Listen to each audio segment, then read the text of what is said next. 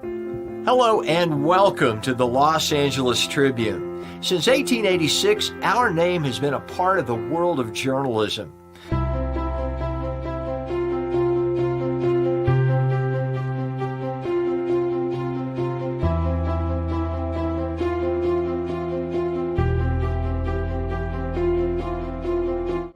We've earned a reputation for being a publication that practices integrity, authenticity, and responsibility. For general inquiries, contact today. Thank you on behalf of the Los Angeles Tribune team.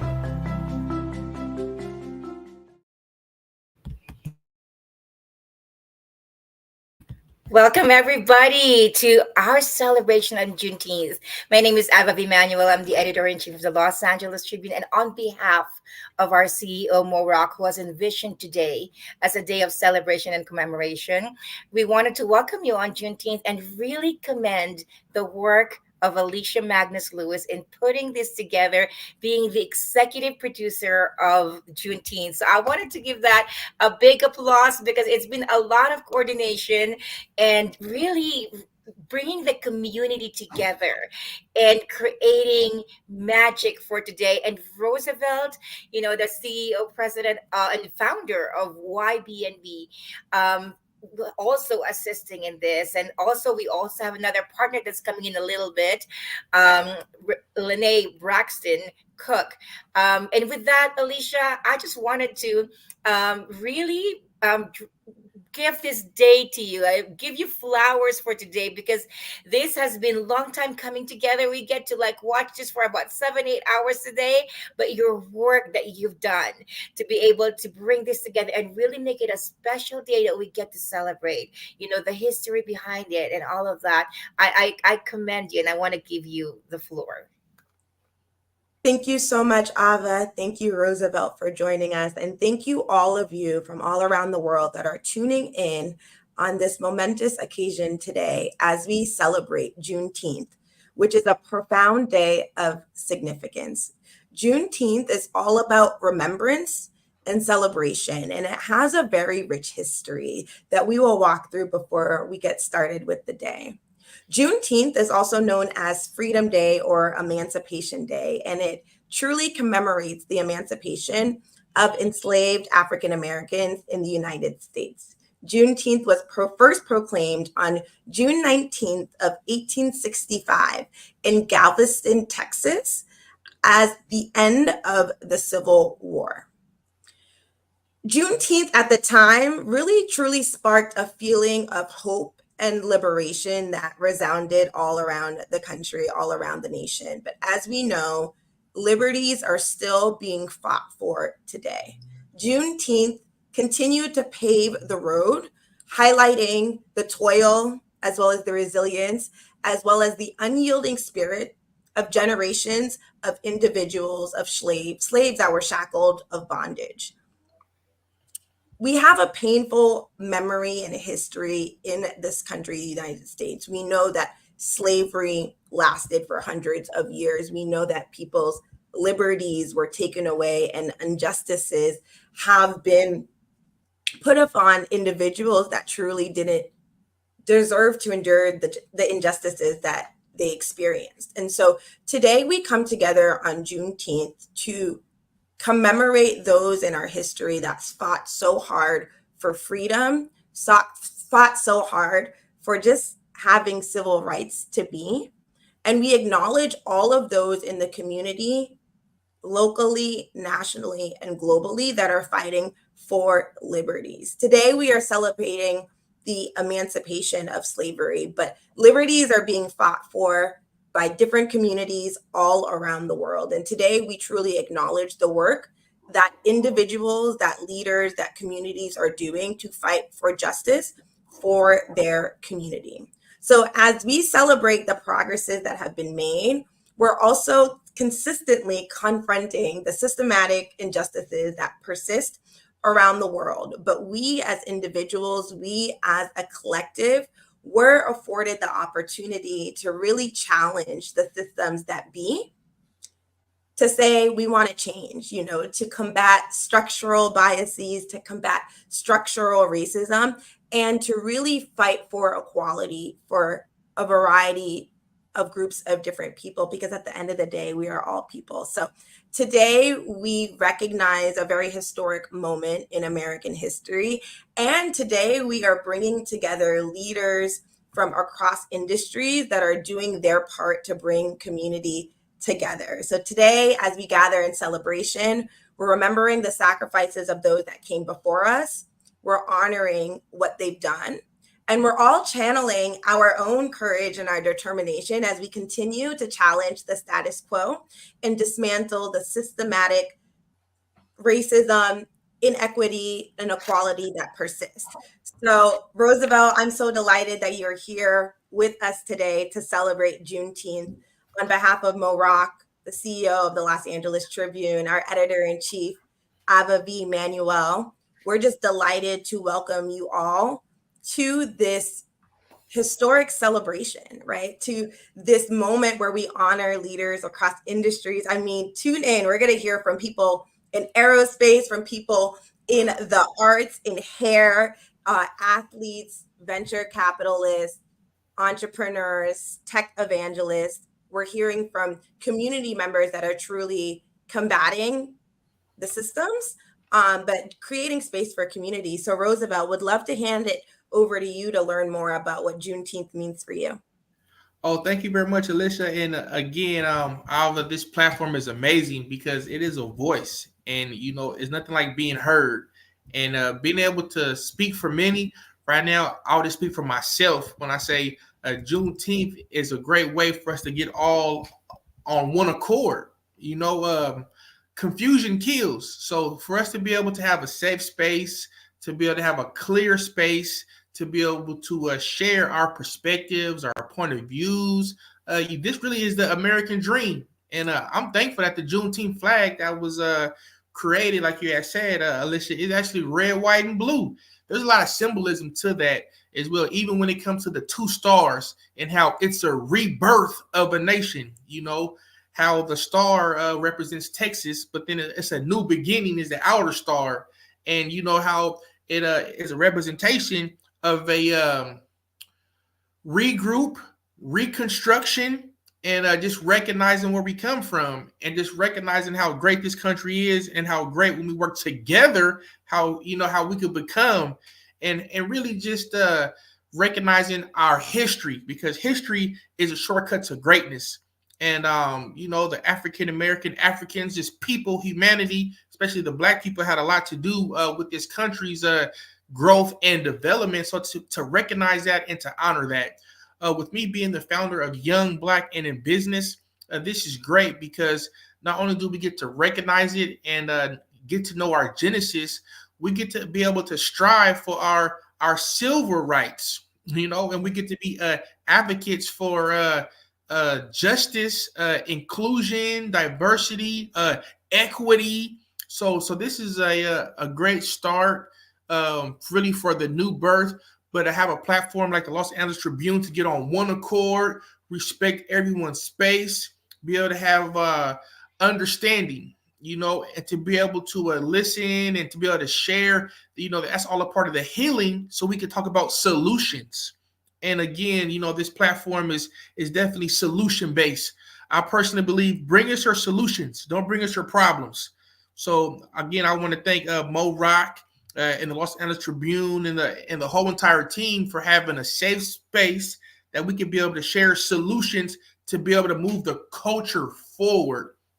And just in conclusion, I'm just so thankful that we have community members, we have business leaders, we have a whole gambit on today's agenda to be able to share, and they're going to be able to provide their pieces to the puzzle and help us solve this Rubik's Cube, because we all want to be healthy, happy, and successful. So again, Juneteenth is just another way to be able to celebrate each other's successes, celebrate each other, share success stories, share those nuances, those critical success factors, and those solutions to make our culture healthy, happy, and successful. And then just one fun fact, it's on June 19th and that is San Diego zip code 619. So it's even a special here because together we're creating the spirit of excellence. Yes, we are. We are together creating a spirit of excellence. Thank you so much, Roosevelt. Juneteenth was recognized as a federal holiday very recently in 2021 under President Joe Biden's administration, really acknowledging the impact of all of the work that is continuously being done on recognizing history, right? Sharing stories so that history is not lost, and then really highlighting and honoring those in the community that are doing the work. We're so delighted that you all have tuned in today to hear from our great community of leaders. We have Lene Cook Braxton, who is a contributor to the Los Angeles Tribune, that will be joining us. We also have our general counsel, Sajindra Ganawardhan, who will be joining us as well as we get ready for a really, really special conversation with Dr. Shirley Weber, who's the Secretary of State of California. So Lene, I'm going to bring you up, and Sajindra, I'm also going to bring you up, and would love to hear your thoughts and your remarks as we continue to celebrate Juneteenth today. Wonderful. Thanks for having us. Thank you so much, Alicia. Great to meet you, Roosevelt. Yeah, it's great to see you again, Roosevelt. Yeah. Always. So Lene, we'd love to learn from you, your thoughts and your perspectives. You know, you just mentioned that Juneteenth just started being recognized as a federal holiday in 2021, but people have been celebrating Juneteenth for a long time because it is a symbol of freedom, of celebration of liberties, and freedom in so many ways: mentally, physically, financially, economically, emotionally, creatively. Freedom spans so much. For you, what has Juneteenth meant for you as you were growing up, as you look at the state of the country and the world right now? Well, Alicia, this is an interesting topic, and here's why. Because there's a saying that knowledge is power, and ultimately there were many years that people of color that were on plantations did not know that they were free. And so the lack of that knowledge then precluded the freedom. So I believe that Juneteenth is a place where we can either go inward and learn more about ourselves, or we can share the knowledge that we know with others. Because a lot of times I think we compartmentalize and we're in this silo and that silo, when I believe it's all connected. And so Juneteenth for me means a time of coming together, whether it's one with yourself, to know thyself, more knowledge, or to come together with others. And that's what it means. It means for me. Yeah. Glad to be here.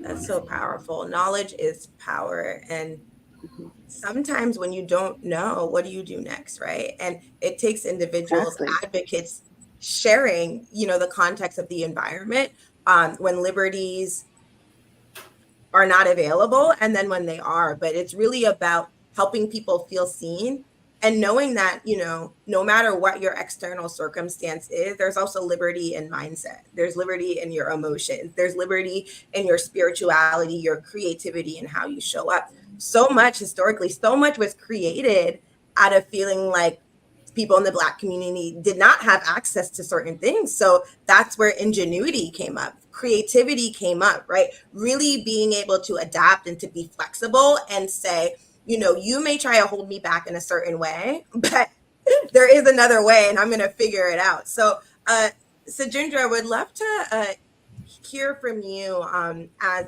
our general counsel at the Los Angeles Tribune. What does the celebration of Juneteenth and what does truly advocating for equality and freedom mean to you? That's really well placed question and sort of just segue to, I think, what I'm hearing from Renee and Roosevelt too. Juneteenth, it's an interesting thing that sometimes you don't need the formal recognition to recognize, right? To recognize yourself, your worth, your community, your tribe. However, having said that, there is that aspect of being seen. I think a lot about being in a community and being in a global community is being seen.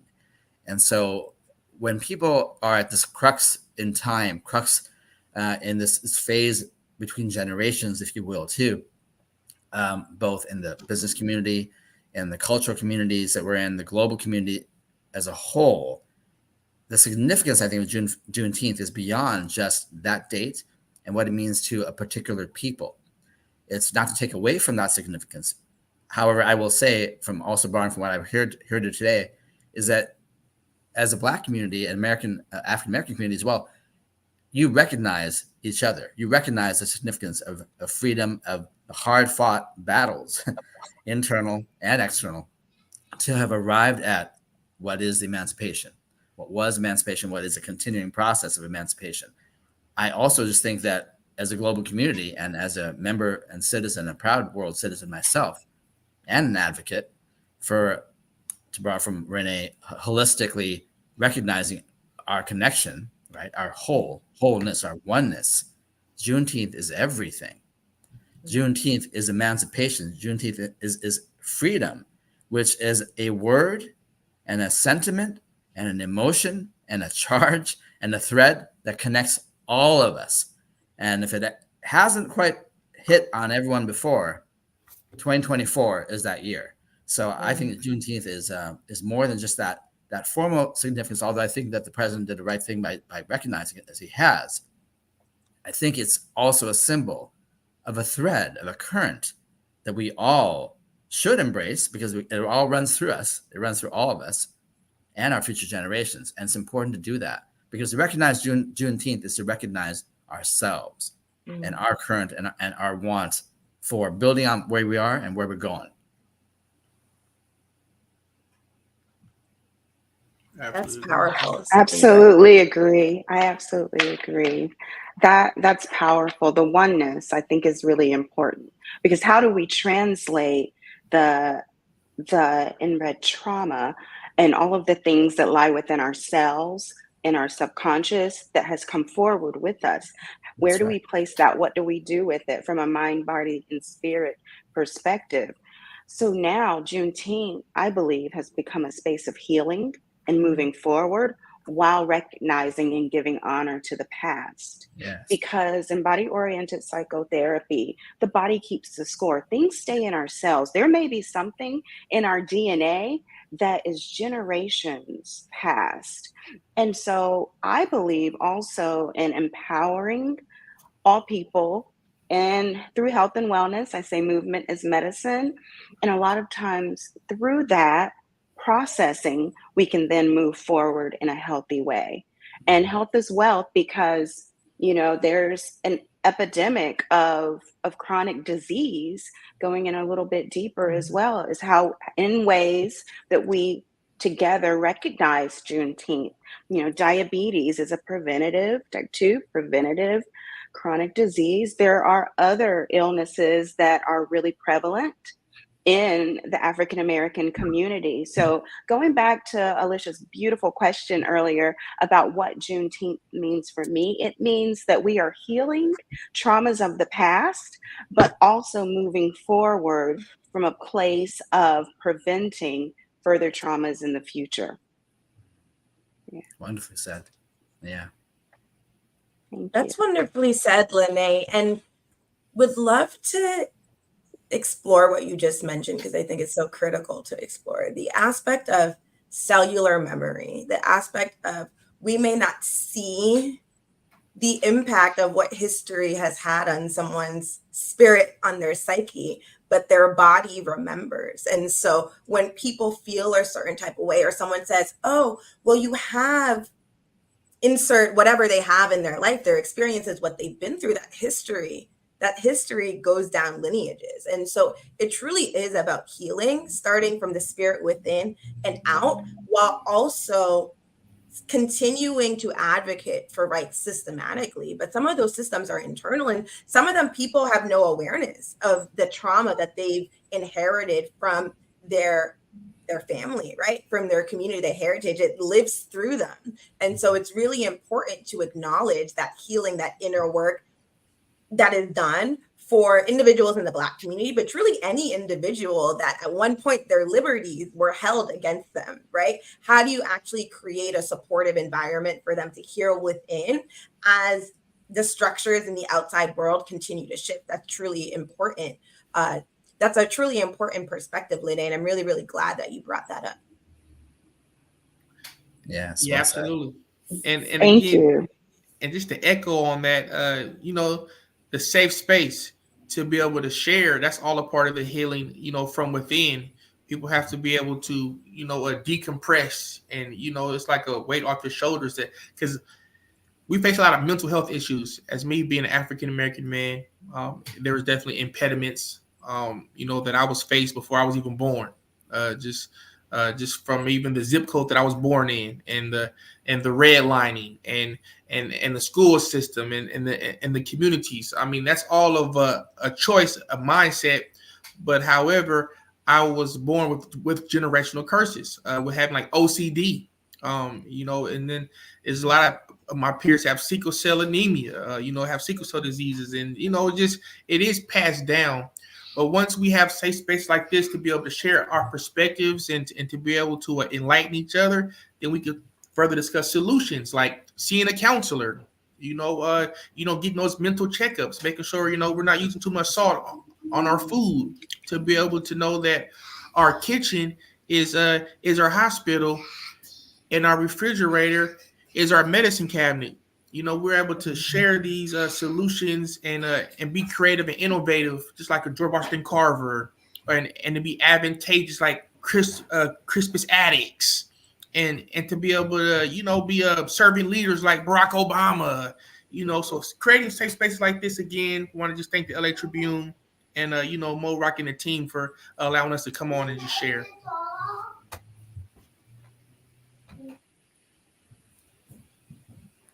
Yes. Roosevelt, you are always dropping knowledge, but I love what you said. Our fridge is our medicine, right? The quality of what we eat, it impacts us, right? And, and it's important to understand that we can heal ourselves, and also important to understand how certain ailments may have been a reflection of the environments that we were in, or what we had access to from a perspective of food, right? And how do we actually create knowledge and awareness about how our body is our temple, but how the food that we eat and that we're consuming impact us. There are so many different ways to explore the idea and the concept of liberty. We're so delighted that in a few short moments, we are going to bring Dr. Shirley Weber, Secretary of State of California, into this discussion. But before we do that, I would like to go around to first Lene, then Sajindra, and then Roosevelt, and ask you this question. What does liberty mean to you? Lene, I'll start with you. What liberty means to me, and that's a really powerful question, Alicia. Liberty is ever evolving for me. I believe that we are ever evolving beings. Every day we learn something new. We evolve, we grow. Our cells rejuvenate, they turn, we keep healing from the inside out. And liberty to me means that we have the ability to do that. And we have agency. We have agency to make the choice. And I wanted to say this just to make sure that we revisit the kitchen as our medicine and food as medicine. As a natural medicine doctoral scholar, I do believe that as well. However, speaking of solutions for food deserts, those Black and brown and people of color in our country that do not have access, let's say a Whole Foods may not build in their neighborhood simply because these studies show that particular demographic does not buy from Whole Foods. Well, what's another solution? Are they community co-ops? And so liberty to me means that we have the ability, we have agency to learn more about alternatives and solutions. And I just believe that that's a beautiful thing and way to find what liberty means for each of us on a daily basis. Yeah. Thank you so much. Sajindra, we'll go to you, and then Roosevelt, and then we'll welcome Dr. Shirley Weber on. I think starting with Lene is always a very beautiful sort of essence-based start, and I love how you stated that, Lene. I'll take it just a little bit more on the academic side, but I also, by doing that, I'm saying that that's also the root of words means something to all of us too, because we're using the words. So these words are vessels for us, right? They're not to be swords, but they are symbols of advocacy. So liberty comes from the root word libertas. I know that because as a lawyer, you got to know these Latin words. And libertas itself is a meaning that means freedom of restraint. I'm paraphrasing there essentially. So freedom from restraint. And if you think about that, that really hits, right? It hits to the root of emancipation, and everything before that. And I think Roosevelt said something really that resonated with me about the things that affect us before we are here, before we are who we are in physical form at least, and we have a consciousness. And so to me, liberty is that freedom of restraint. It's that essential aspect of, it's not a political choice. It's an essence of being human, and the freedom of being freedom of restraint is the essential part of being a human being. And that's not to say, before you even talk about who's right or wrong or what rights I have, it's about who I am. And my essence as a human being is to exercise my will, is to feel, is to emote, is to give, is to connect.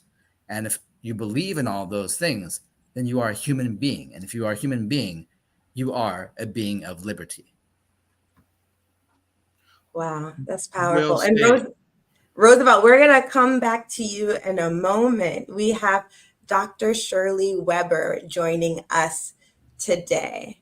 It is my distinct pleasure and honor to introduce a trailblazing leader in public service, Dr. Shirley Nash Weber. Appointed by Governor Gavin Newsom, Dr. Weber has served California's Secretary of State since January 29 of 2021 and was elected for full term in 2022. She is the first Black Secretary of State in California's history, and the fifth African-American state constitutional officer in the state's 173-year history. Dr. Weber, we are so delighted to welcome you here to this Juneteenth celebration, Liberty's Legacy. I know that there's so much more that I could share about the miraculous and marvelous work that you have done for the individuals in your district as you lead initiatives addressing civil rights, education, criminal justice reform, and climate. But Dr. Shirley Weber, I would love to just hand it off to you to introduce yourself to our global audience and share what liberty means to you. Dr. Shirley Weber. Well, first of all, I'm honored to be with you today. I want to thank you for the opportunity to be here during Juneteenth, an extremely important part of African-American history, and finally being recognized for its significance as a part of the national history, not just the history of African-Americans, but the history of this nation. I'm a daughter of sharecroppers. I come out of the South. I was born in Arkansas, but raised in Los Angeles. And my family, a large family of 8 kids, we came to California with my father, who was being threatened with the loss of his life as a result of him standing up for himself at the way station. He was a sharecropper and had endured various levels of dehumanization and discrimination that most African Americans, and particularly African Americans, suffered in the South. And as a result of that, was going to lose his life. So he came to California, fleeing from the Klan, but also with the commitment to bring his children and his wife forward. And he did. And 3 months later, all of us came to California. And since then, we have lived in Los Angeles. And I've been in I was a baby at the time of Los Angeles since I was 3 years old. But my father lived with a commitment to his family and to the development of his family and his community, that where he may have been denied certain opportunities, his children would not be. And so we were raised with the idea of having some sense of integrity, some importance of ourselves, but also never backing down from what was right and what was just. And so as a result of that, I live with that recognition from my father in terms of what I was to do with my life, and that was to make a difference. And all of my sisters and brothers have worked hard to make a difference in their lives. They are older than I am, but they've made tremendous strides in terms of their own personal life. I was raised in the Pueblos of Los Angeles, the South Central Pueblos. They just built these projects in Los Angeles, and they still stand to this day. It's been over 50 years. These projects are made of cinder blocks. I mean, just real like jails almost. But they still stand, and they stand strong in that community. And I was educated in the public schools of Los Angeles. The good thing was I was in the Pueblos, and the Pueblos was like 99.9% Black. I don't remember any other kid in my class other Black kids. And my teachers were African Americans who had come from the South, and Los Angeles had gone and recruited an awful lot of new teachers and African American kids and teachers. And it was interesting because they taught us that we had to be twice as good to be considered at all. And that they had this real drive coming out of Mississippi and Alabama and Texas. All of these teachers were sharp, they were smart, but they came to California and they didn't mind educating African-American kids. You didn't find the folks running from the school and changing teachers from year to year and all that stuff. They took pride in the fact that they worked in Los Angeles and taught at Holmes Avenue Elementary School. And the interesting thing is the only white teacher I saw in the whole school, one was a fourth grade teacher who was gay, and they would not let him teach anyone place other than the Black community. And the principal at that time, they didn't make Black principals. And so our principal was white. But we had a group of individuals who believed in us, who taught us and to have some sense of importance and dignity and purpose in our life. But they taught us the subject matter so that when I graduated from high school, I qualified for Stanford, Harvard, you name it, the schools were there available to me, mainly because of these teachers who believed in us and who taught us without question that we were going to be important people, and that there was nothing in the world we could not conquer, we could not master in our elementary school, and then eventually in middle school and in high school. I went to high school with almost all Black kids in South Central LA at Manual Arts High School. We eventually had an influx of a number of Asians because of the wars that were happening and the issues that were happening around the world. But we were taught by basically almost African-American teachers. Every teacher I had almost in high school. But they taught us with an eye for the future and a commitment to make a difference. And my community did too. I mean, I lived in South Central LA, attended the Black churches, worked in Black communities, Black organizations, and every last one of them saw in us what others didn't see, which was the ability to be great. I went to a church that there wasn't a Sunday that the minister didn't announce something about what was happening with the kids at that church.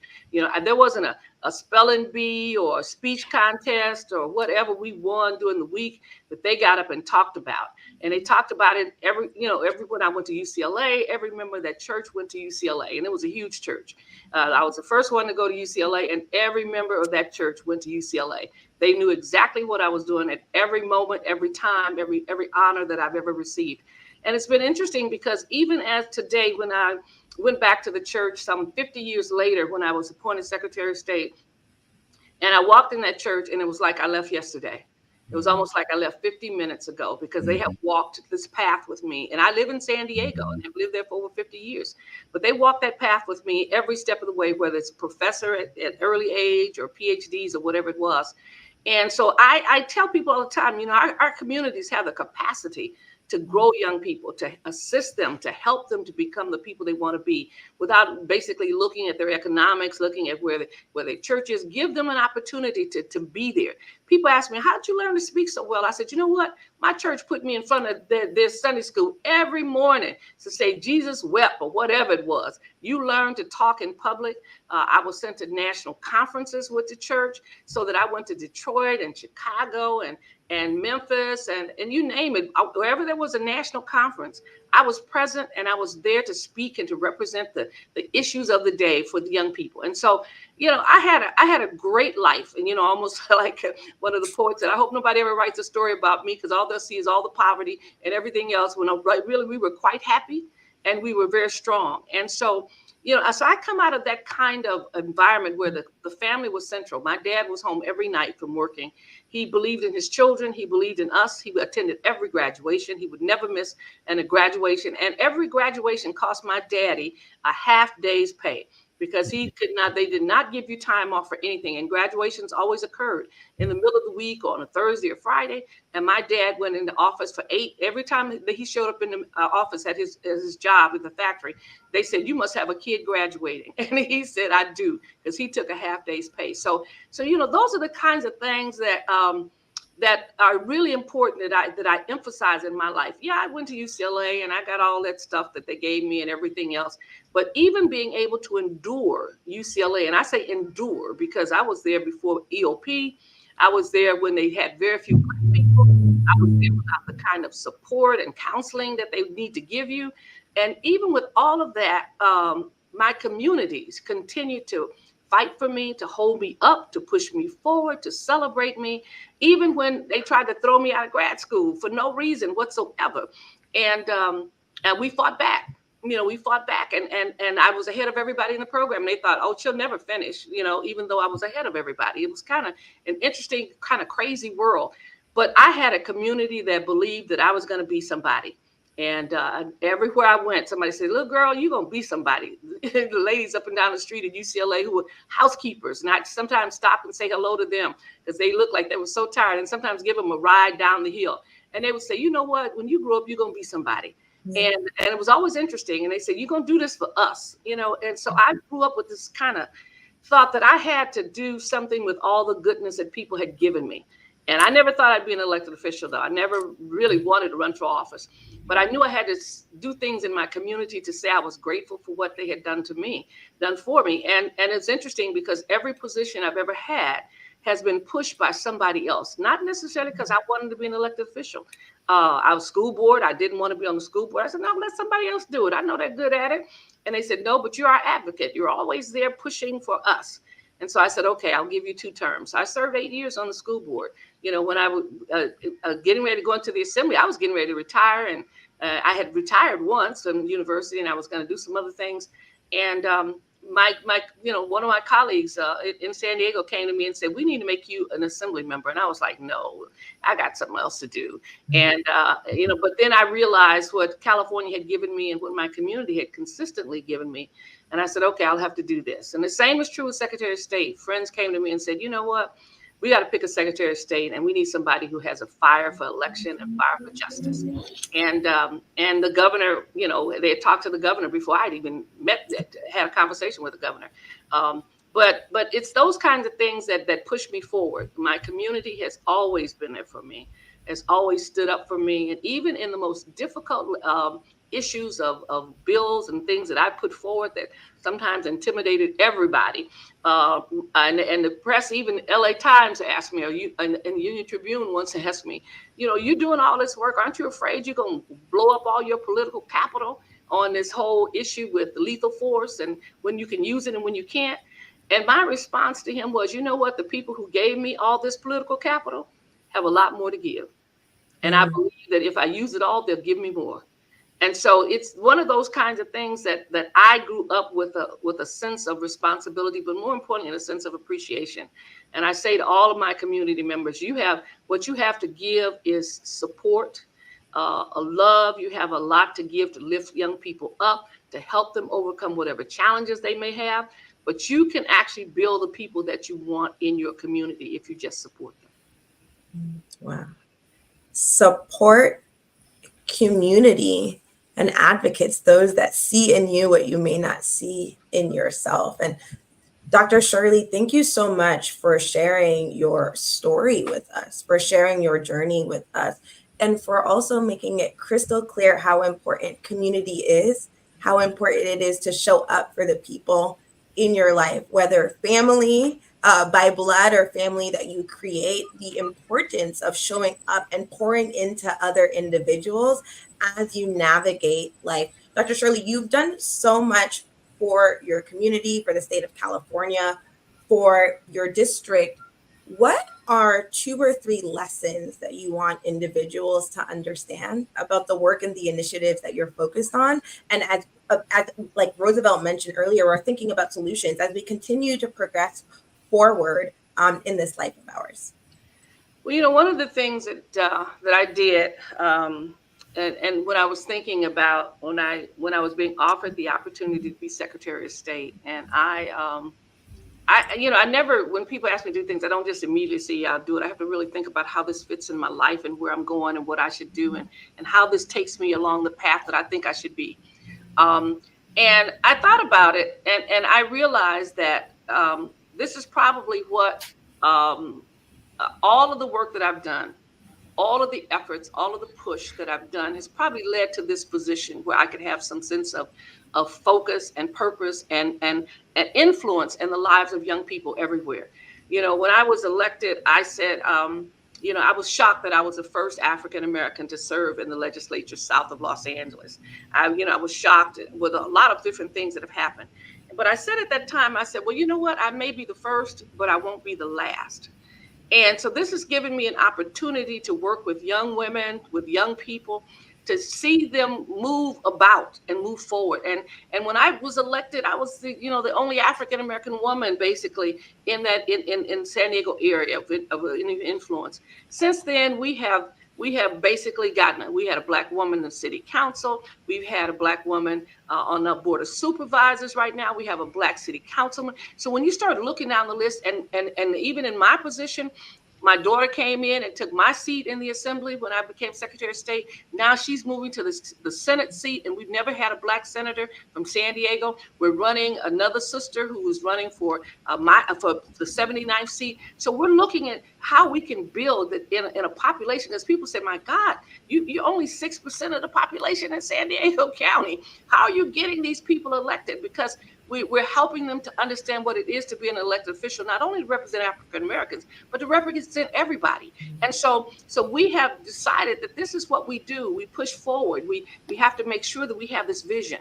But in addition to that, I realized when I was being asked to be Secretary of State, I said, what does this mean to all the work that I've done and all the stuff that my parents have done?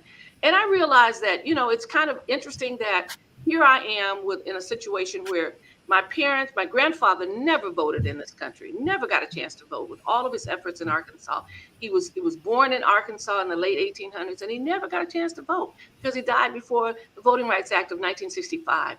My father never got a chance to vote, he and my mother, until they were up in their 30s, mainly because you couldn't register to vote. You couldn't, the racism and the discrimination was there. I thought to myself, now this is interesting because with all of that happening to them, here they are now, with my daddy's dreaming that tomorrow's going to be better for his kids. That here's his daughter the daughter of the sharecropper who was denied so many opportunities, is now responsible for 40 million Californians and 23 million voters. The largest voting base in the nation is rest in the office of his daughter. I'm saying this is why I tell folks that, you got to, and then I realized that with all the attacks on elections and all the efforts to try to disenfranchise us, our folks believed in two real strong things. One was education, and the other one was the right to vote. When you look at the major legislation that has occurred and the major efforts on the part of the NAACP and other organizations, they wanted their kids to have a great education because they knew what happens when you don't get the kind of education you need, and they wanted them to vote.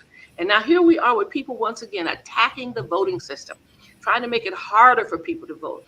We're talking about voter IDs, which is no more than tax, the poll taxing and all that other kind of stuff that happened to basically take those who are legitimate citizens and to keep them from voting.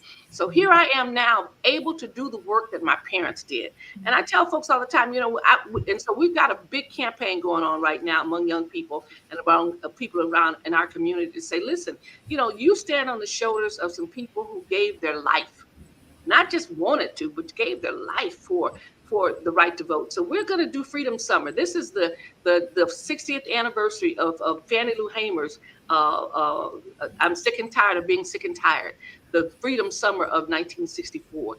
And we're looking at that and trying to make sure that the things that we're doing are actually clear and appropriate for those who want to do it. So it is important that we do this work, that we do it extremely well, and that we're conscious of it and can see what we need to accomplish with it. So we're doing Freedom Summer. Janelle is crawling across my floor. Everybody sees you crawling. Wave to the nation, Janelle. Yes, we see you. Wave to the nation, Janelle. You might as well get up and walk. She thinks he's hid underneath my desk. Say hello to the nation, okay? Hello, everyone. Hello there. How are you? Thank you for joining us. Crawling like you hid and you're not.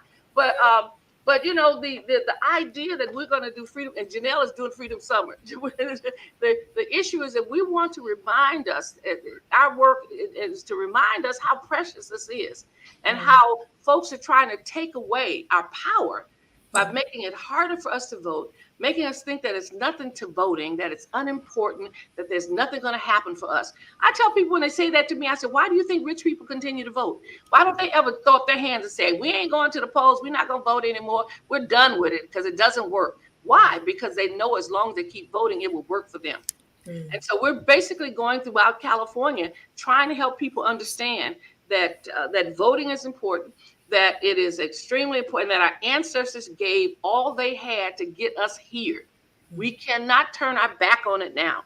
We have to make it work for us. Otherwise, we make mockery of the work that they've done. And so this summer, we're trying to emphasize why people vote. You know, we know where to vote. We know who to vote. We got ballots everywhere. We got 11 days to vote. We're making it convenient. We're making it accessible. And we're making all those things possible. The question is, we got to get us motivated to understand why this is important, why this is so central to our life. It is not just a responsibility, because if we don't do it, we will then find ourselves behind again. And they would have taken what we had. And our parents understood that. They knew that without the right to vote, they were vulnerable to everybody who could create a law that would limit them. Everybody, all the laws that were created, or they could shoot Black people in the back, they could do this. All those are created by people that were elected officials. We have to make sure that we understand the power that we have and utilize it. So we're going to spend our summer with Freedom Summer 2, going to various communities, helping people understand the power of voting and why they vote. Not just as your responsibility, it is your life.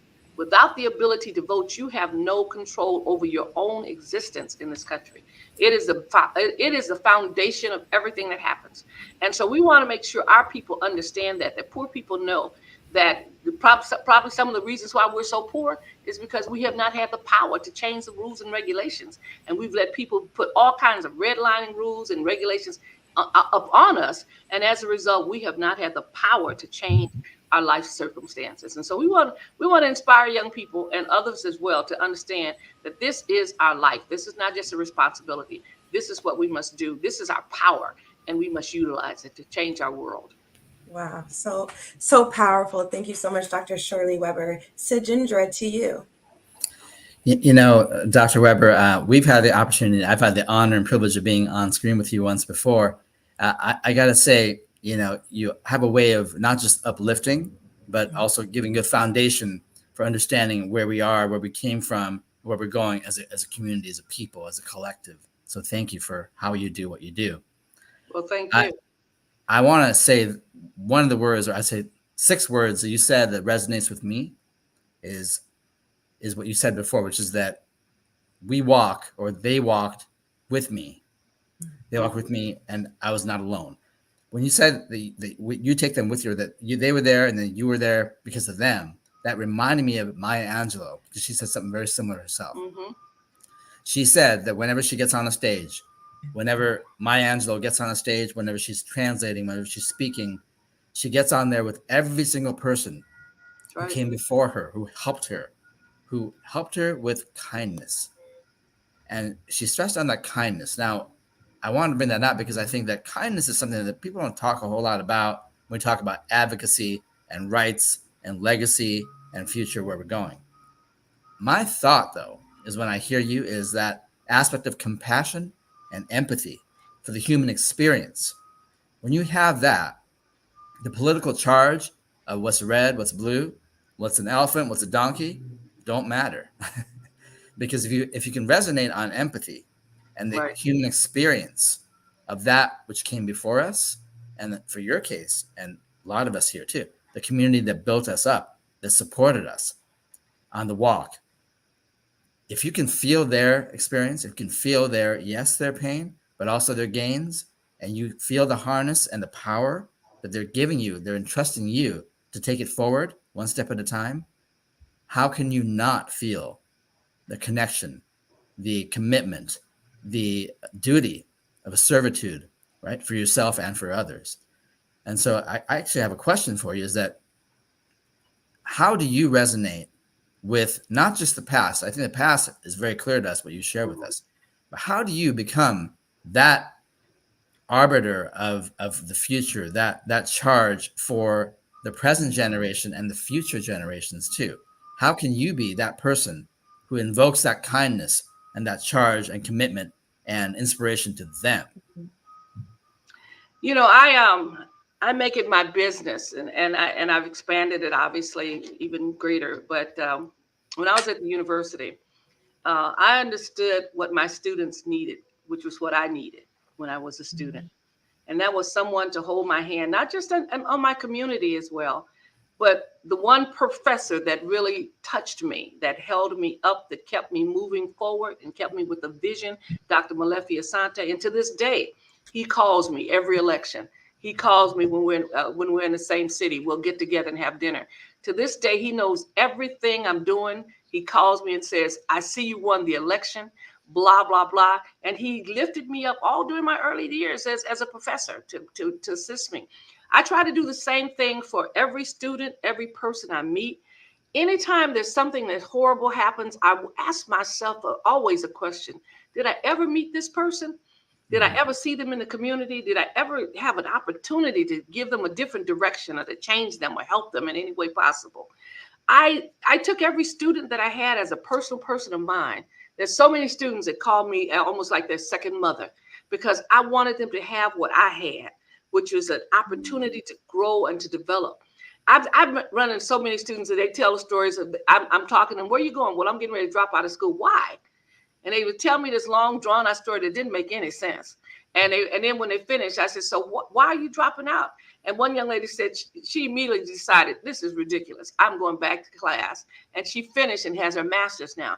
I work with every student on a personal basis to help them understand what they needed. I have helped kids pay their rent.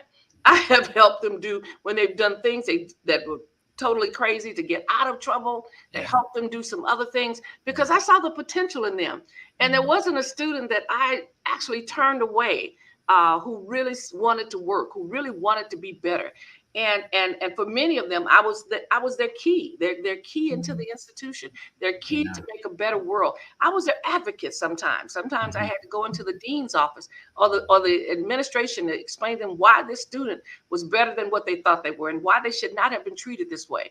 I have fought for, and occasionally, you know, it may have come back to me that, oh, wow, you're fighting for all the students. And yes, I am, because they need an advocate. They need somebody to be there. So I have, I can't go anywhere. My family laughs a lot because I can't go anywhere without seeing a student. I can't walk down Sacramento. When I came to Sacramento, there was a whole group of them waiting for me. I didn't even know they were here.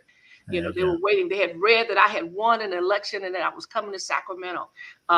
There's not a place I don't travel in Sacramento. I mean, I've been in the library in Egypt and somebody hollered across at the main library, the Egyptian library, Dr. Weber. My kids like, oh my God, they have followed you here. You know, one of those kind of things. But I take my responsibility as a person who has been given a lot of love and support to give it back. Yeah. You know, I've had kids, 2 or 3 years old, that were my friends that I met. They're young ladies who are single parents, and I met their kids. And one of them recently just graduated from school up here and is now a doctoral student. And I helped her and walked with her and her mother through the whole process of education and training, and put her mother back in school and did some things with her and all those kinds of things. I take my responsibility as a member of this community, a serious responsibility. And I look at it and say, to whom much is given, much is required. So even though, you know, I've done some things, I can't stop giving. I can't stop being a part of that life. I can't stop helping them grow.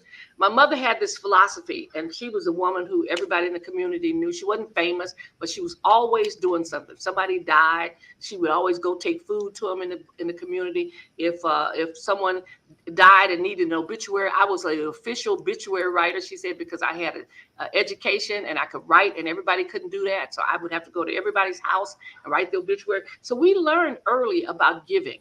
And my mother had this philosophy. She had this open hand philosophy. She said, if you open your hand to give to others, she said, you will help them.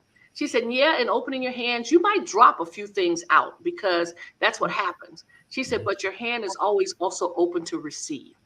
Yeah. But if you approach life with a closed fist, yeah, you won't drop a penny out of your hand. She said, but you will not get another one either. That's right. And that was her philosophy, the open hand philosophy. And we lived with that as kids, that there was always something we had to give. It was, even if it was small. My mother would always cook twice as much food as we needed, beans and greens, inexpensive food, because everybody in the neighborhood knew that there was this lady that lived in the second house from the end of the corner, that if you were hungry, she would feed you. Yeah. And they would knock on her door, and they could be alcoholics, they could be drugs, whatever it was. They knew she didn't have any money because she was a poor lady, but she would fix them a plate of whatever she had for dinner the night before. They could sit on her porch. She would give them a jar, some Kool-Aid, and they could sit in the cool and eat, and knock on her door when they left and said, thank you very much. That was my mother, who did it in the community. We felt that she always had something to give, and we felt that we always had something to give, no matter how, even if it's a smile, a nice comment, a nice word to somebody. She said, you'd be surprised how this lifts people's spirits. And when she died, very suddenly, the church, the huge church we went to, was just filled with people, unbelievable. And so many people telling us what my mother did for them every week when she would call some woman who had 6 kids and tell them, you know what, you combed your kids' hair really pretty last Sunday. And I love those ribbons that you had in them. This woman said it just lifted her spirit every Sunday because people were putting her down because she had 6 kids and no husband. And my mother was the only one who lifted her up. So I learned the issue of the power that you have to influence and to change someone's life. In the same sense, you have the power to destroy them. So your choice is how you're going to use it.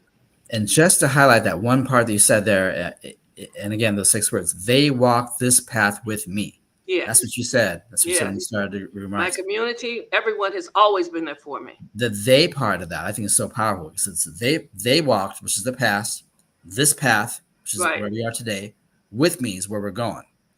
But I also think that us as community advocates, as leaders, as business leaders, as community citizens, the they part is what I'm hearing from you. What you're saying is the inspirational part, to be a part of that they again, right? Yes. In your churches, in your communities, in your temples, in your synagogues, in your family, in your tribes. That's powerful. If you can live long and healthy and accomplish and be the they again, then you're what Maya Angelou says, it's the they that I take on stage again, and you're the they that inspires others. Exactly. And you become the they. You know, you have to realize that they now have changed on, and you become the they. You're the force. You're the ability to change. You're the ability to lift up and to lead. And so it's a whole different kind of game at that point, because now whatever was given to you, you have to give it back. And the good thing is, I believe very strongly, is that what was given to me is so powerful that you can take it and multiply it. So I can give a lot more than they gave to me. But the heart and the spirit of it is still present.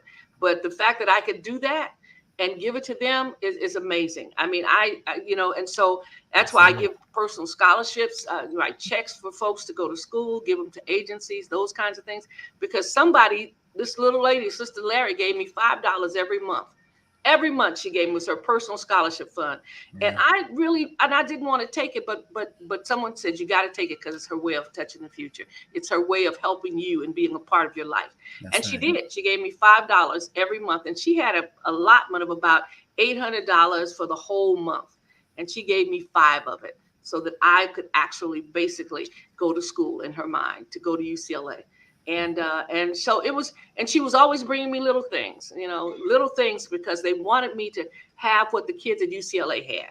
They looked at that as a place that was very wealthy, and that and as a result, they wanted to make sure I had the right kind of socks that kids wore at that time. So they bought me some socks.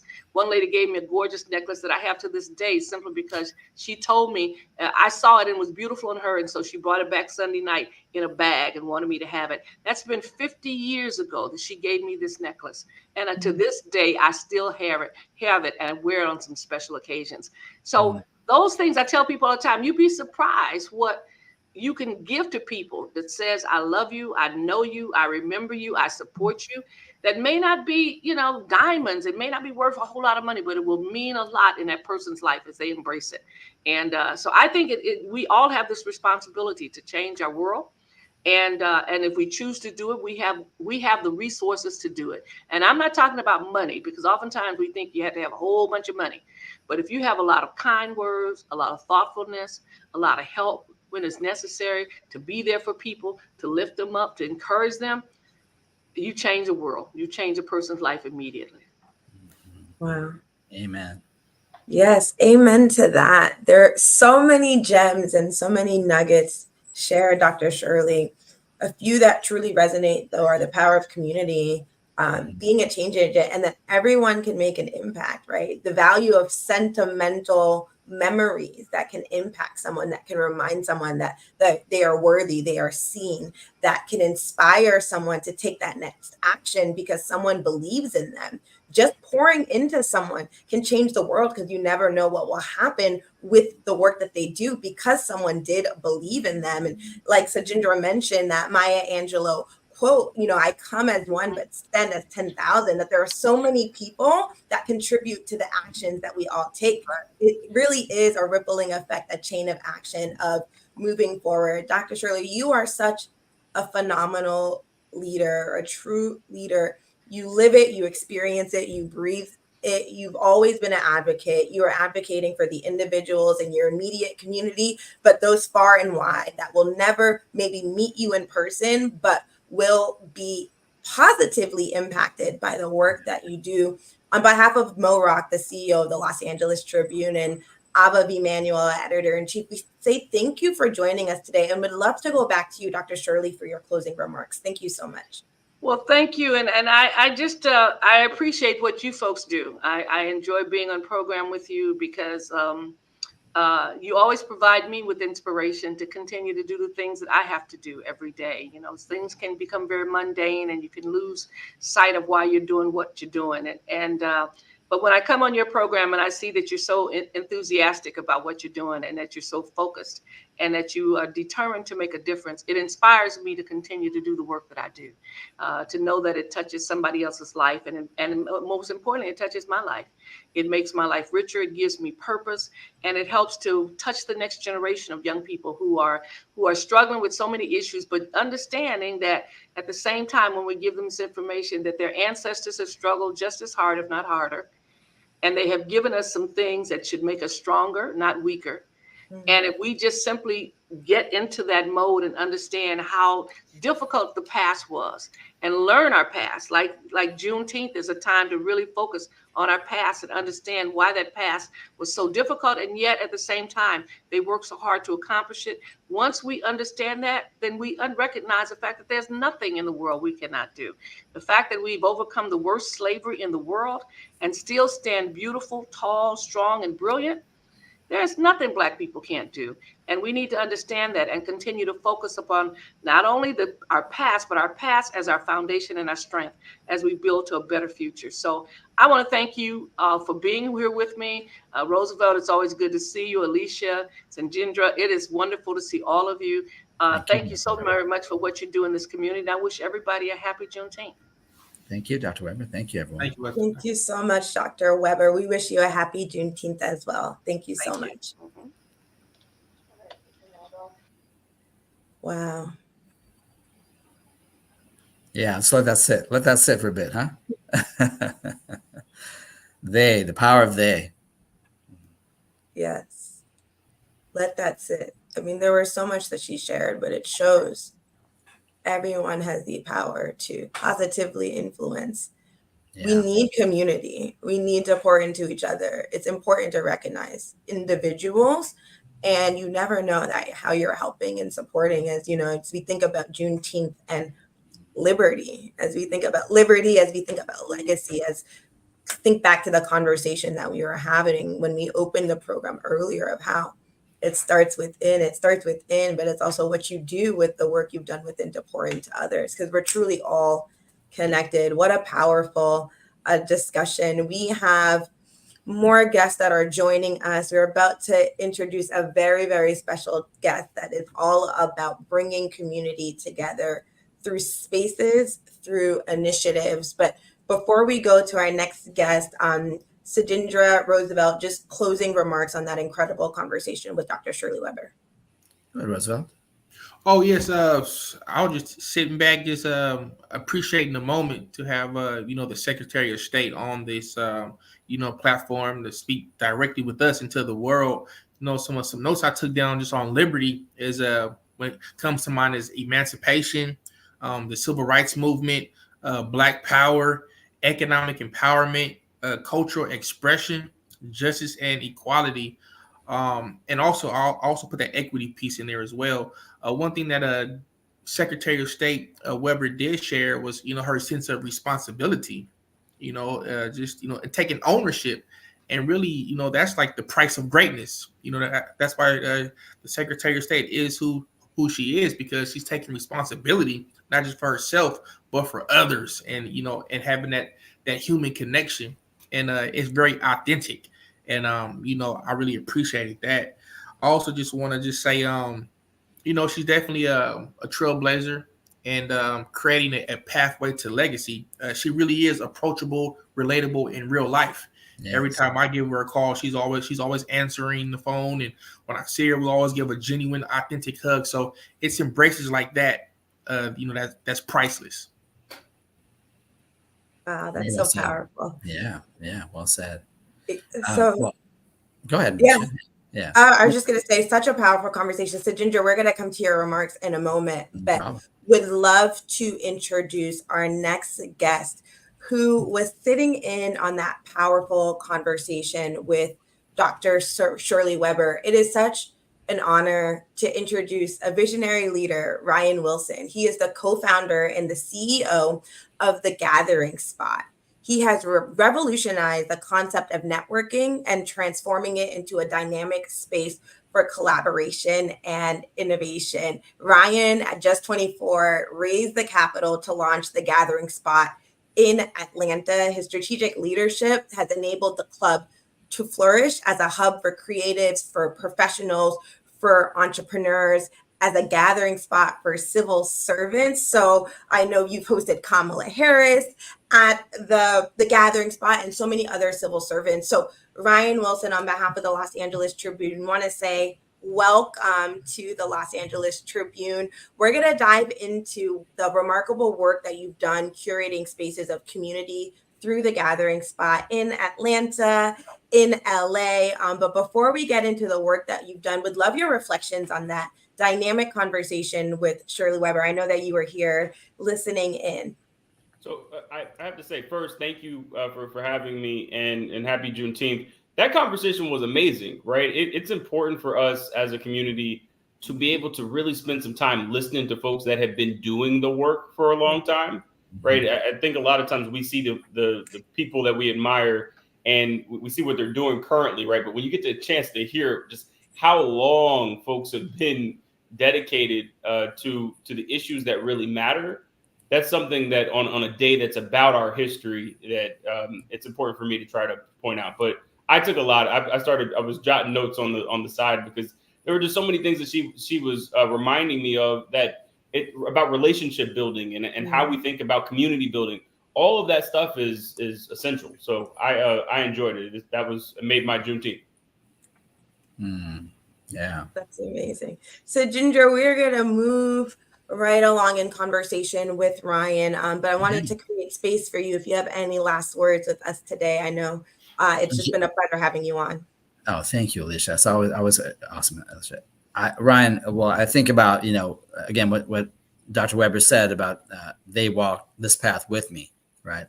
And I think that's what I'm gonna take back from today and Juneteenth, and just that feeling. I started by saying about liberty and the feeling of not having restraint. That's the word liberty means, is libertas, not to have restraint. Absolutely. So that's the foundation. But what you're doing as well is that forward aspect of things. They walk this path with me. You're creating pathways. You're creating that future, that possibilities for people like us and younger generations to walk forward. And so when you have that recognition from people like Kamala Harris and other leaders who are trailblazers, like, to borrow your word, you yourself are helping to do that too by creating more pathways, putting more rail down, if you will, for us to go forward. So I want to recognize you for that as well. And all the speakers that we have today and the speakers that are coming forward as well, the Tribune, It's an honor to be a part of this Liberties legacy. Thank you all. Thank you so much, Sajindra.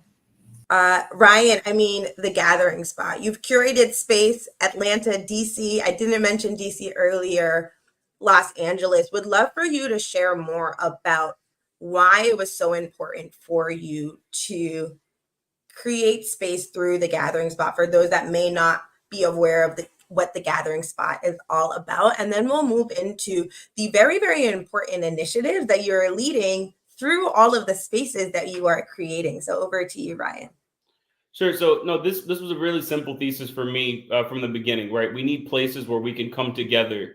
And I grew up in Atlanta, right? I saw that throughout my childhood, it felt like there were plenty of places that we could go, but we were tolerated in those spaces. We weren't celebrated in them. And so I wanted to create a space to make a very long story short. I was doing some community organizing in DC. I was in law school at the time. And it was the same summer between my 1L and 2L that George Zimmerman was on trial for Trayvon Martin's murder. And as soon as he was acquitted, I got an email from some friends that said, hey, what are we going to do? And I responded back to them saying, look, this conversation is important, but we need a place to be able to have the discussion. And so I sent a paragraph to one of my college roommates who had a background in finance and accounting, TK. And I was like, look, I need you to help me build a business model around this idea. I see this place in my head where people could come together. He started working with me every single day to make that a reality. And again, it was 2013, right? So I'm 10 plus years since we were writing. The company became a company. And this is another reason why this day is special to me. We officially became a real business on Juneteenth in 2014. And so it's been now, I guess, 10 years officially that the gathering spot has been trying to do the work. Our youngest member is 21. Our oldest is 92. And we have everybody. Small business owners, creatives, folks that work for big companies, folks that are working within government. Everybody spends time at TGS, which is the thing that was my original thought that I'm proud to be able to say that still exists every day in and day out, no matter when you come. That's so important and so critical. I want to expand on a topic that you just mentioned that we've been speaking about all day, which is creating a safe space, right? Creating space for individuals to be able to be, right? To be able to be so that they can do the work. As you think about the gathering spot, what are the 3 core initiatives across all of your locations that you really want to breathe into the ethos of what the gathering spot is all about for your members, given that their ages range generations? So the first one is a very big and general goal, right? I want there genuinely to be a context for folks to meet other people that they ordinarily wouldn't have met. We live in a very digital world. I think a lot of times we think that we're building connections online when folks all the time are like, I connected with you on this platform, on that platform. And like, that's all fine, right? And those tools are important tools to use. But that isn't the relationship, right? We have to have a place to be able to, over the long term, really have real substantive discussions that lead to real fruitful relationships every day. So that's the overarching goal. Now, there are 2 other things that we spend a lot of time talking about at TGS. The first one is connected to small business. The reality is that many of our businesses just simply do not have the resources to reach their highest heights. And we've got to talk intentionally about scale. When we started TGS, it felt like a lot of the conversation was about start a business. And I think that we should still continue that discussion in some respect. But this season for me is about scaling, right? So we've got to talk about all of the different things that we need in order to make sure that more companies are able to grow.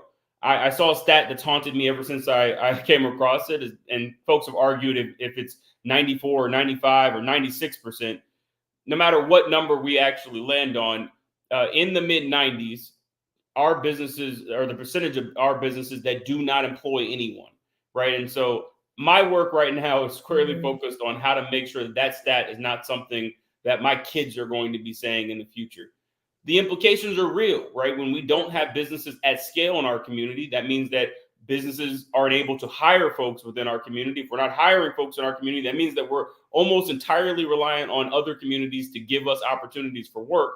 Yeah. And then a ton of other consequences. We could talk about the way that it impacts our education and housing. It touches everything, right? So we've got to get our businesses to scale, right? And there are some ways that I think working together, we can make a meaningful impact quickly. Third thing is engaging in our political system, right? And it's beyond voting. It's us doing that, but also knowing that, look, to the extent that we want to see some of the outcomes that I'm talking about in other arenas, we've got to be engaged in the process. We've got to know who's running, why they're running, what they are going to accomplish when they get there, and then holding them accountable when they actually get into office. It's the full journey of political life. So it doesn't matter to me if at this point at TGS, we've hosted folks that are running for school board and the president of the United States and the vice president of the United States, right? So we engage the full apparatus, knowing that, like, at the end of the day,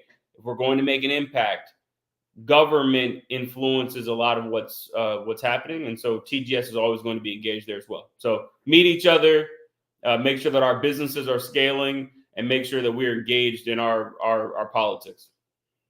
3 very, very critical and important kind of mindsets to focus on and initiatives to focus on. And know that at the Gathering Spot, you host events for individuals in music, entertainment, real estate, teaching events. You partner with businesses in the area to bring them into the community.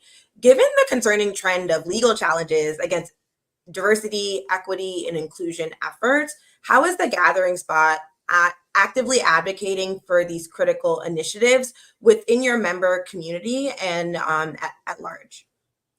No, I appreciate this question. I think the first thing that we have to do is we've got to make sure that everyone knows what's going on. It sounds like a very plain place to start, but it's an important place, right? It's the work of the Tribune on a daily basis.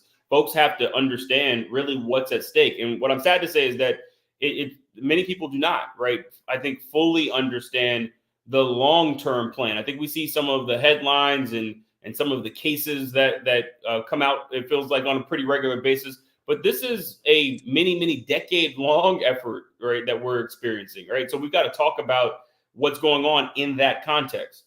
That's a big part of our work. The second piece is that we've got to create strategies to continue to make an impact. The challenges that led to us creating and having discussions about diversity, equity, inclusion, those things haven't gone anywhere, right? And so we've got to continue to be mindful that, like, these programs, that beyond a moral imperative, there's a business, there's a strategic imperative to why this work matters, and we cannot lose our sight on that very plain yet important goal. And so we're working on building different initiatives. We've got an effort out right now that's focused on small business owners, and while adjustments, right, given the challenges are being studied, I can tell you right now that we're going to make sure that one way or the other, that folks in our community that need access to these resources, that they're going to get them. So, we're living in a world where, I mean, in many instances, less than 1% of the capital is flowing to companies in our community. The idea that we would abandon ship because of legal challenges, that's not an option, right? So we've got to get creative. We've got to figure out how we need to structure these opportunities given the challenges. And then we have to go to work on the law itself.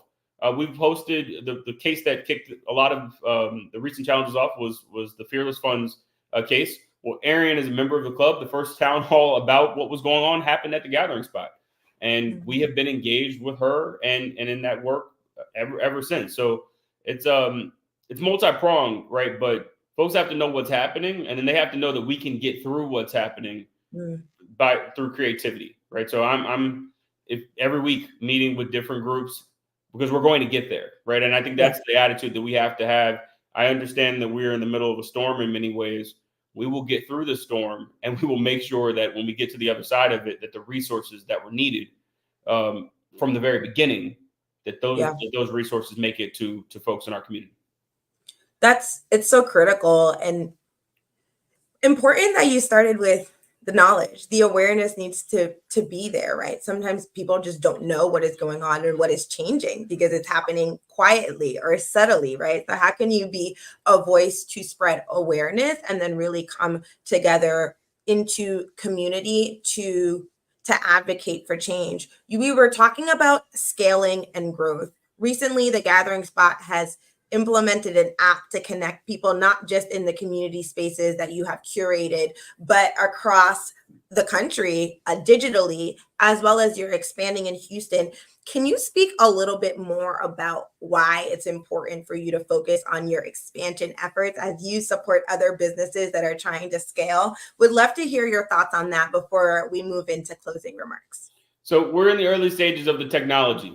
This isn't this. We did release a new app recently, but like we've got a lot of stuff that we're building because look, at the end of the day, we've got to know one another. We have access to more information. If I just look inside of the Gathering Spot database, there's thousands and thousands of people, right? That knowledge base is something that we need to really figure out ways to continue to mine, right? There's answers to many of the things that a small business owner may be trying to work through exists within the club already, right? So the technology is, again, a helpful tool and helping to make sure that we're able to connect those dots. But I'm nowhere near done, right? The way that these advancements leveraging AI have happened over the last couple of years, we've got a world of possibilities in terms of all of the data that's already been collected. And again, putting it in a format where folks will be able to use it. So by the end of the year, I think folks will be excited about some of the things that we're going to release. That's amazing. And briefly on your expansion to Houston, why Houston? Why was it important for you to get into the Houston area? I go where the community is interested in having us and where we can join a community. I'll be very clear. We don't just like come to a city. Our intent is to join a community. And so we've been meeting people and building a membership community in Houston for a number of years. And like every part of our growth, we asked the community what made sense next, and Houston was the next best place to join that effort. So in design now, we'll move into construction, and that'll be the fourth Gathering Spot. Talk about scaling, talk about growth, talk about community building. That's what the Gathering Spot is all about. Ryan, it's been so remarkable speaking with you today. We have our next guest here, and if you have a little bit of extra time, we'd love to keep you on for the beginning of the conversation, because this conversation that we're about to have is all about capital, is all about helping to provide companies with the capital so that they can actually grow to scale, like you were just describing. So our next guest is Chi Achebe. She's the founding and managing partner of Achebe Capital, a seed venture capital fund that is on a mission to bridge diaspora communities, starting with Africa by investing in Africa, the African diaspora, and new Americans. Achebe Capital advances joy, creativity, longevity, and equity across Africa and the diaspora. And it's really critical to provide funding so organizations to grow to scale. So Chi, it is such a pleasure and an honor to be with you today. You've received backing from the Melinda French Gates, among other individuals, has invested in your fund, but you've also led go-to-market strategy in the tech world at Google, enhancing funding and performance tracking at Citi. You have such a dynamic background that spans technology, that spans finance, but also spans community support and really expanding access. So Chi, it is a pleasure to have you on today. Ryan would love to have you on for a moment for questions right after Chi further introduces herself in her own words. So Chi, over to you. Thank you, Alicia. It's such a pleasure to be able to join this conversation, especially on this day. Right. I'm honored, honestly, to be in conversation with you both. And Ryan, it's such a pleasure to meet you. We have a ton of mutual friends. I've heard amazing things about the Gathering Spot. And I really respect what you've built. I think that community is everything. And it's amazing that you were able to create multiple physical spaces for people to be in community together. So thank you both. And I think the intro you gave was fantastic. I really don't have anything to add. So again, my name is Chi Achebe. The name of my fund is Achebe Capital.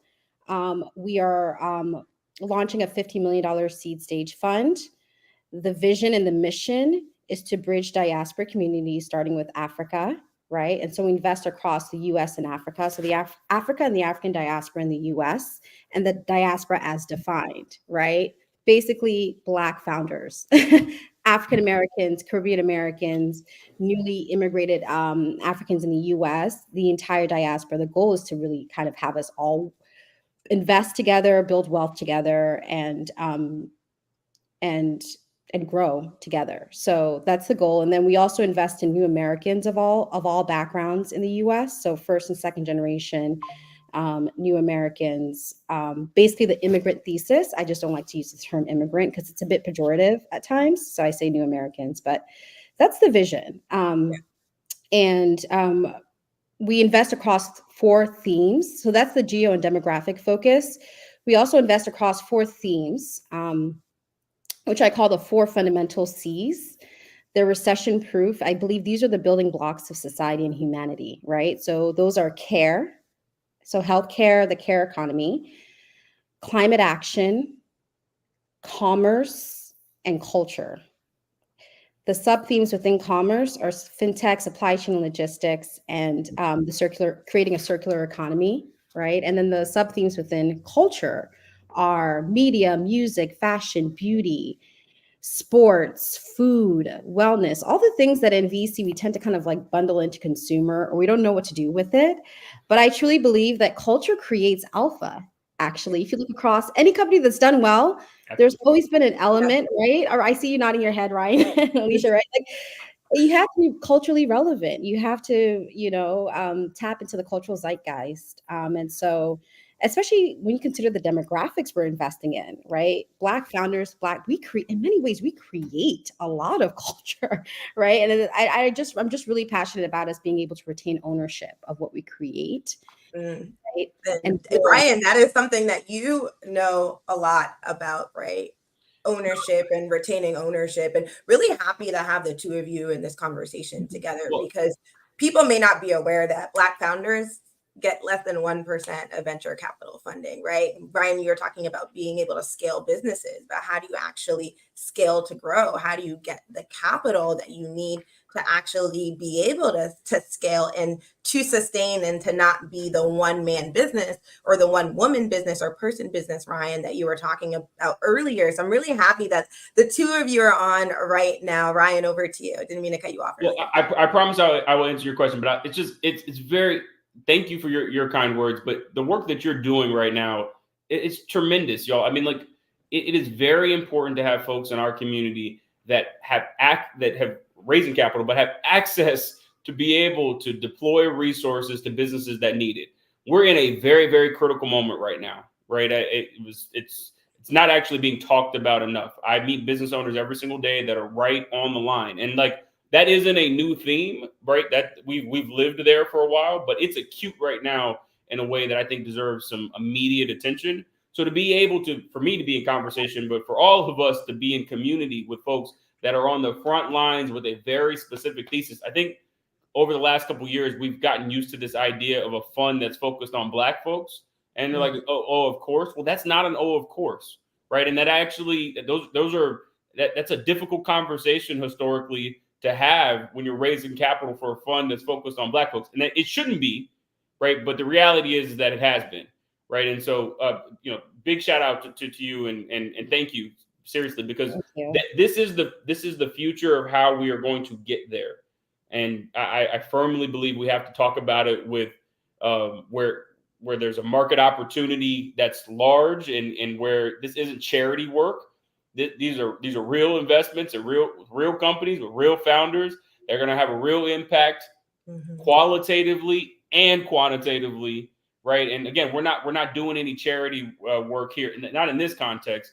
This is about us really building capacity. So I can stand on this soapbox all day, but it's honored to be here, because this is the work, right? This is what we have to figure out. Yeah, absolutely.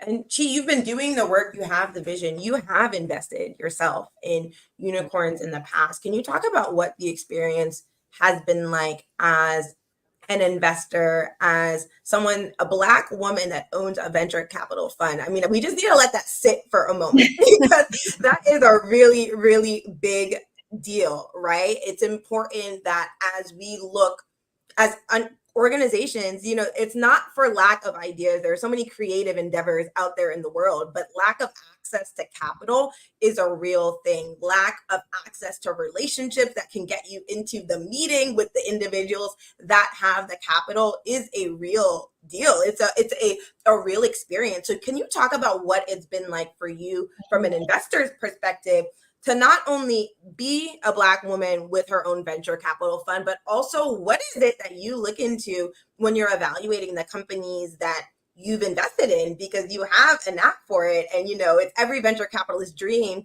to invest in a unicorn. And for those that don't know what a unicorn is, it is when you have over $1 billion valuation. We'd love for you to get into that for a moment here, Chi. Back to you. Absolutely. Absolutely. So the two questions I'm answering are sort of like my journey to date, right? And then also how I got into VC and angel investing, and then what I look for in companies, or how I assess the criteria that I use to assess companies. Exactly. Is that right? Okay, awesome.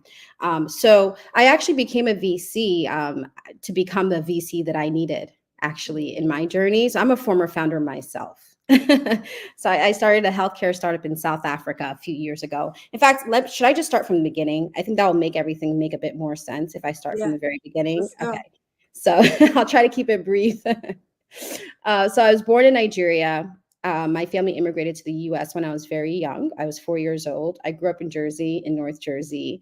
I consider myself equal parts Nigerian, equal parts American, right?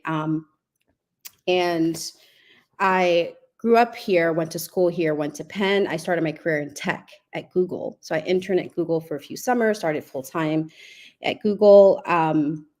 But my sense of, so I worked in tech and, experienced a lot of the microaggressions and that a lot of folks talk about when they talk about corporate America and being Black in tech.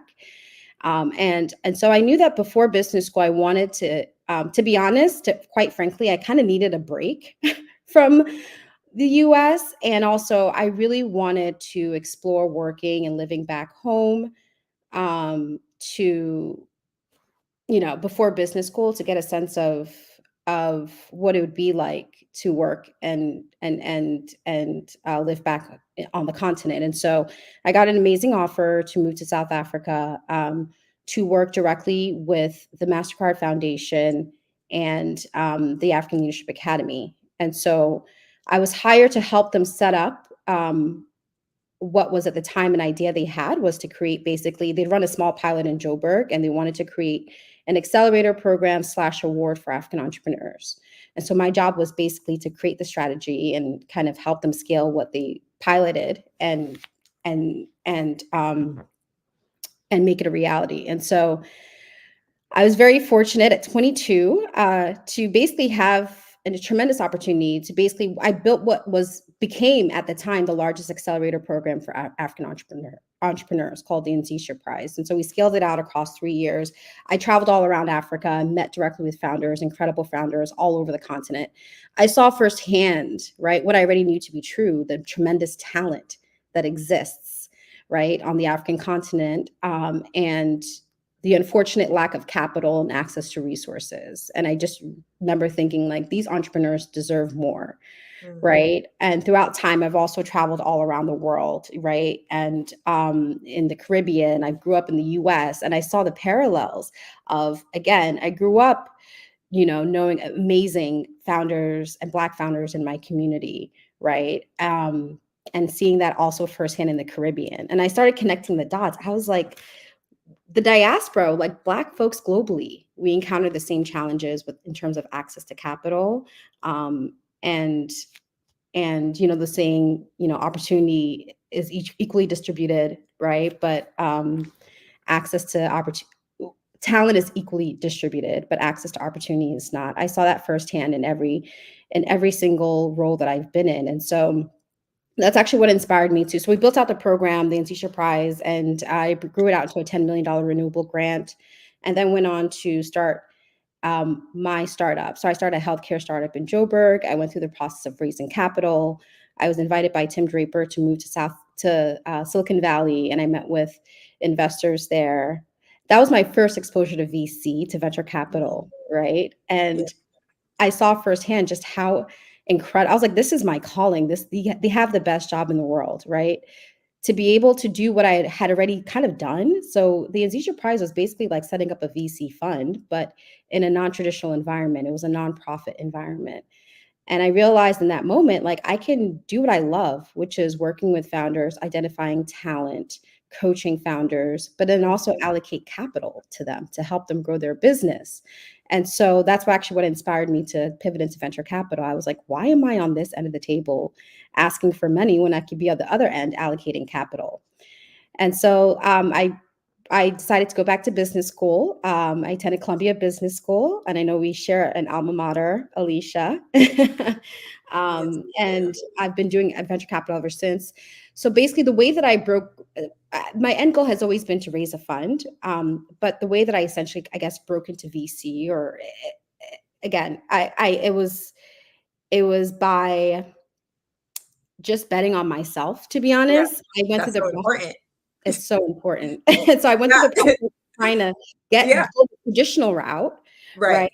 And getting a job in VC. And we know those numbers are also abysmal, right? In terms of Black people in VC, Black women. And, you know, I wasn't able, rejection after rejection, and being interviewed, quite frankly, by folks that oftentimes had less experience than me, but had the job. They just didn't look like me. There you go. And I mean, that's an important point, right? Like, there's a couple of things that you said, right? It is betting on yourself, but also creating what you did not see and what you were looking for.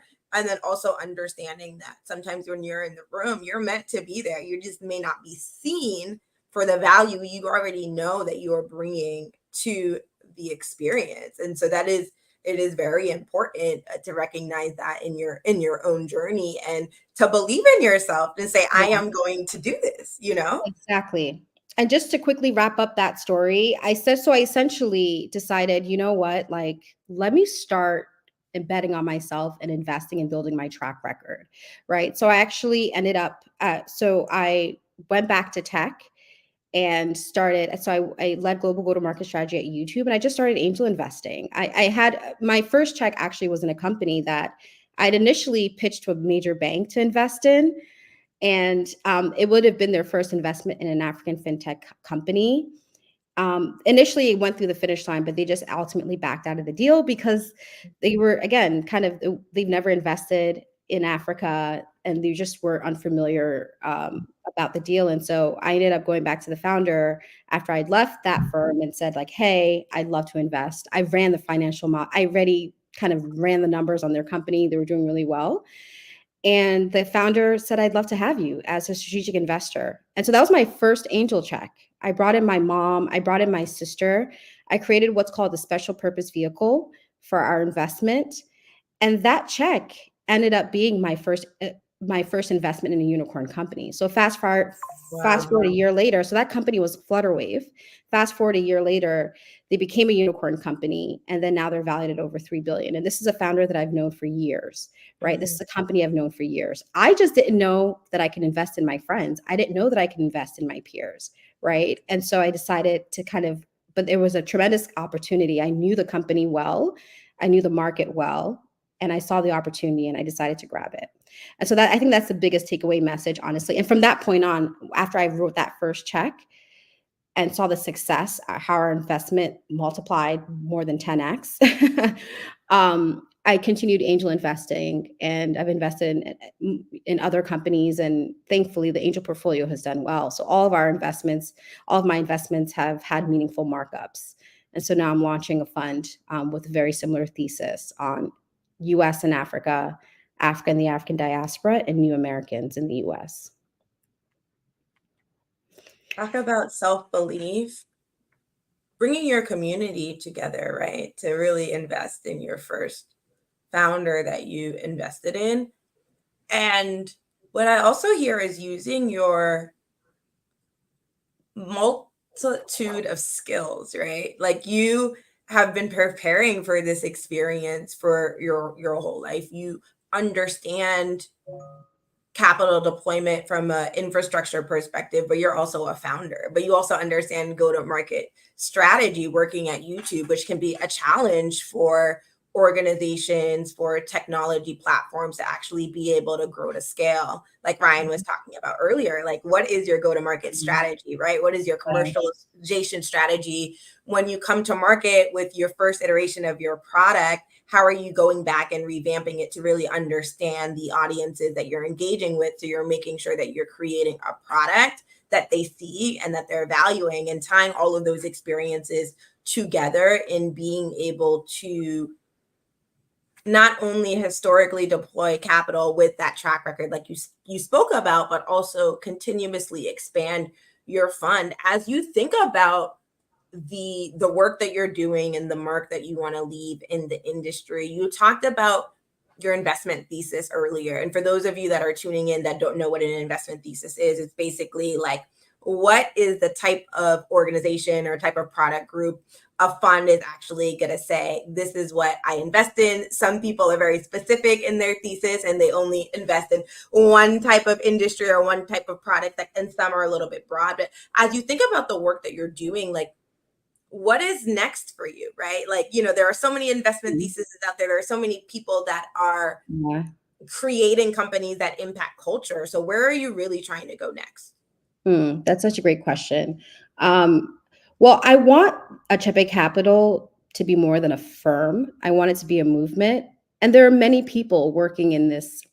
So I want to be one of many, which I am. I'm not the only person with this sort of vision of what's possible for us, right? As a people, as a society, as a world, right?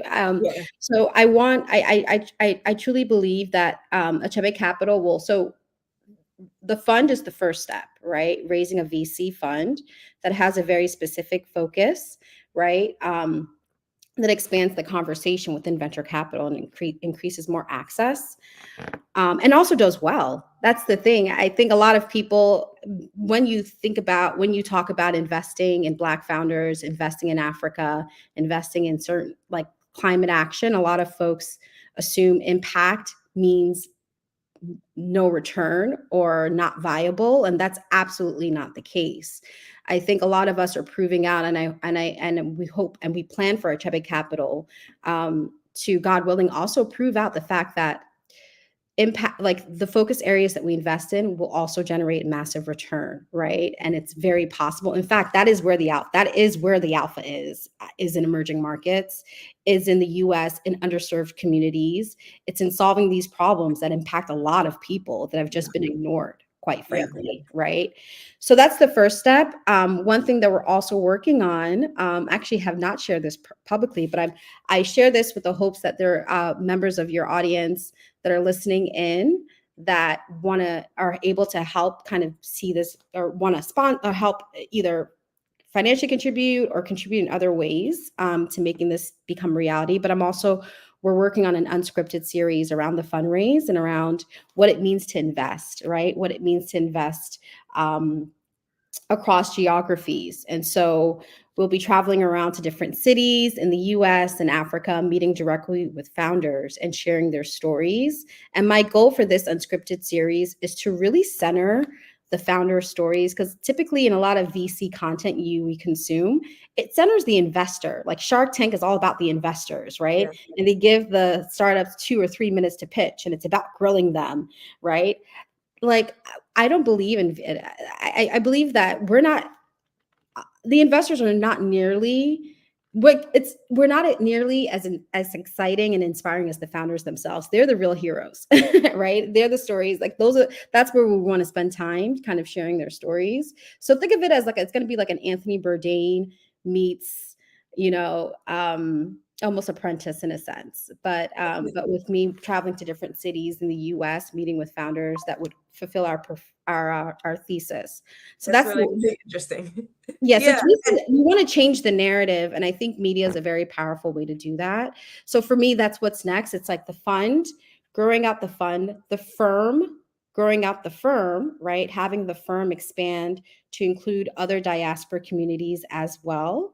And then also having this series and being able to kind of shift the narrative and bring people in is the goal, to bring people in that haven't necessarily been in finance or in venture capital, but really should be part of the conversation as well. And let people know that VC is for all of us. Like, we're all investing, and right? create that awareness around what the journey is like, and also hopefully to inspire individuals, right, to understand what the process is like. Because something that you do hear from founders is that they have the idea, but they don't know how to have that first conversation with the VC, what they should put in their pitch deck. But how do you take that a level further to really understand what are the VCs looking for, but how do you actually redefine the messaging that you're putting out there to really connect with your target audience and user, as well as with the individuals that could be your potential collaborator, like Ryan was talking about earlier, someone that you might potentially bring on your team to help you grow to scale, and then ultimately individuals that are deploying capital. We do have a tech platform founder that is leveraging AI in his business to help organizations with their marketing with us. I don't know if he's ready to come join us on screen just yet, but she has been really wonderful to hear about your journey. And you've been talking about capital and investments from a service product good perspective of what goes into acquiring wealth, right? Creating wealth and acquiring wealth. We also have Dominique Brown joining us today. And Dominique Brown is a real estate savvy individual who creates community around real estate investing. She's the principal of Roundtree Investments Incorporated. She's a highly accomplished real estate professional and a dedicated community leader with over 14 years of experience as an entrepreneur. Her experience and expertise ranges across real estate disciplines, residential and commercial, but also business development. And she's also the president of the Young Realtist Division in Los Angeles. I would love to bring Dominique into this conversation right now, because I know we've been talking about investing in organizations, but investing in real estate is such an important conversation too, as we think about advancing wealth and advancing generational wealth, particularly as we celebrate Juneteenth today. So Dominique, it is such a pleasure for you to join us today. How are you doing today? Good. Thanks for having me, and happy Juneteenth. If I sound a little nasally, well, I'm sorry. I'm getting over, I guess, a cold, or I don't know what this is, but it's something. Well, we're sending you peace and well wishes as you continue to recover. But Dominique, would love for you to share more about your real estate background and why it was important for you to be an integral part of Roundtree Investments and advancing knowledge and expertise in real estate. So Dominique, over to you, and hang on for just a second. Sure. So my original thought when I was a child, I wanted to be the first Black person to own an NBA team, right? And I didn't realize that you needed to be really wealthy. I think I was just like young and excited about it, right? But as time went on, I always knew someone that was in real estate, and they always stressed the importance of real estate. And so for me, it came about more directly when I was laid off from my job. And I was like, you know what, you're here. You've always were told that, real estate helps with generational wealth. So let's just see what can happen. And so throughout this process and me becoming the president of YRD and just being involved in my community, it's very important because it's the biggest way to build generational wealth. We hear generational wealth so many times, but there's so much wealth that is either acquired or lost through real estate transactions. So for me, it was how do I get this information out to my community? How do I educate them? And how do I create impact and try to make it as much of an equal playing ground as I possibly can? That's important, Dominique. And so for you, from an education and awareness perspective, what do you think about? I mean, we were just talking about Chi and her fund, and being a venture capital fund and investing in organizations. How do you think about that from a real estate perspective? Would love to hear your thoughts, Dominique, and then we're going to go back to Chi for closing remarks and continue the conversation around real estate. But would love to tie these two together for a moment here. In terms of, you said in terms of educating, like the different things that we do. So we do a range of things. And me as a real estate, professional, whether it's a workshop, whether it's participating in a Zoom, I also host the monthly events at the Gathering Spot. I'm actually here right now, so I was watching Ryan from here, but I'm actually a member of the Gathering Spot LA, where I host a monthly event based on real estate. So education can look anything from a workshop to a Zoom to a one-on-one, right? To a big community event, and so even social media, right? Social media is a way to educate, and so I just look at different ways. Where can I meet my community? Where are they? So I tend to go where my community is in order to educate them. Wow, that's powerful. And Chi, would love to move to you for a moment for your closing thoughts as you think about the work that you're doing from a venture capital perspective, but also as you think about capital investments in other areas such as real estate, and other opportunities for individuals to really pour into a venture to grow and accumulate wealth. So Chi, over to you for closing remarks. Thank you. Thank you again for having me on. I would just say that I think, I guess in closing, in case there are members of your audience that are wondering, okay, how can I get involved? How can I help?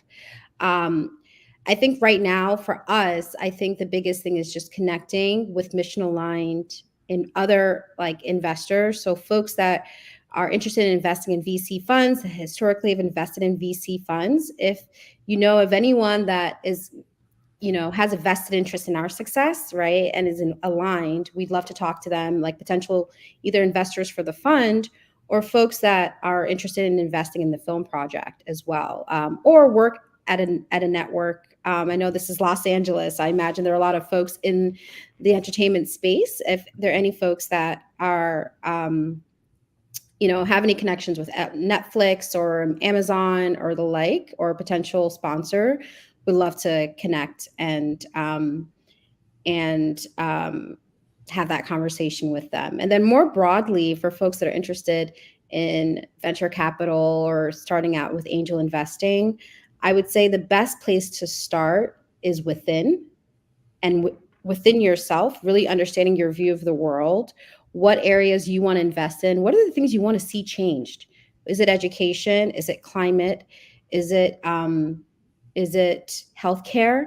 Start there, because that's how you're going to develop your personal thesis, right? On the things based on the changes you want to see in the world. Therein lies the opportunity of investing in entrepreneurs that are working to make those changes. So I would say start within to figure out your thesis, and then look around you. So then look literally to your left and right, because a lot of the collaborators you'll need, you already know, right? So just look within your existing networks. If there are folks that you can either help with the knowledge that you have, and it can just be a knowledge exchange, right? And then bet on yourself. So I would say start in angel investing, small amounts, right, with your own capital. I invested my savings. It's a bit extreme. Part of my savings, maybe not that route, but small amounts. Yeah. Yeah. Wow. Well, thank you so much, Chi, for joining us today and sharing more about your journey into venture and creating the experience that you were looking for, that you wanted to be a part of, and really betting on yourself and not thinking about what other people were saying about you, but really betting on yourself. It's been so great to have you on. Thank you so much for joining us today. And Dominique, we're going to go back to you. There's something that Chi said that I want to bring back into this conversation that we're having here right now, which is community, which is networking, which is relationships. She mentioned earlier that she invested in a unicorn business because of a founder that she had built a relationship with years before. from a real estate perspective, you do so much to nurture and to build community and build relationship with real estate agents, with individuals that are part of escrow, with the individuals that may not be in real estate but are trying to learn about what real estate can do and how real estate can impact their lives. Can you please talk a little bit more about the role that community plays in the work that you do and what your experience is like? So that'll be the first question. And then the second one, because I want to give you space to be able to speak freely, is can you talk about what it's like to be a real estate agent in a world where there's still discrimination, heavy discrimination in the housing market, and how individuals can access the home that may be their dream home. It's Juneteenth today. We're talking about liberty and freedom, but there's a lot of people that are still discriminated against as it relates to real estate. So would love to learn, just to wrap that up, how you think about building community so there's more individuals that are diverse in representation as it relates to being realtors, and then how you kind of navigate discrimination within real estate. Dominique, over to you. So in terms of building community, that's a big thing for us. As the president of YRD Los Angeles, it's a membership-based organization. So it's all about community. How can I find an appraiser? How can I find an inspector? And so that looks like simply just going out and finding those people. But we also, do things in the community. So you just really have to get out there in terms of real estate, in terms of trying to create community. But I think it's also about, finding something that you all have in common. And so for me, it's always fair housing, democracy in housing. How can we get this to everyone? And how does everyone have access? So I think it's easier when you know that there's a person who may have a similar goal to you. I mean, we all want to make money. Yes, it's a part of our profession. We want to take care of our families. But essentially, what is your why outside of money? Because the money aspect of it is only going to take you so far. And as we all know in real estate, we're not getting paid. You're not getting paid every week. You're typically getting paid if you're an inspector, when someone calls you to do a job. But if you're a real estate agent, you're not getting paid until a deal closes. And so it's finding your why outside of money. And so if you can find people who have the same why or something similar, it's easier to build community. In terms of, I think the question was racial discrimination and these practices that go on. I mean, we all heard the story about appraisal biases, right? It's a real thing that happens. Discrimination is a real thing that happens. I think that you just really have to have tough skin. This is not an industry where, the stats are, most, Black agents and make the least amount of money, right? And so there are going to be some things that hit you, that come your way, that you just kind of have to fight against. I've been in situations where you pretty much, it may not be said, but you can tell you and your client show up and you can kind of get a feel that, oh, they didn't know how your client looked. You can kind of feel the energy there. But I think you just got to keep pressing on, because I always tell people, if real estate was so easy, everyone would be doing it, right? Unfortunately, it can be a hard thing to acquire, but in terms of the role as a real estate professional, it's not an easy job to do. And so you and your client really have to determine what's the why. The why could be, I want to create generational wealth. The why could be, I want to invest in property. And so I'm really big on keeping that to the forefront and not letting the other things get in the way. Now, I'm a big advocate for our community. And if we need to fight for something, I'm your girl. We're going to fight for it, right? If something comes up that is out of order, that is illegal, I'm going to raise my hand. There's going to be some conversations that need to be had. Right. But I think I try not to get caught up in it, because I think for me, I was listening earlier, I really do take a look at the people who came before me. And if they could fight through all of this, I mean, who am I to really complain? I might be frustrated. I might get frustrated.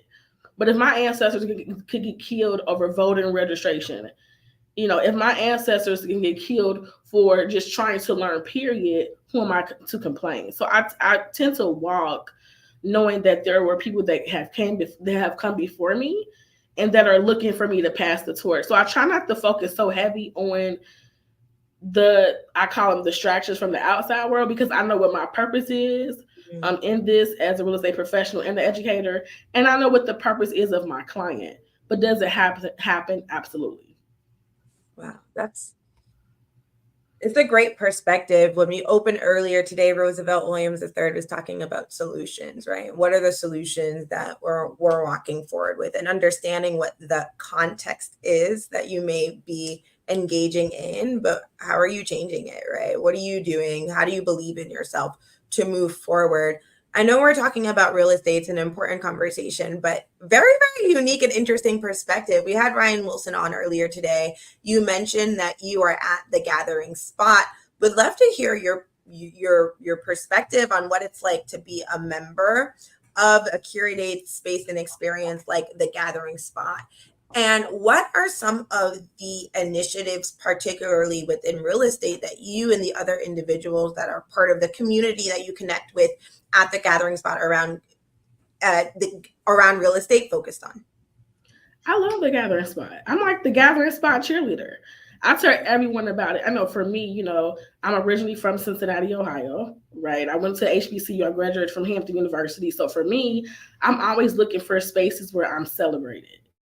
And so, as diverse as LA seems to be on the outside, it's not as diverse on the inside, right? And so for me, it was, where do I go where I can see people who look like me? I'm used to seeing Black people prosper. I'm used to seeing Black people in community.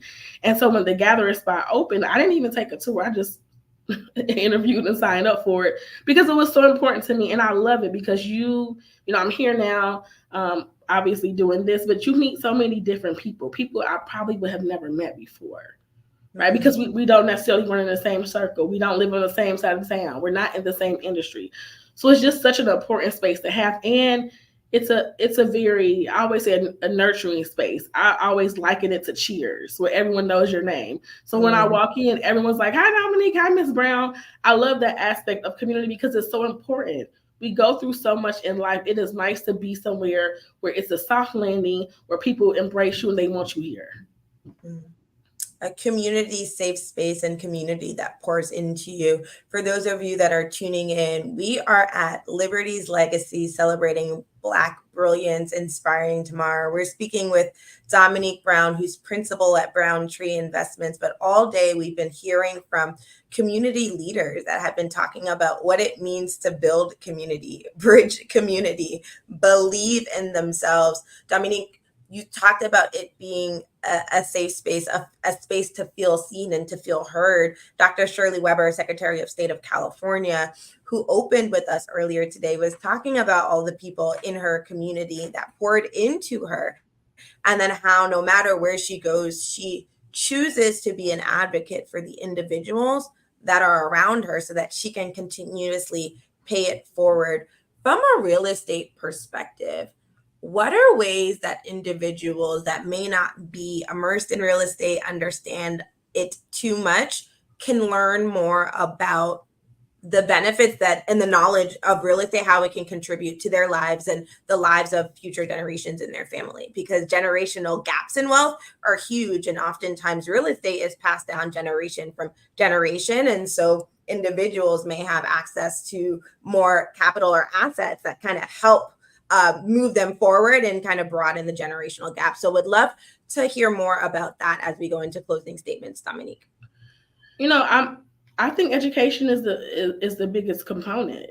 You can look to me, you can reach out to me, but if you have a real estate professional in your area that you trust, look up to them as well. But just in terms of some of the things that, I've been a part of that we're doing to make sure that people know, under my leadership with YRD, we recently launched the YEP program, which is the Young Entrepreneurship Program. So for 6 weeks, in partnership with Brotherhood Crusade, we educated 17 to 21-year-olds about the real estate industry, about financial literacy. And so that was for a lot of our students, that was their first insight on what real estate looks like and the opportunities that they have. Beyond that, we're able to give them 120 hours of paid internship through their participation in our program. So that was our first thing of, how do we educate the leaders coming after us? about the industry, about the benefits. And so that was the first time that we launched that. So I'm really excited and proud of my team for doing that. But, outside of that, in terms of building a community, like I said, I think it's finding organizations that are there for you. I'm a part of the NARAB, which is the National Association of Real Estate Brokers, which was founded 76 years ago because they wouldn't let Black people become realtors. And so that organization as well has a lot of educational courses and a lot of educational classes for you to get educated on real estate. I know there's a lot going on with social media and Instagram, and there's all of a sudden all of these, real estate gurus. But I say go somewhere where there's a track record of proven knowledge and understanding. Yeah. Right. And so there's very, like I said, I'm always a resource, but if not, find someone in your local area that are a part of organizations that have that educational background in terms on whether it's I want to be an investor, maybe I want to be a property manager, or maybe I want to invest in real estate a different way. I'm really big on teaching people how to invest in real estate traditionally and non-traditionally. That could look like the stock market. We live in Los Angeles. It's very expensive, right? And so some people may not be able to invest the way traditionally when you go to a bank, you get a mortgage, but there's other options. So I say look for a trusted advisor. Wow, thank you so much, Dominique, for sharing. And also for your point that, there can be a lot of knowledge out there, but go to someone that you really trust, that has a track record, that you really know can teach you and has the experience. And if they don't have the experience that you can know of, they're connected to someone that does, because there is a lot of information out there. And it's important to go to trusted information because, it is your life, it is your livelihood, and it is your savings, right? It is the money that you are earning that you're using to invest. So that is wonderful to hear just your perspectives on the work that you're doing, particularly with youth, particularly around entrepreneurship, around financial literacy. Thank you so much, Dominique. Our next guest does a lot of work with youth, with mindset. The youth are our future, and it's really, really important to pour into them. So, Dominique, it was great to see you today. Happy Juneteenth. Hope that you have a wonderful day. We're going to come back right after this quick commercial guest with our next guest, who is a Super Bowl winning NFL championship. This is a champion. This is a conversation that you are not going to want to miss. Stay tuned. We'll be right back. Thank you, and happy Juneteenth. Hello and welcome to the Los Angeles Tribune. Since 1886, our name has been a part of the world of journalism.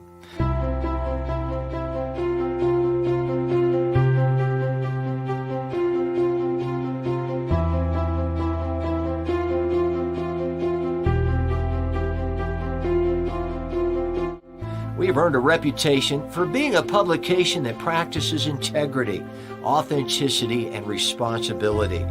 For general inquiries, contact today. Thank you on behalf of the Los Angeles Tribune team.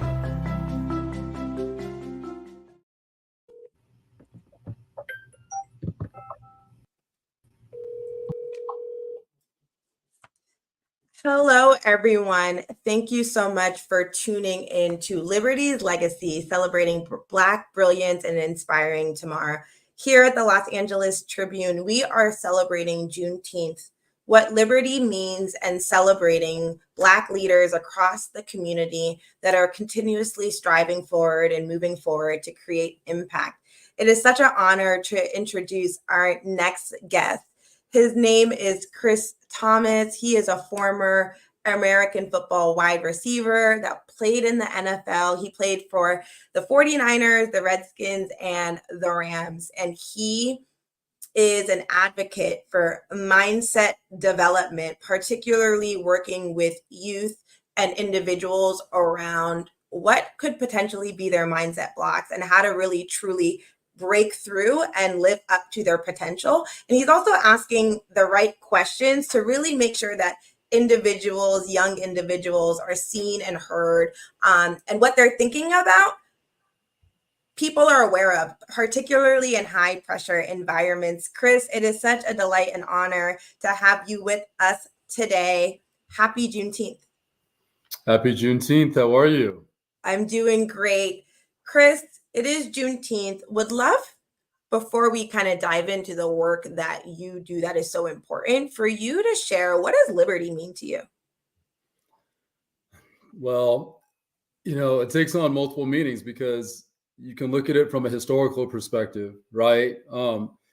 Which you have to, because if you don't understand history, then you don't understand like why I have opportunities to do what I'm doing today, right? So when I think of liberty, I think about the freedom to pursue my purpose, possibilities on this earth, and do so, to be honest with you, without any wedge between me and me getting what I want. Sometimes that's discrimination, prejudice, whatever, that I think all of us on some level have experienced in our lives. But on one hand, as it relates to Juneteenth, that's what liberty means to me. The freedom to actually pursue my possibilities and my purpose. In regards to my life, it is learning how to get out of my own way so that I can fertilize the soil upon which we all live. Because a lot of times for most of us, the greatest struggle we have is the inability to get out of our own way to pursue the things that we want to pursue in our lives freely, right? Without any obstacle, any barriers, being liberated to do so. So that is something that I live on a daily basis. So that's more personal to me.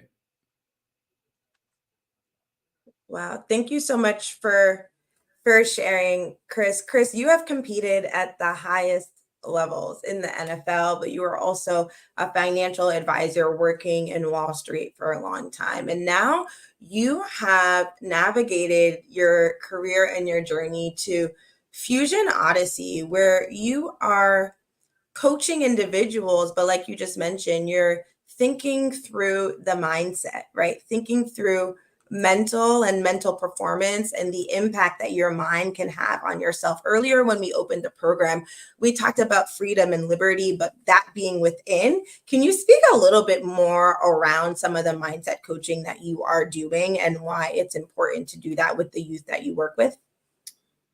Well, I think it's absolutely critical because I'm very aware that an epidemic amongst young people is this fear that they're just simply not going to be enough, this fear they cannot get the things that they want, this pressure to actually do so, right? And then this anxiety around all of that.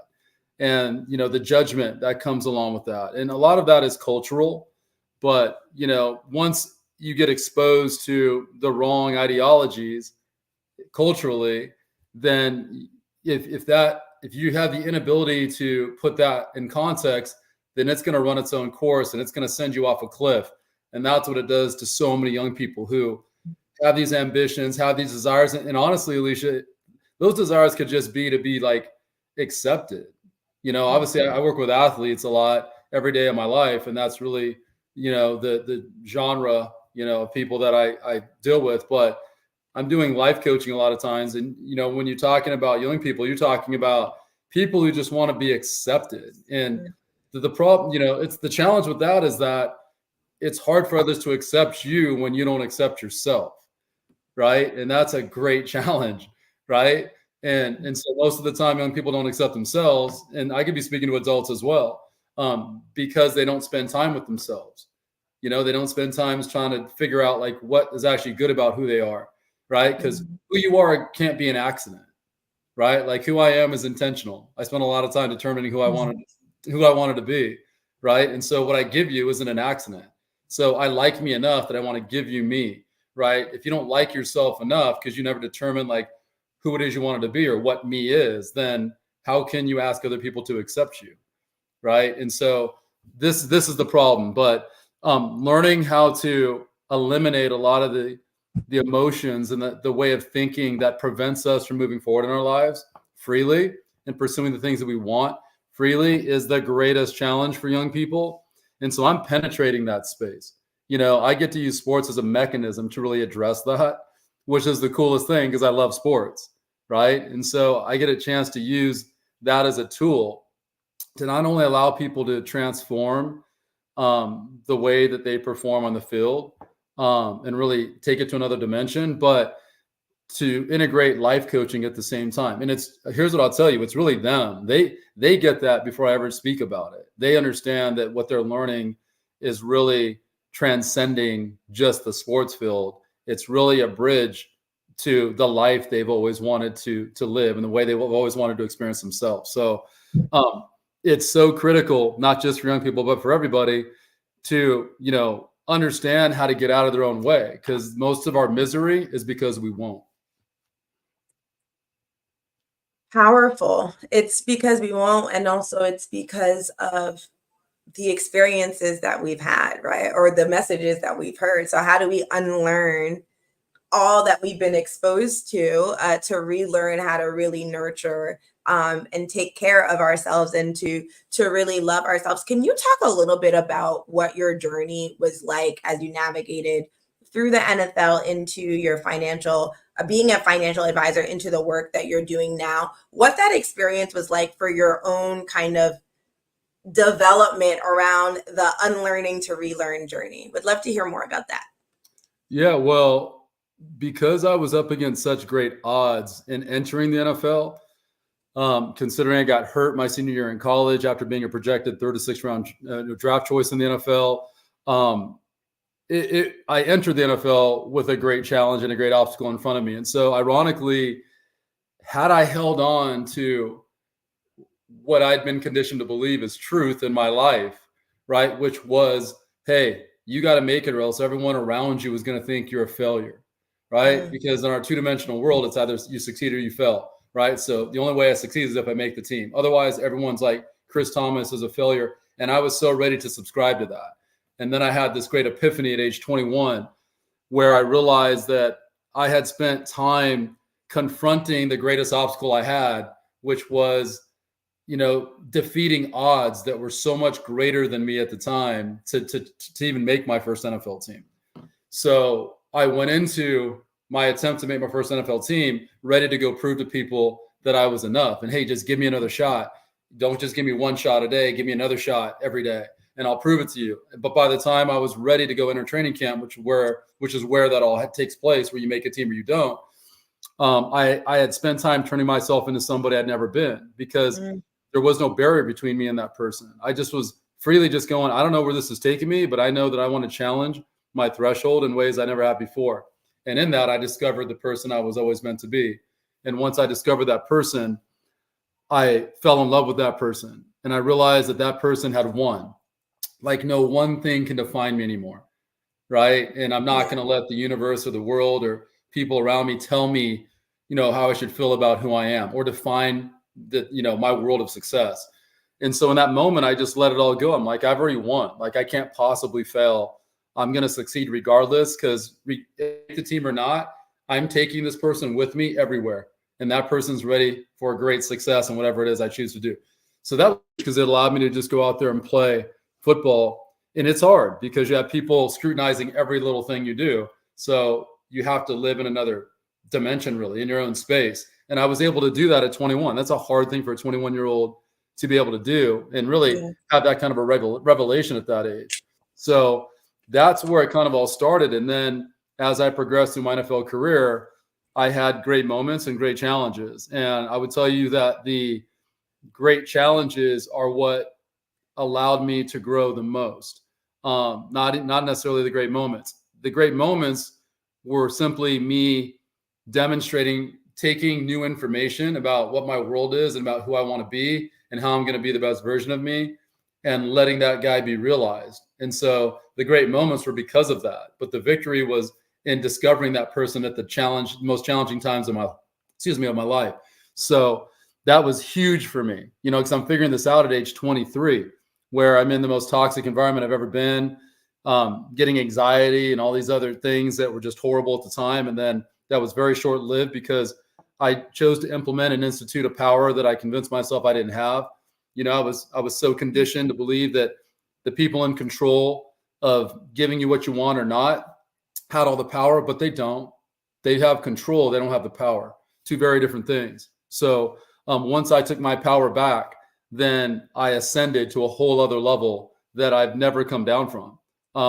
And what I really realized is that success is so not defined by one generic benchmark, and it's defined by our starting point and what we're willing to allow ourselves to do in moving forward in our pursuit of the things that we want. And so that just, again, freed me. And I took that into life after football. I mean, that's the only reason I have a Super Bowl ring, is because at those critical junctures, I made decisions to keep moving forward, even when there literally was not a pathway forward. You know, you're just at a point where you're like, okay, it makes no sense to keep pursuing this. No sense at all. It's way more logical to just like retreat because you're not getting what you want. You can't even see that possibility. But something in me was always saying, yeah, but how do you win? If you do that, how do you win? Right? I don't feel like going backwards allows you to find victory. So you got to keep moving forward, even when you can't see a pathway. And you don't know what is next. And Chris, as you were speaking, you were talking about what your journey was like navigating the NFL and navigating your football career. But I kept thinking, like, that's what the journey sounds like as a person of color, navigating spaces that are challenging, right?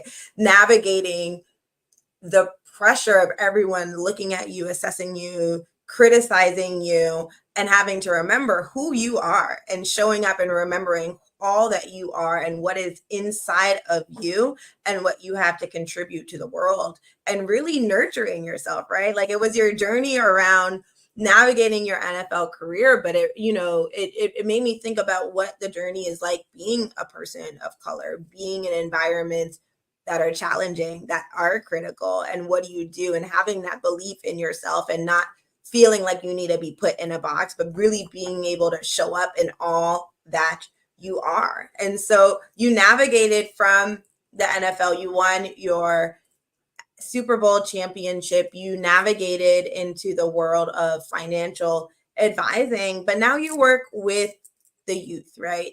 What are 3 things that you can share with the individuals that are tuning in around mindsets that you think about when you work with youth, particularly in helping them feel seen and really understanding what it is that they are looking for to felt seen?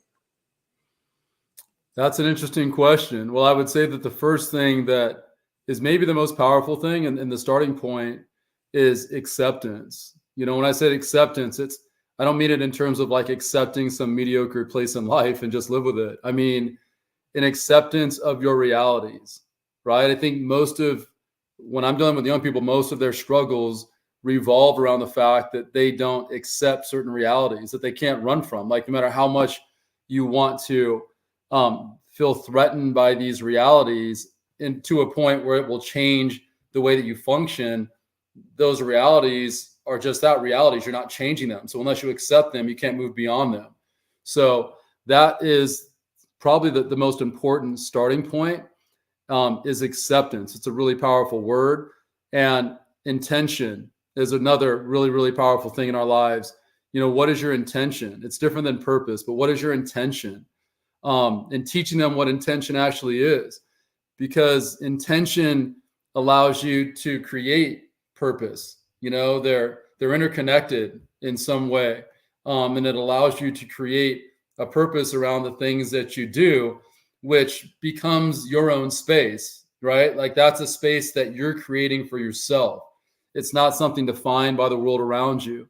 So that's another really important thing that I teach people. And probably the third thing is eliminating the whole concept of failure.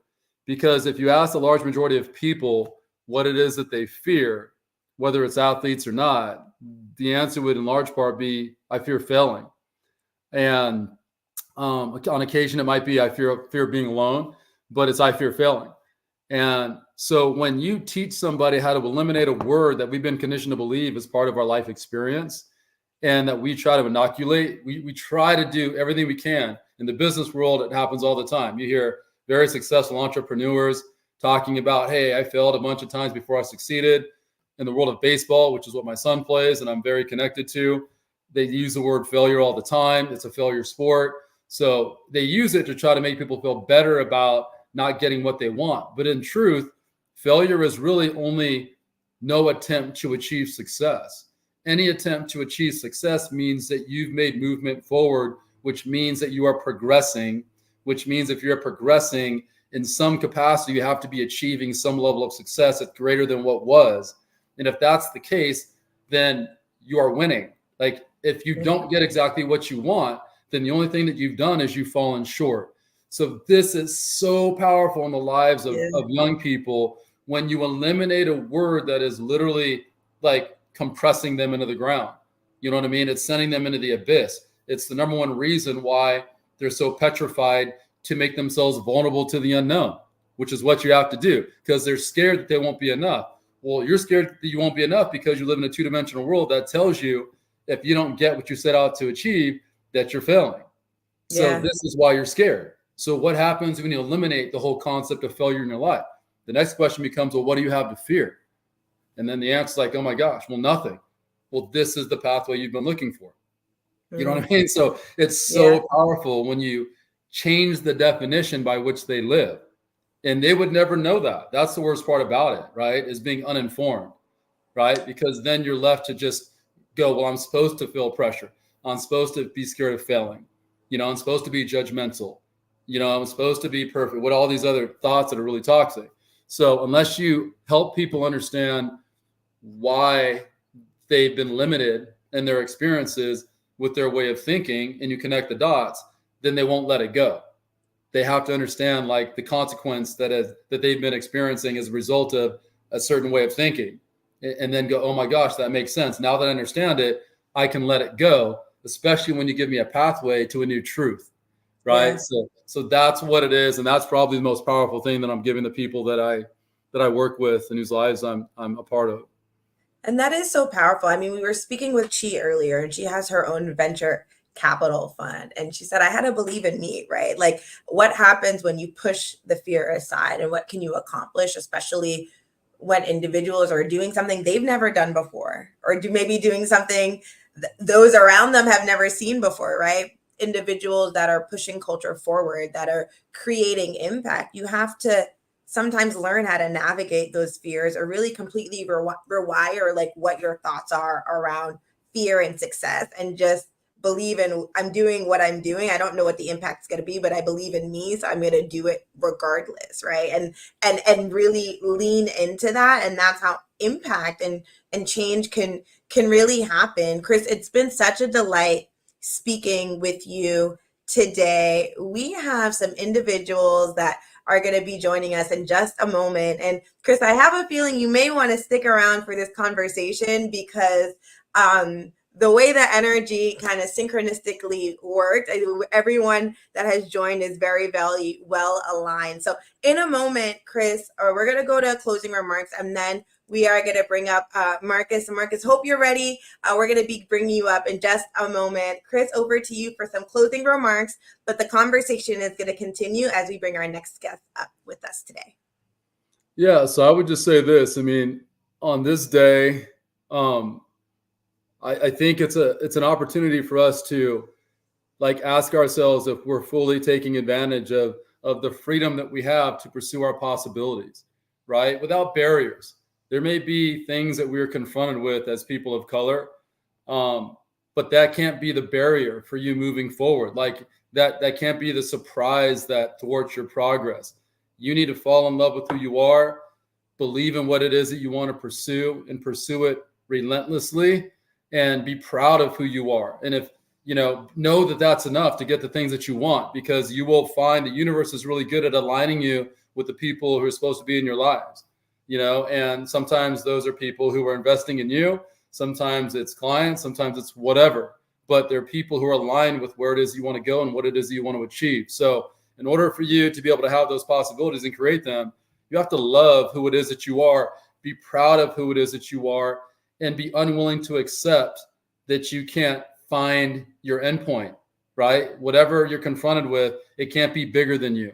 Right? No matter what it is, you got to find a way to get around it, above it, whatever. So I would say, this is a great opportunity to just be proud of being a person of color and don't hold on to the fact that I believe there are barriers out there between me and what I want. If you believe that, and that's what you're reminding yourself of every day, then you're going to create that truth. So there are no barriers. Go out there and get what you want, pursue it freely, make yourself vulnerable to the unknown, and you'll find possibilities at some point. Yes, that you will. Thank you so much, Chris. Stay here, stay tuned for just a moment. Really excited to bring up our next guest. Marcus Oden is also a former NFL player, an inspirational speaker, an author, and an entrepreneur. He is the founder and CEO of Ogden Ventures, a media and entertainment company that specializes in keynote speaking, business coaching, and consulting. He's also a 3-time best-selling author and host of the podcast Get Authentic. Would love to bring you up on stage. I know I gave a bit of an intro, but I would love for you to further introduce yourselves in your own words and let everyone know what they can expect as they continue to tune in on Liberty's Legacy. Over to you. Thank you, Alicia. I appreciate it. My name is Marcus Ogden. I am from Washington, D.C. I played in the National Football League for about 6 years. My older brother, Jonathan Ogden, is the Ravens' first draft pick ever. He's in the Hall of Fame, was a phenomenal football player. And I went to Howard University, so I'm all about HBCU and being pride and having pride in who we are as African Americans and trying to help others and help our own and create a legacy. And I love what Chris is talking about, don't let barriers get in your way, how you keep pushing forward, how you keep doing what you're doing. And on the panel today, right, Alicia, we're going to be talking about how to create financial freedom as a result of our ancestors' freedom. We have 3 great men that I know personally, have done business with, NFL, arena football. One of my good friends is my business partner, Mick, who is a huge business mogul in insurance. And all these great gentlemen are going to share their experiences around creating financial freedom to help those that are listening have their own impact, to have their own legacy, to keep moving forward in their lives. Remarkable. Well, Marcus, would love for you to introduce the guest that will be joining the panel. I will hand it off over to you, Marcus, to host. And Chris, you should definitely stay on and stay tuned for this conversation. I think you'll have a lot to add to it. So back over to you, Marcus. Well, let's go ahead and see what everybody signed up. Perfect. So let's go ahead and bring in first Mr. Emerson Martin. So Emerson played in the National Football League for the Pittsburgh Steelers. Unfortunately, nobody's perfect. It's okay. I mean, it's fine. Whatever. I'm a Raven. It's fine. And he's a great guy, phenomenal in that regard. We've been friends for a long time. He went to Hampton. Great guy, coaches, and done a phenomenal job helping individuals find their path through football and life after football. So I'd like to introduce to you all Mr. Emerson Martin Jr. Emerson, are you there? Glad to be here. I am. Good. I am. Can you hear me? We can hear you well, my you friend. Appreciate it. Okay, so that's number look, 1. Glad to Emerson. Be here. Just glad to be here. I've been friends with Marcus for a long time, and we've been able to talk business ideas. We've been doing this for a long time, and so it's nice to be on a platform to help educate, help move some people along. The reason why I've been successful for most of my life is really service, servicing other people, giving back. And I learned a long time ago, being the son of a preacher, that it's about the people that you service. And when you service other people, you always increase your wealth, you increase your ability to touch others, and you increase the people that you network with. I think that is the biggest part when we talk about freedom and understanding that, not being afraid to work with one another, and having that freedom to increase your daily life and bring value to your life. Love it. Love it, love it, love it. The next panelist is going to be my good friend and business partner, Mr. Mick Hunt. Mick is a phenomenal individual. Mick is just full of just energy, life, passion. He's just great when it comes to all aspects of life. We're doing communities together. He's an insurance mogul, phenomenal speaker. He's just a great friend. He's part of my close inner circle. And Mick Hunt will be joining us today talking about his story around financial freedom as a result of our answers to freedom. Mick, I'd like to say a few words. Just thanks for having me on. Really excited to engage with the group. Excited to represent what we are representing today in celebrating Juneteenth, but more importantly, the financial freedom that we all deserve. And I want to make sure that we understand it's what we deserve. So I want to, if I can impart any wisdom, I'm more than willing to do that with the group. Love it. And finally, my good friend, Mr. Danny Triplett. Danny and I have known each other for a long time. We met on Facebook years ago. I was mentoring Danny. He's done some phenomenal things. He actually hired me to come and speak in Connecticut here in July with his program, Black Pack. He's just a phenomenal guy. He's going to join us today to share his insights around financial freedom. Danny, want to say a few words? Yeah, I just want to say appreciate everyone's time here. It's great to be with some legends and some beautiful folks out there virtually. Like Marcus said, met him years ago. I was a 2014 NFL prospect for the Ravens, was chasing the dream, a couple of private workouts with the Jets and Kansas City, and then I found my way over to the Arena League under the former New England assistant coach under Bill Parcells, Rick Buffington. And then I made my way into the tech space. I've been in the cloud technology space for about 10 plus years now. Some companies you may be familiar with that I've worked at is Oracle, and I'm currently at Amazon Web Services, handling the Amazon and IBM cloud partnership within the public sector space. And of course, I'm happy to be here to give education on the financial side. My newest passion has been I became the president of a nonprofit called the Black Pack, which is a super PAC. The Black stands for Black, Latino, Asian, and Caucasian. And that's a spin on the words to show that we are a human race. And there's more that binds us than that divides us. And I've had a great mentorship from Dr. Alveda King, Martin Luther King's niece, who's inspired me to push forward on this. And again, we're just trying to attack mental, spiritual, physically, how to have people find their best versions, which translates into having critical thinking skills and leadership skills that you'll need when you go on your journey of financial freedom. So again, grateful to be here.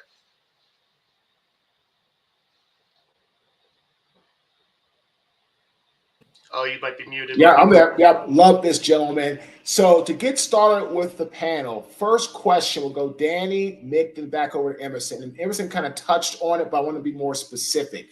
Danny, what does financial freedom really mean to you? Our ancestors really fought for our freedom to have the ability for their children and then their children to know where it's going hundreds of years down the line in that regard, right?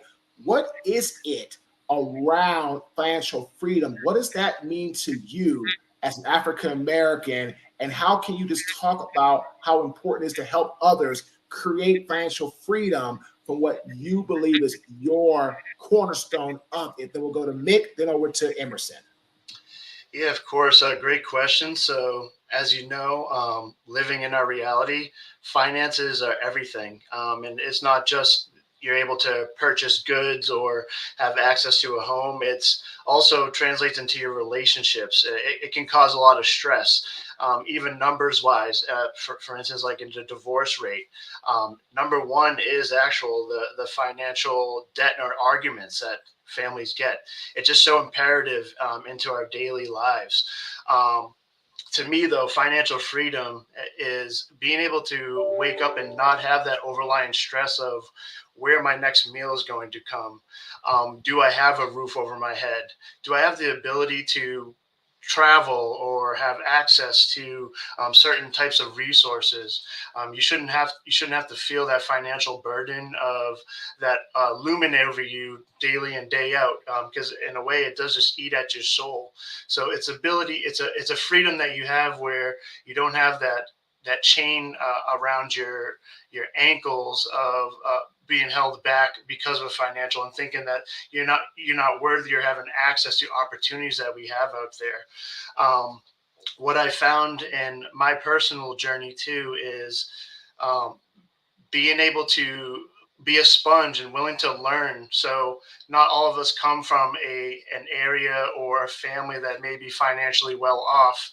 And I remember growing up in a way feeling like, oh, when I started learning about the stock market and real estate and income, when I was growing up, I was educated to just do well in school, make sure that I get home safe when the street lights go off, and not have any, just be a survivalist. And I would think, oh, did my parents not learn? And like I felt like it was like some type of burden, but in reality, you have to realize that we live in a new generation now where the financial importance and that literacy is literally a life or death situation for you. So what I found on my journey is finding mentors in the space, especially in the tech space. I was really grateful to be surrounded with individuals who come from all different walks of life in schools, so like Harvard, Yale. They come with technical backgrounds. I started observing on how are they managing themselves and what's their purview on money. I was able to get access, so I manage over 600 million in financial services, Fortune 100 and 500 customers over at AWS. So as you can tell, being able to manage that type of funds, I have to have a better understanding of what money is, how it's transacted, and its value. So being in those rooms with those certain individuals, you start picking up their tactics of what they are doing, their other income streams. So the average person just may think you get a job and that just, it used to be that way, without today's world with inflation and everything. We can go into that another time, where one job would help you get a home in a four-person family and be able to go have a solid life with your family. But in today's age, you need to have at least 2 to 3, 4 sources of income streams, or at least educate yourself on different paths. So moving forward, when you want to put your legacy and not have that financial burden on your future legacy, it again comes back down to like education. So, and again, those revenue income avenues that I've seen personally has been real estate, which I saw some great panelists earlier today, the stock market, and educating yourself and being able to simplify these things. So you think, being in real estate, that's tough. I don't have finances to get a house right away. There's other avenues within that income vehicle that you can leverage, like a REIT, which is a real estate investment trust, where you put in as much money as you can. You can build little funds, and it goes into a major fund, and you kind of sit passively versus going in and building construction, etc. The stock market, just understanding that it's not this big complex thing when you see all the red bars and green bars of going up and down, and when do I learning all that terminology. It's simplifying and understanding the stock market just means I am becoming a personal owner of this company. You might not be 100% owner, but the more you put in, of course, gives you a bigger share of that company. So just basically that's how I view as far as like the financial freedom aspect on that. I can days. No, that's good, man. That's good. Mick, what is it to you, sir, as a very successful businessman? You've been in business for so long, and you bought companies, sold companies, started new companies, had all kinds of success, had things you had to start over, and you've had to all these things. What does financial freedom mean to Mr. Mick Hunt? Yeah, I'm going to echo a little bit of what Danny said at the beginning, that he said so eloquently. For me, it's about being able to live life on your own terms financially, and whatever that means to you. And so for me, that meant being able to pass down generational wealth. A lot of times in our community and the environments that we grow up in, when we make it, right, we take care of other people, right? And so we don't pass generational wealth down. And so I wanted to be able to be in a place where my kids would understand what wealth was about. And so for me, that's financial freedom, is the ability to genuinely create generational wealth And at the same time, you're creating legacy. And so that's what's been important to me in all of my life. And, you know, Danny also said, and I know, Marcus, you and I believe this, it's also about helping others get there too. Because at the end of the day, if I'm sitting at the top of the mountain by myself, at some point I got to go down, right? So how do you bring other people with you and still instill that vision of creating generational wealth, which again is creating legacy? And for me, it was all about having an entrepreneurial mindset. So I'm going to build businesses and create businesses that are scalable and sustainable, right? And so that became the pedigree of everything that I've ever done in life. And I'm going to say this because I speak about this all the time.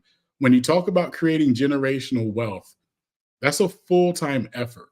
And a lot of people want to give side hustle experience to full-time wealth. And it just doesn't work that way, right? So that means, to Marcus's point, there's going to be obstacles. There's going to be moments where you really got to sit back and plan and strategize for the next step. And so, again, going back to the question, financial freedom for me is all about, can I create generational wealth and then show others and bring others to that same level? Because that's what it's about. You know, I love that. You know, I was watching an episode of Good Times where JJ was dating this girl whose dad was wealthy, living on the upside of town, you know, uptown. And the guy came back to where they were at the Evans home, and the guy was talking to James like, well, you can sound like, you know, I've made it. You know, you make it sound like success is a dirty word, brother. He said, no, success is a dirty word. It's forgetting where you came from, brother. Mm-hmm. And he's like, that's what it's about, man. You know, going back and helping those that you know want the knowledge but don't have the resources, and giving them the opportunity to go up to the next level. You're not going to hand them anything, but give them the opportunity to rise. Emerson, what is financial freedom? Man, you're a former athlete. You went from Hampton to the NFL, played for the Steelers. What does financial freedom mean to Emerson Martin? Financial freedom to Emerson Martin is about choices. It's about having the freedom to make the choices to determine the direction you want to go in life. It's about being able to afford your children and your family opportunities that they would have not necessarily had. And then it's about educating others and teaching others how to achieve the same type of goals through investments, by doing business together, creating funds together, allowing people to do business with me as well, not just doing things by myself.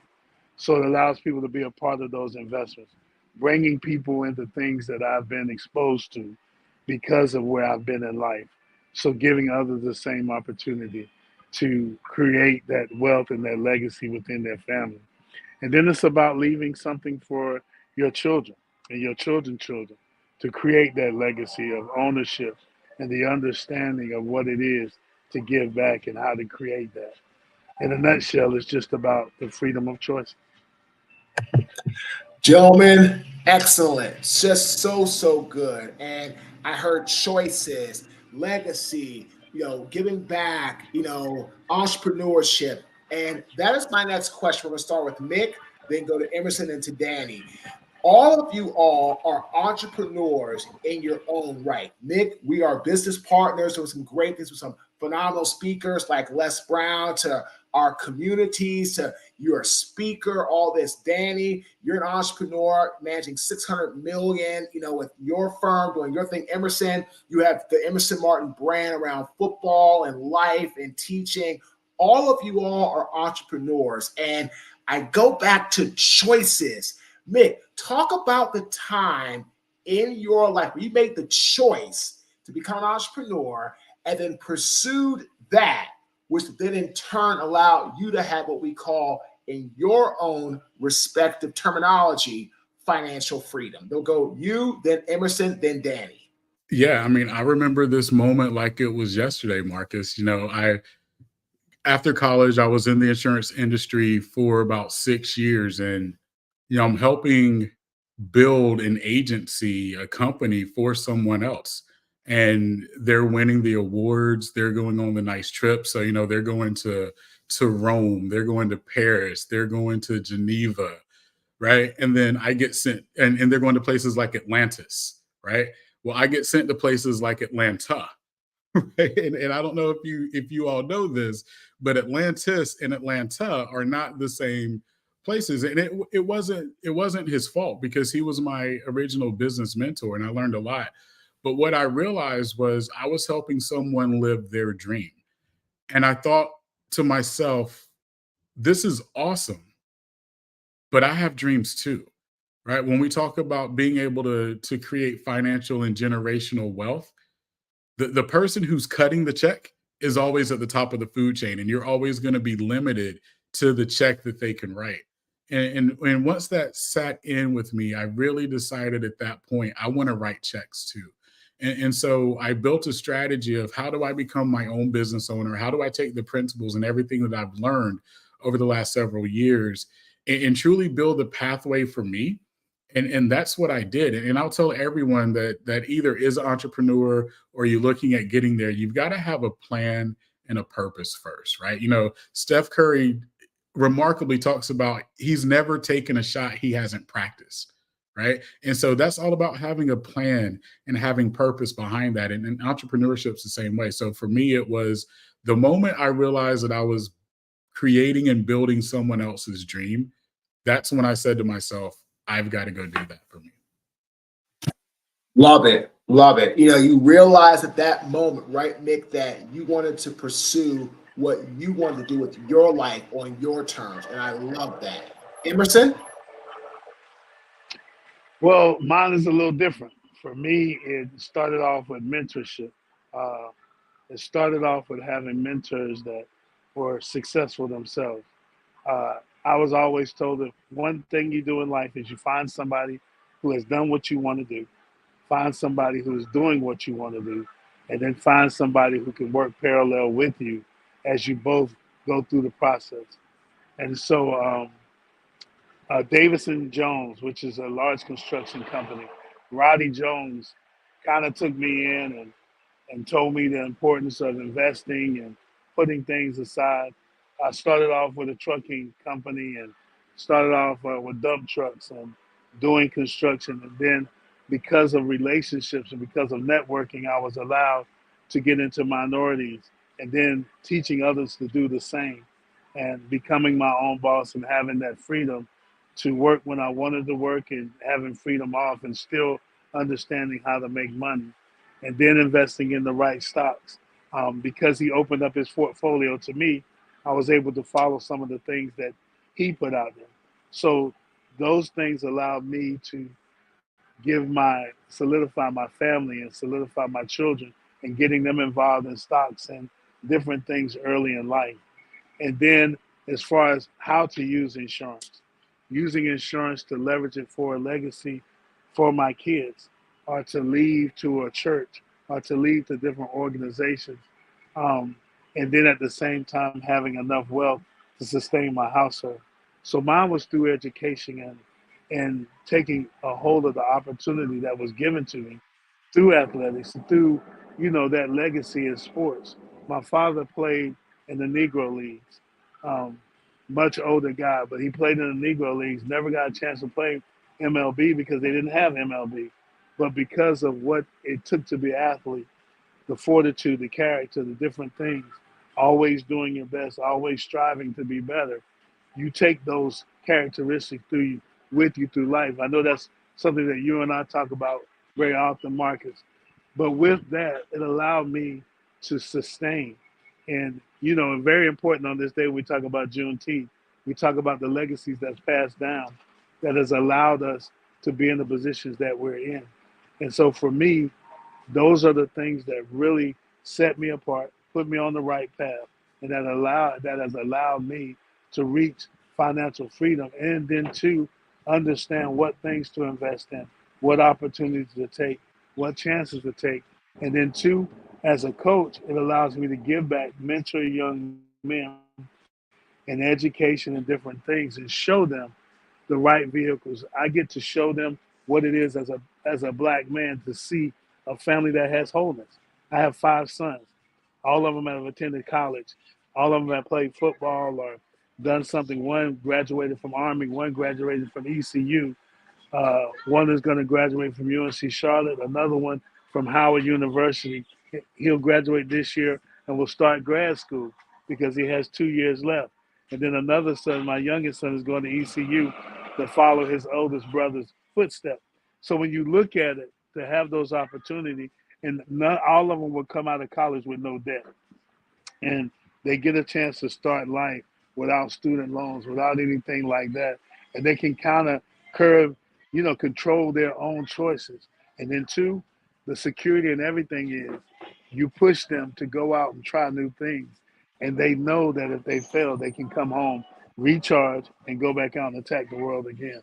So for me, those are all the things that sum up what this day means about freedom, what this means about financial freedom, everything that we're trying to get to. And every day is a grind.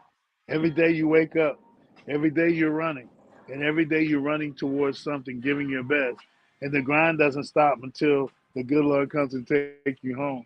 So from the day you're here to the day you're gone, it's a grind, and you just keep running. Danny? I love it, Emerson. Late night, early mornings grinds. I love it.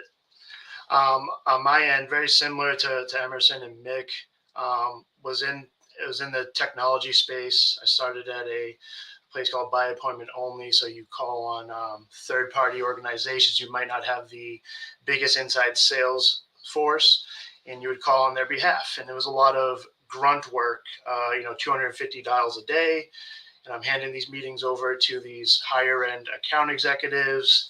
And it was just kind of like, we all have it, right? As football players and as athletes, you have a chip on your shoulder. So I always had a chip on my shoulder, and I felt there's more that I could be doing. And why not me? Why am I not the one going into those boardrooms and presenting? And also a lot of inspiration, not only from that, but the leaders of the corporate world that I was in. So I got to work underneath Larry Ellison, who's the CEO of Oracle, and obviously recently Jeff Bezos at Amazon Web Services.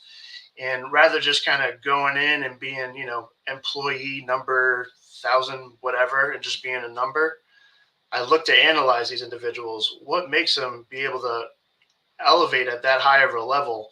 And the other aspect of that was people counting on me to make it. I have my parents who are on the older side, reaching their 70s.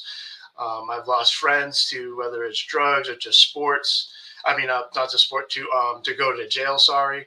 And thinking of them and, how I believe, again, just personally, is when we lose people, they continue to live through you.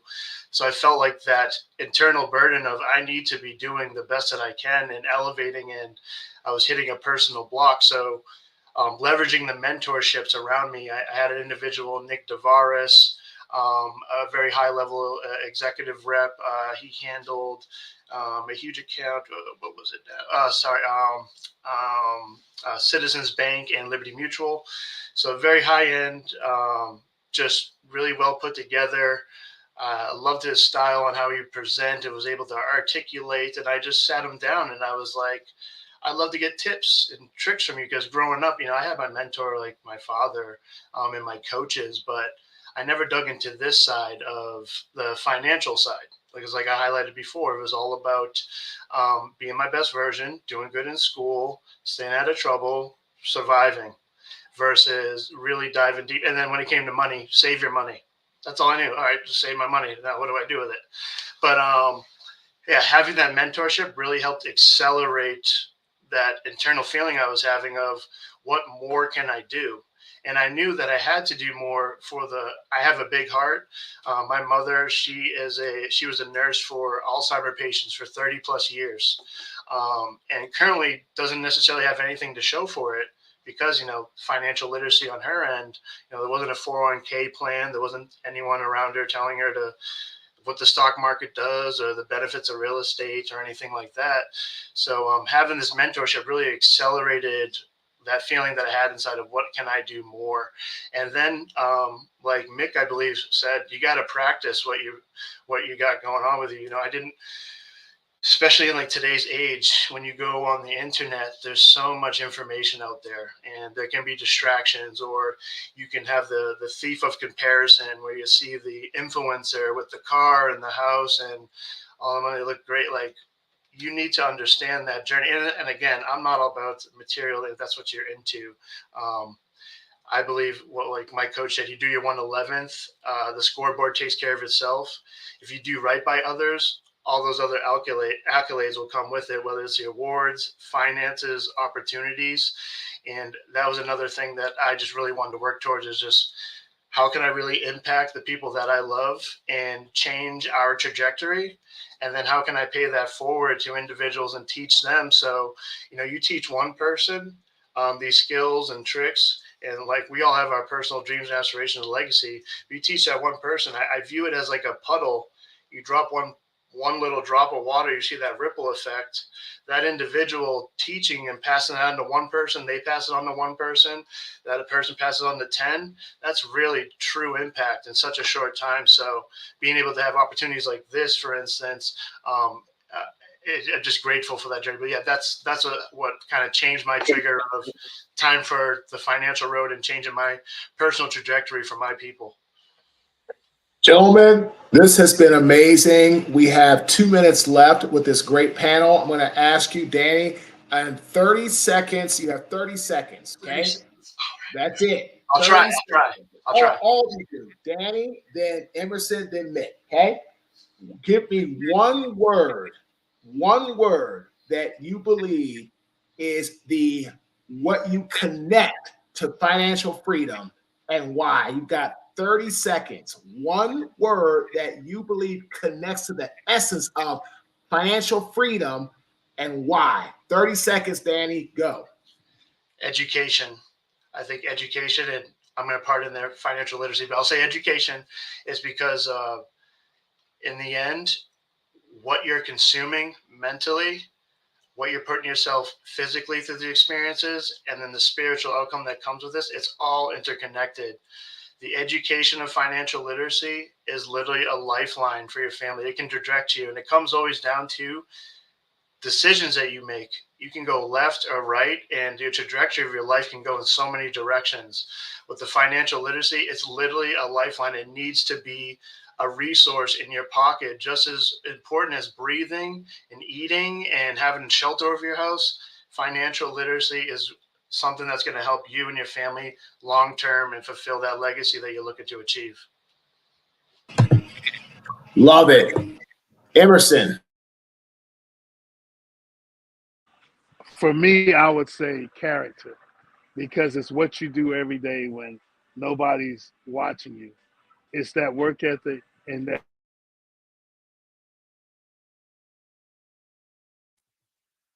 Oh, we lost Emerson. I don't know what happened. Emerson, so let's go ahead to Mick.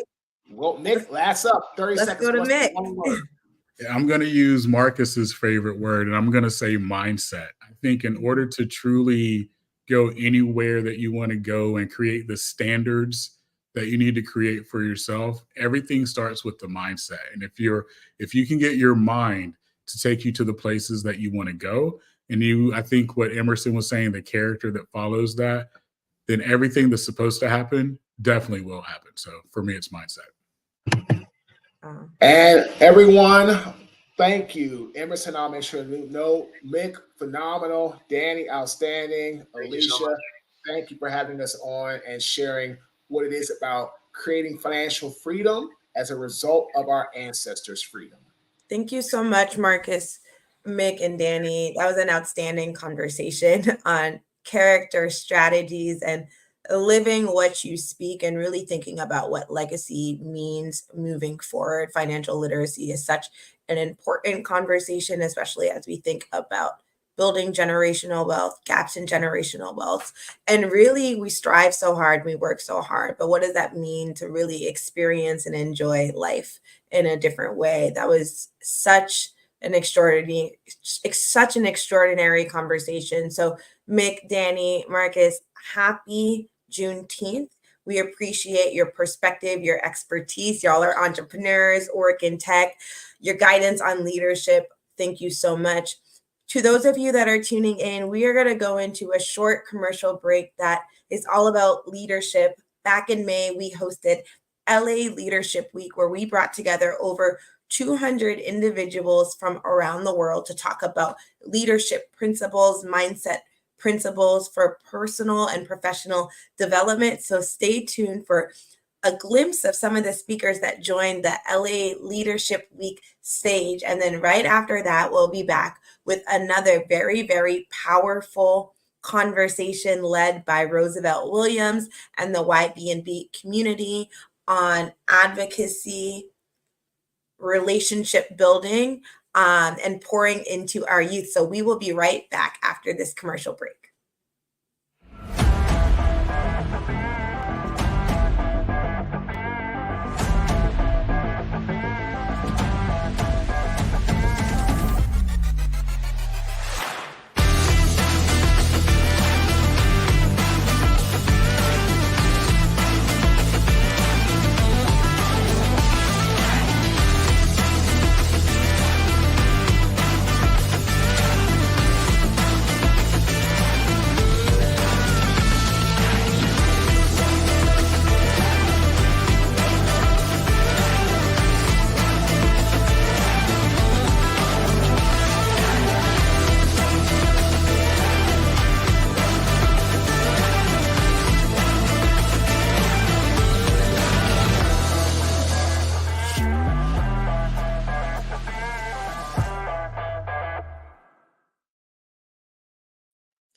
And we are back with Liberty's Legacy, celebrating Black Brilliance, inspiring tomorrow, a Juneteenth celebration. We are remembering where we came from, but we are also highlighting, honoring, and spotlighting leaders across industries that are advocating for their communities and bringing more education and awareness on ways that individuals of color, but all people, can truly advance in life. Roosevelt, it's such a pleasure to have you back joining us right now. You helped kick us off this morning. We didn't get into what liberty means for you, so we're going to get back to that. I did not forget, but I would love for you to help introduce our next guest, Arius Westbury, who is an entrepreneur in his own right, really navigating the new world of tech and making it easier for entrepreneurs to connect with their audience members. So Roosevelt, over to you to further introduce Arius before we bring him up. Yes, this next speaker that we're going to present is one of our newest Young Black in the Business members here. Also want to just let everybody know that you can subscribe today because we're having a Juneteenth flag sale at joinybnbasap.com.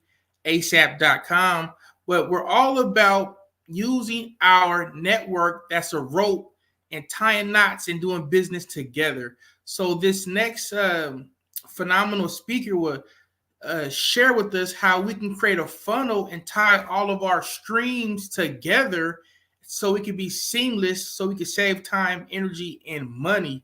I want to share that the last segment was awesome, and we always speak about generational wealth, and I'm learning that a generational wealth, I'm learning that it's more than just people, it's more than just homes, it's more than just assets. When I define generational wealth, it's creating a generator, something that's going to generate an income, generate resources, generate that activity that we can use for wealth. So we have a generator to pass down to certain generations, our next generations, that's going to be able to generate our sustainability. So that's been our focus now. And our network is all about turning light bulbs into lasers, getting everyone on one accord, on a specific mission. And that's why the Los Angeles Tribune is phenomenal for this platform, because we can sit here and talk about different perspectives and different focuses that we need to tune up on. So this next speaker, he's all about how we can combine multiple tasks to be manageable using AI, technology, and innovation. So Webster Berry, thank you for joining us, my man. You have the floor. Share with us a little bit about who you are, what you do, and how to be contacted. Thank you. And I'm so honored to be here. My name is Arias Webster Berry. I am the CEO and founder of Ignite Funnels. And our express mission is to help entrepreneurs, specifically Black entrepreneurs, level the playing field when it comes to technology. I've heard so many speakers today speak about lack of resources, lack of funding, lack of opportunity. But one of the great equalizers we know in all of these realms is technology, and it's also information. And with Ignite Funnels, we converge all of those things. I built this software to allow people to get all of the things that they need when it comes to their business, to be able to manage it, to be able to market it, to be able to make sure that they have the latest technology to help move their business forward. There's no better day to celebrate moving business forward than Juneteenth. I heard a lot about liberty because this is the liberty celebration. And in this country, you have the ability to take yourself as far as you want. But so many times, many of our Black brothers and sisters do not have that technology. And Ignite Funnels helps you get everything you need in one space. So whether that is a website, it's a drag and drop website builder. It is a sales funnel builder. It allows you to process payments, invoices, send out mass emails and text messages. You can build courses on it. But at the crux of it all is a CRM, or a customer relationship management system, that allows you to keep track of all your customers, all of your interactions, communicate back and forth with your customers and make everything seamless and integrate. It's essential that we use this technology. With it being 2024, I meet so many entrepreneurs that are still operating as if it's 1994. And it's time that we bring them all into the 21st century and use this technology to better their businesses, better their families, and create that generational wealth that you were just talking about. Yes, sir. It's like black is the new tech. Tech is the new black. And this is an industry that we could lead because we're innovators. How did you come up with the concept, and how did you make the connectivity that the time is now and start to take action in the tech world? You know, it's funny. I've been in marketing for a very long time. I started with one of the largest digital marketing firms in the world. At the time, it was called Reach Local. Currently, it's called Local IQ. They've got 4,000 employees across 60 plus countries and multiple continents. And I ventured out on my own. I started my own digital marketing firm. And in that time, I've used every single platform under the sun, whether it's Wix or Squarespace or, MailChimp, ActiveCampaign, PayPal, all of these various systems. And what I found is I hit a wall, and most of my customers hit a wall. It's what we call the tech wall. You see all of these different things that happen, with websites and funnels and, emails being triggered and, ads following you around the internet. But how do you institute those things into your business? And in doing that, I realized that I knew how to do those things. And I have a whole team of people that do those things. But those things weren't accessible to the average entrepreneur, the layman, the solopreneur who just started their business a few months ago. And I wanted to create something that allowed them access to all of these tools all in one space. And that's beautiful because, like you stated earlier, if you're a dinosaur in this tech world, you're really an entrepreneur. You're not an entrepreneur. Because if you don't have technology infused with your business in the 21st century, there's no way you'll be able to scale, hit $1 million, or really keep up pace. I like to say people move at the speed of their understanding. So in business, entrepreneurs, we have to move at the speed of business. Can you please give us one or two writer downers, not only just how to be contacted, but some critical success factors, some solutions for any early emerging entrepreneur that may be stuck at this particular time in their entrepreneurial journey? Sure. First off, automation is everything. There's only so many hours in a day, and at some point you do have to go to sleep. But that doesn't mean that your business needs to go to sleep. People are up in the middle of the night. They're on the other side of the world. They want to interact with your business, and you need to figure out how to service your customers, or at least get them information, even when you're not actively engaging with And automation allows you to do that. And with our platform, we have an automation system built in. And when I say automation, it's a very broad term. But essentially, if someone goes to your website and it's 2:00 in the morning, you are sound asleep, can they get information about your business? Can they have a dialogue back and forth? There are chat bots that are built for those. Our platform provides those, which would house a repository of everything, literally everything about your business that a customer would want to know. That's one thing. Your ability to automate something as simple as an email after someone makes a purchase, that instills confidence in your business, and it ensures continuity that, not only did they spend money and you received it because they saw it come out of their bank account, but they can have confidence that you are actually going to deliver on that product and service because you took the time to set up an automated system. That's so critical, Arius, because automation is key. And, particularly working with the small businesses and entrepreneurs that maybe don't know, they don't have the knowledge, they have the idea, they have the creative genius, but how do they actually create the systems infrastructure to be able to move their business forward and connect with their audiences and their potential customers in the way that they want to? I'm going to bring Roosevelt back up here as well. Arius, if you could look back in 5 years, what would your dream be? And you look back in 5 years and you reflected back, what would that experience look like for you with the work that you're doing right now? We have a stated mission at Ignite Funnels of helping 100 Black entrepreneurs generate 7 figures or $1 million in 1 year. And we also have another goal of helping 1,000 Black entrepreneurs generate $100,000. We want to do that by the end of 2025. But if you ask me where we will be 5 years from now, in 2029, I would like us to be, hopefully helping, 5,000 to 10,000 Black entrepreneurs achieve those numbers. We know group economics is key. And I think Jay-Z said, what's better than one billionaire? Two. So I know that if I help enough people build their business, find success, by its very meaning, I am then impacting their customers, I'm impacting their families, I'm impacting their entrepreneurs, and therefore giving back to my community in a way that I could never do by myself.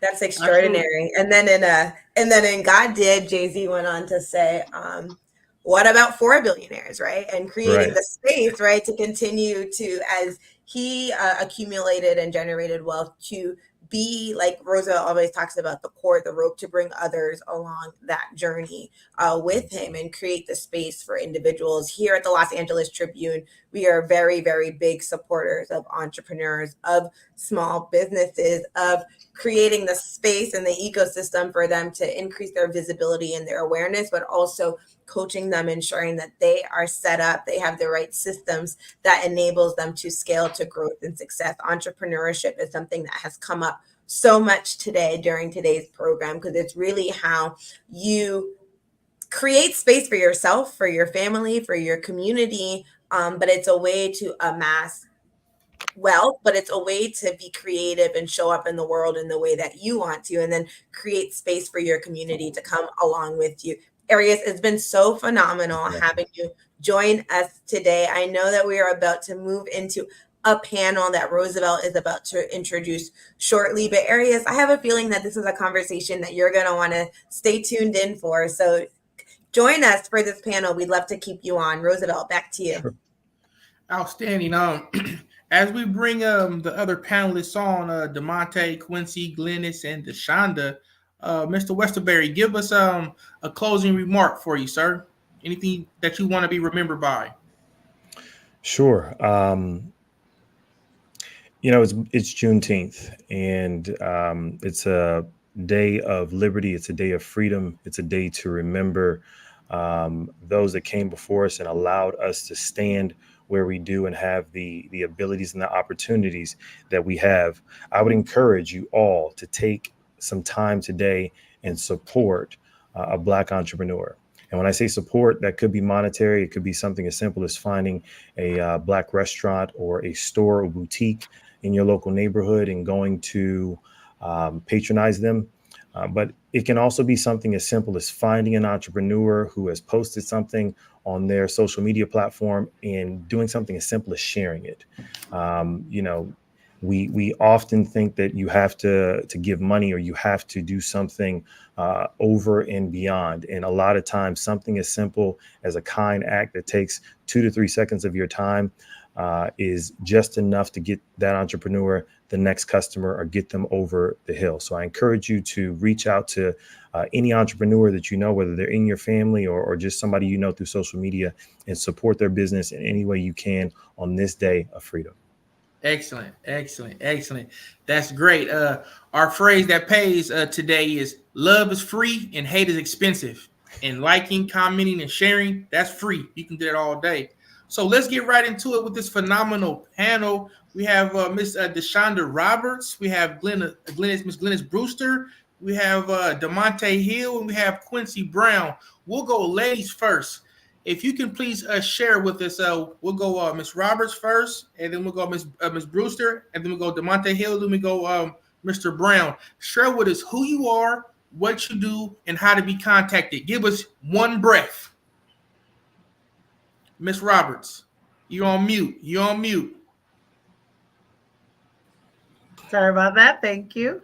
Hi, I'm DeShonda Roberts, and I, alongside with my amazing husband of 32 years and high school sweetheart of 38, own and operate a business called For Lovers Only, where we are focused and dedicated to relationship building and mentoring and coaching in the community, as well as we do that through vendor management, working with various businesses, different churches, all sorts of people in our community to show positive images of what marriage and family look like, and on to entrepreneurship and business as well. Absolutely. Thank you for that. Ms. Glennis? Yes. Hi, everyone. Happy Juneteenth. I am Glennis Brewster, and I am the founder of Couching with Coach G. And what we do is we assist individuals in their early stages of their careers by grounding them in business wisdom, direction. We equip them with the tools that they need to provide clarity as they navigate the professional landscape. We are mentors and just really assist individuals in getting to the next phase in their career, whether that's if they're new in the professional landscape or if they're transitioning careers, we're there to support them. Excellent. Thank you for your continued support, Ms. Brewster. And then let's go with DeMonte Hill. Hello, how you doing, everybody? Thank you guys all for being here first and foremost, right? I feel like that's very important. I have much respect for the Black leaders, innovators, and pioneers we have today. My name is DeMonte Hill. I'm a personal financial professional, and I have been in the industry for about 2 years and had the opportunity to be partnered with only Fortune 500 financial institutions as an independent contractor with companies like Pacific Life, Nationwide, Prudential, Lincoln Financial Group, Mutual of Omaha, AIG, and much more. I also have had the opportunity to work with financial advisors here in La Jolla, San Diego, California, and left that opportunity within 2 months simply because of the financial instruments that they put people in. And they charge heavily on top of that. We can all agree that financial struggles are holding a lot of Americans back from their true potential. And I solved the 2 main problems in the financial services industry: the lack of education or the lack of financial literacy, and then getting the help is also very expensive, right? We help people understand how to get their money working for them and how they can keep more of it. Warren Buffett has 2 rules of money: 1, not to lose any money, and 2, go back to their first rule. So what I help people focus on is the mentorship and leadership development, right? Because it's very important for our youth to have role models. And then also the financial literacy and education. A wise man once said, you have to play the game and not let the game play you, right? And time is more valuable than money, but so is knowledge. And what I've learned in these past 2 years has changed my projection for the next 30. Lastly, in celebration of Juneteenth, right, we focus on the financial liberation in South and break free from the constructs of society, working for somebody else for an income that is not proportionate to their values. We're inspiring families to dream again, and I help people discover the knowledge and skills required to obtain true financial freedom, not only for themselves, but for their generations to come, while also paving a way into the financial services industry as a career or entrepreneurial type of thing. Also, we're definitely going to have some more time for you to be able to share with us and give us a deeper dive. But that's excellent. You know. Okay. Oh no, definitely right on time. We're going to come back to that because that's very important, that financial freedom piece, and also those solutions you're providing. Mr. Brown, did you want to give us a brief of who you are, what you do, and how to be contacted? Absolutely. Hi, my name is Quincy Brown, and I am the founder of MQ Chess Club, where the goal is to use chess to build unique community relationships and business partnerships. We want to establish a new form of connection with this game and go into strategic spaces and provide the knowledge and background and how chess can be used in our society to help our society. You can reach us at mqchessclub.org. And yeah, that's my quick intro. Okay, perfect. Yeah, we like to call it a one breath. I'm happy that Ms. Roberts is back on this panel with us. And I have a question that I like to propose. And we'll start with you, Ms. Roberts, and then we'll go, Ms. Brewster, and then Mr. Hill, Mr. Brown. We'll keep that sequence going. Pretty much, what is your definition of liberty? What's your definition of liberty and how it ties into financial literacy in the 21st century? Just real briefly,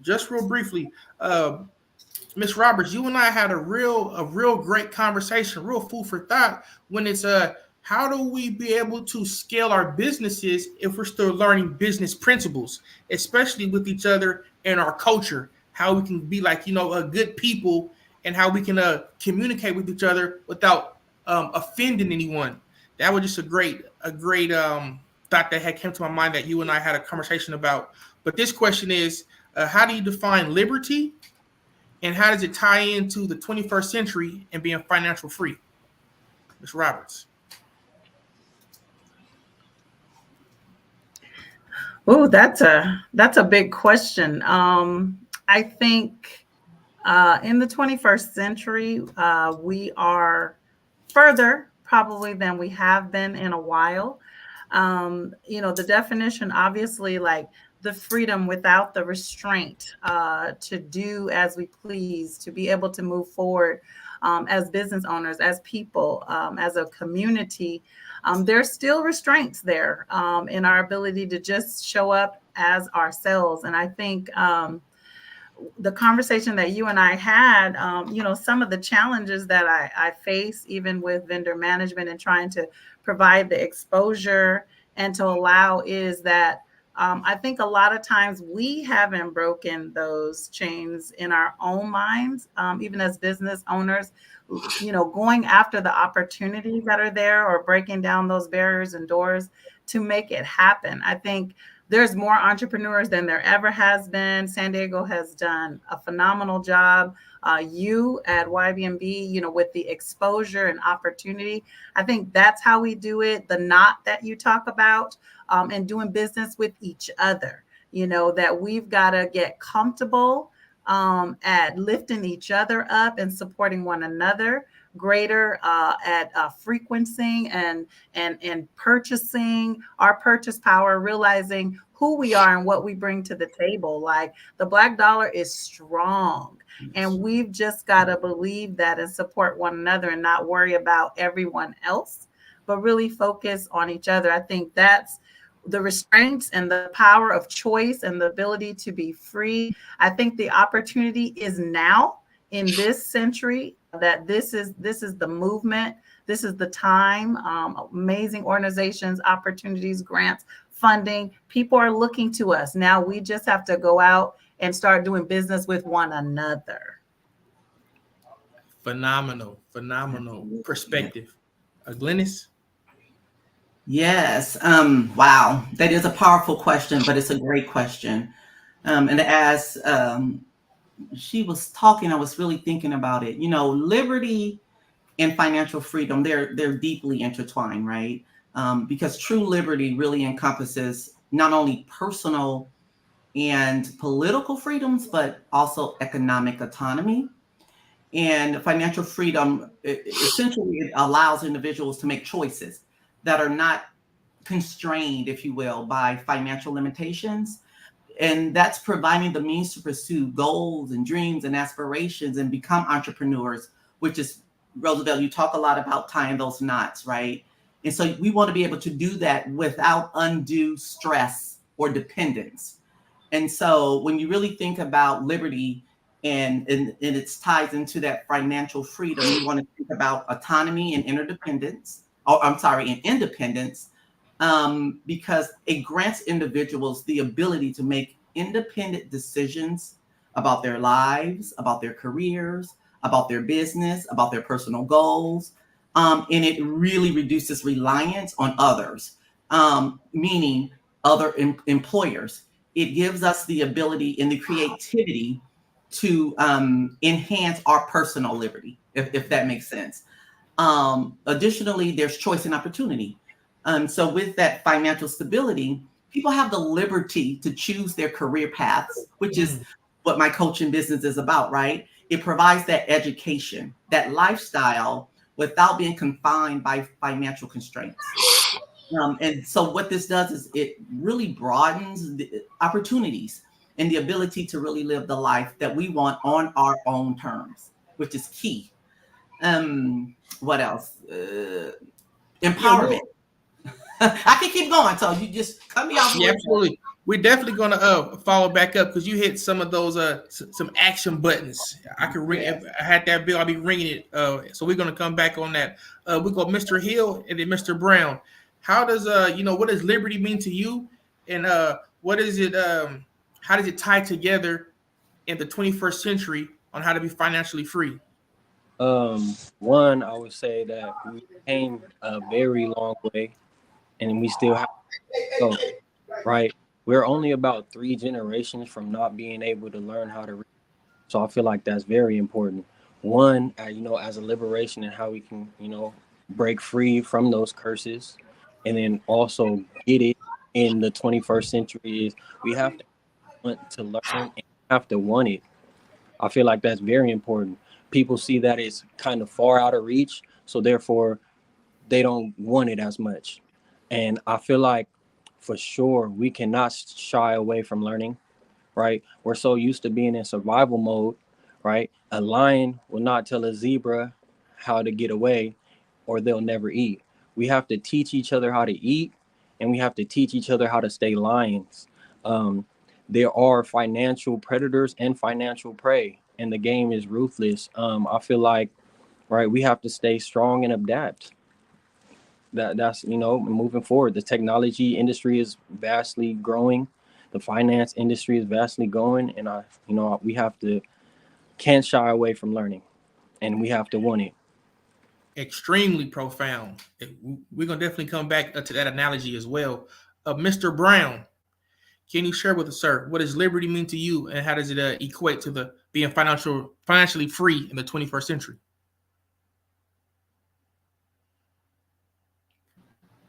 Well, can you hear me? All right. Yeah, yes, sir. We can hear you now. That's a pretty tough question for me, right? I am at the very beginning of what the definition of financial freedom means. So that means that I'm new to the idea of different forms of finance and revenue and being able to make income work for you. I'm new to business. And so, the definition for liberty for me is still a part of my old perspective, in which liberty is the ability to have the freedom to become an activist. And that's how I see a lot of different perspectives of freedom. because at this point, you have the ability to choose many different ways to challenge authority, to make change. And so I equate liberty to activism, the ability to become an activist.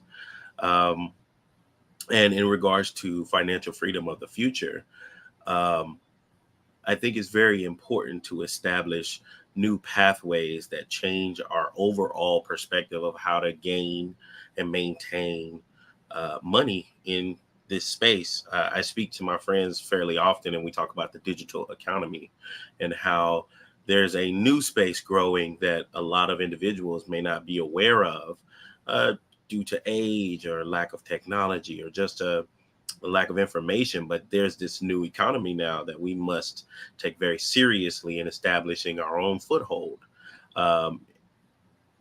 But yeah, no, I think about activism first, the ability to fight and change things and ask questions that are not normally allowed to be asked.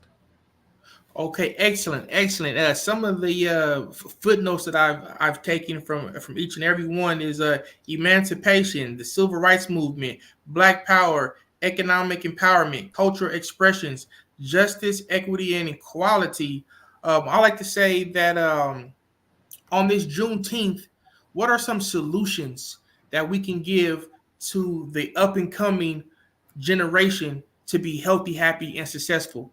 We've identified some of the problems, but can we come together as a panel and provide some, I call them writer downers, but I'll say some solutions, some guidance, some coaching, if we can provide at least like 3 to 5 tips, 3 to 5 solutions that we can share with the world from your perspective.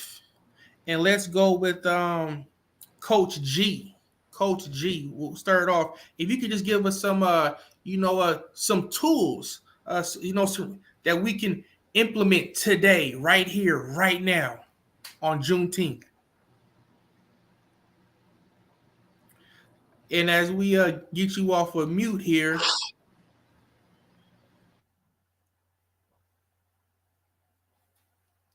All right, now we There I go. You can hear me now, yes? Yes. All right, wonderful, thank you. And thanks for the question, Roosevelt. Some tips, absolutely. So as a coach, specifically coaching young adults, right? Our next generation, there's just a discovery process that's needed. And what I mean by that is really discovering who they are, what their purpose is, what their passions are, the work that they're meant to do, and how can they make a positive impact as they're going through their careers, as they're starting their businesses, as they are building businesses and really leaning into entrepreneurship. And so drawing from my 25 plus years of experience in human resources, just, life experiences, and empirical observations, quite frankly, here are the tips that I have. Self-assessment and exploration. You should always start where you're at. Taking a self-assessment to really understand who you are, what your strengths are, what your interests are, and what your values are, right? Because that's going to essentially lay the foundation of who you're going to ultimately become. Setting clear goals, right? So defining what your short-term and your long-term goals are, getting them out of your head, writing them down, and not just writing them down, but really breaking them down into bite-sized pieces so that they're digestible. So you have a roadmap, a foundation, a blueprint, whatever you want to call it, in terms of what you need to do, right? And then what you want to do is develop a plan on how you're going to accomplish whatever your goals are, right? If you want to be an entrepreneur, it's more than just, I want to be an entrepreneur. What are the steps you're going to take to become an entrepreneur, right? And so setting those milestones and really setting yourself up for success. And I think, and most important, is taking action. And I'm going to say that again, taking action. Motion without action is dead. So you have to move the needle. You have to take steps. And as you're doing that, you want to continue to monitor your progress and stay flexible. Give yourself some grace. And of course, you're going to course correct as needed. And finally, it's essential to build a support system, a team of folks that's going to support, give you grace as well. So those are my tips. Yeah, well, I appreciate that. Action brings satisfaction. So Yes. I'm definitely agree. And having that accountability partner, you got to get you coach. Get Coach Yes. G. Mr. Hill, man, we're live on Facebook, YouTube, across the world. What solutions and tips can you provide us with, sir, to be healthy, happy, and successful? About 3 solid tips, sir, solutions. Okay. One, right, we already kind of talked about it, is being coachable. Essentially, you have to have a mentor, and leadership development or self-development. You have to read the books. You have to get on your grind. Right. We can't shy away from learning. And then ultimately you have to want it. Ultimately, right, it's a lot easier to we both run across the finish line rather than me dragging you across the finish line. So I feel like that's very important. And then mostly the leadership and self-development part, you have to help yourself before you help somebody else. Excellent. That okay, man. I tell you, man, you definitely coming with some rider downers, and I want to just give you kudos for that. I learned a couple analogies from you today that I'm gonna take with me and put on my tool belt. So I hope everybody that's listening and watching is doing the same. Mr. Brown, with your scientific brain and chess mastery, can you please give us some you're a tactician, sir. So what tactics, what solutions can you give us? And then we'll come up on our final question. Okay, for sure. Well, my road has always been filled with science and thinking and kind of overthinking, stressing.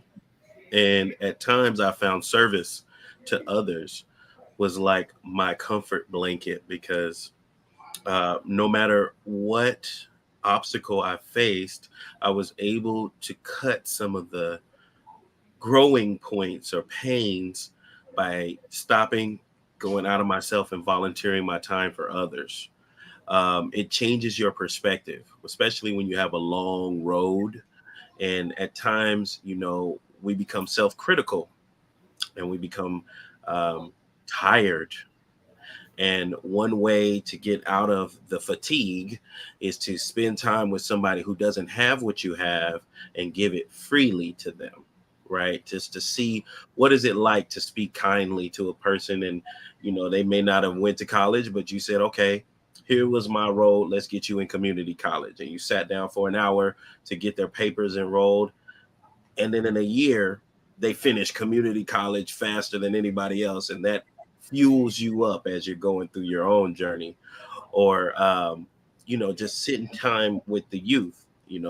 Where I'm at in San Diego, there's more than enough youth who need your attention, love, support, activism at any given time. And you can find places to go give to them. And what I've learned is they appreciate it.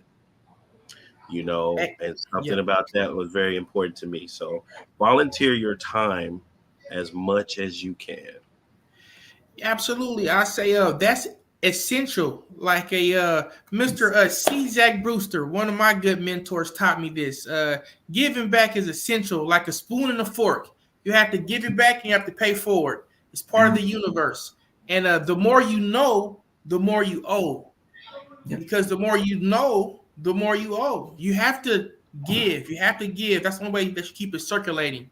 So as we come to the conclusion of this segment, the next question that I want to propose, with your final comments is, how can you make your long journey the next person's shortcut? There's people right now that's waiting to hear how you can make your long journey the next person's shortcut. What piece of advice would you give with your closing remarks? We'll start with Mr. Hill. You ready, sir? Because you've been dropping jewels. I got a jewelry box today from you. I've been picking up those jewels from you, sir. How can you make your long journey the next person's shortcut? One, I want to say, right, I've only been in this industry for 2 years, so I've came a long way, right? And like that kind of speaks, volumes. And I want to start with this. People probably didn't catch it, but there was a knowledge nugget that Miss Dr. Shirley Weber said. She said, you have to be 2 times better to be considered, right? My mom would also tell me, because of our skin color, we have to be 2 times as better and work 2 times as hard. So what I like to ask people is, how much time of your future do you want to own? Simply how I can help them get that shortcut is I'm expanding a ton right now, and I'm actually looking for a few people who want a new opportunity or a better career choice. We're looking for people who are hardworking, right, and have great character. If you guys want the shortcut, feel free to reach out to me. And if you're keeping your business options open, I'm right there. My number is 619-502-1752. And then also you can reach me on my Instagram page, Ozara_international. And I want to mention that Ozara means to find true wealth. So that's exactly what I'm helping people do. And reach out to me right there if you want to get that shortcut into the finance industry. That's right, brother. You're going to have a new follower, and that's going to be me. So you got one at least. Come on. Big love, big love. Thank you for those jewels. Mr. For sure. Yes, sir. Yes, sir. Mr. Brown, as you've been a tactician, sir, Black scientists, I like to always salute those. We point fingers at those, at least I do, but I'm getting better at that, being judgmental about the ones that are, not performing as well. But I also use my index finger to point at those that's doing well, that's being healthy, happy, and successful.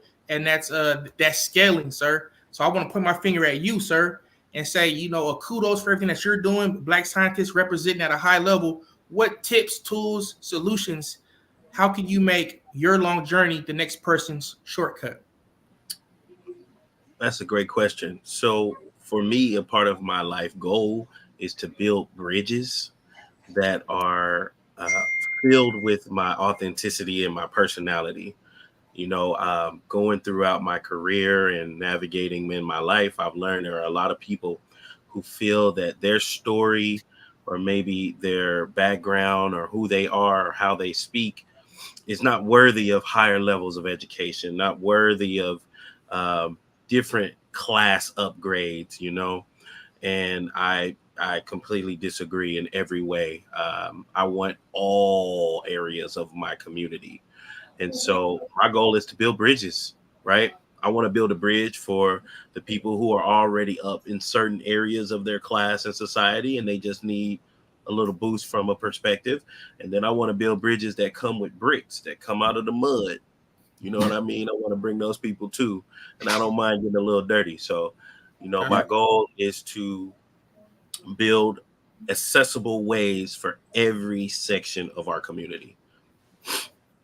Did you also want to leave, an Instagram, an email for the world to contact? Yes, please. mqchess.org. That's the first way to easily get me. On Instagram, it's just mqchess. And then if you want to send a personal email to the team or to myself directly, it'll be mqchess@gmail.com. Absolutely. Chess is the game of life. So we thank you for, giving back to the young adults as well, to be, to have a strategy on life. So, that's a whole panacea right there. Miss Brewster. Yes. All right. Well, thank you. And it's so interesting that you asked that question, because I have actually a saying that I say all the time when I'm coaching and mentoring. And it's, why go around the block when you can go across the street to get to the same destination in a shorter amount of time? And so when you asked that question, I was like, yes. And so to really shorten that gap, becoming a mentor, when I think back, my childhood and growing up, I didn't have a mentor. So everything that I did personally was through life experiences. And I felt like if I had someone guiding me, mentoring me, giving me the tools, giving me the knowledge, giving me the education, I would have saved so much time, and I could be so much further along than I am today. And when I finally, was able to secure mentors, it really accelerated my career. It accelerated my business because mentors comes from all walks of life. And to be able to tap into someone who's already done something is really going to not only guide you, they're sharing knowledge, right? They're giving you feedback. They're helping you to, and I think it was Quincy say, building those bridges is so important. And so having that community to do that and having folks supporting you is only going to create just it's going to continue to help you get to where you need to go in a shorter amount of time, period. So these folks have already gone through the rigor, right? They've done it all for you. So now they're giving you the blueprint to say, hey, this is how you get from A to B. And these are the things to avoid. These are the pitfalls. These are the barriers. This is what works. This is what doesn't work. And that's just going to continue to create that support system. And it's just going to really help you get to the next level. So again, networking and opportunities to introduce those connections are vital. And if I could just tie it in, I'm a firm believer in that. And thank you for that, for those jewels and gems. People move at the speed of their understanding. Exactly. So it's imperative that we get a mentor that can push us to go to understand faster, so we can go forward. And what got us here won't get us there. That's why it's imperative to get a mentor. So we're here now. And we have this platform to be able to choose and select, further guidance so we can move faster, especially as a culture. So again, I want to thank you, Glennis. Thank you, Quincy. Thank you, DeMonte. And we're going to have Ms. DeShonda Roberts on our next panel because her service went off. But again, thank you. Kudos, and keep going. I like to say one lighthouse can guide many ships. And on this panel right here, we got 4, so we're in good hands. We're in great hands. We're gonna get there.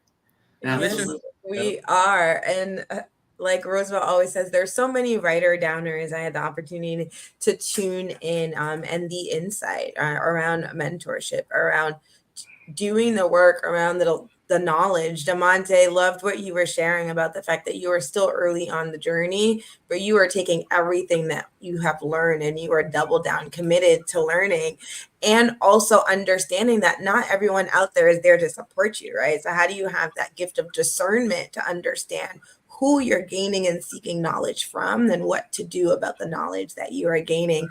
Roosevelt, as we transition into the next panel, before we go, I'd love for you to share your thoughts and your perspectives on the role of mentorship and on the role of community. You do so much through YBNB. We brought the YBNB community here right now, but would love for you to speak a little bit more about what YBNB is all about and how you truly bring individuals in guidance, mentors to help people along the various stages of their entrepreneurial journey so that they can take that shorter route, learning from the breadth and scope of the expertise of those around them. Okay, well, perfect. I'll be real pithy. And this is a writer downer because you use discernment. And that's in one of my favorite books is Proverbs.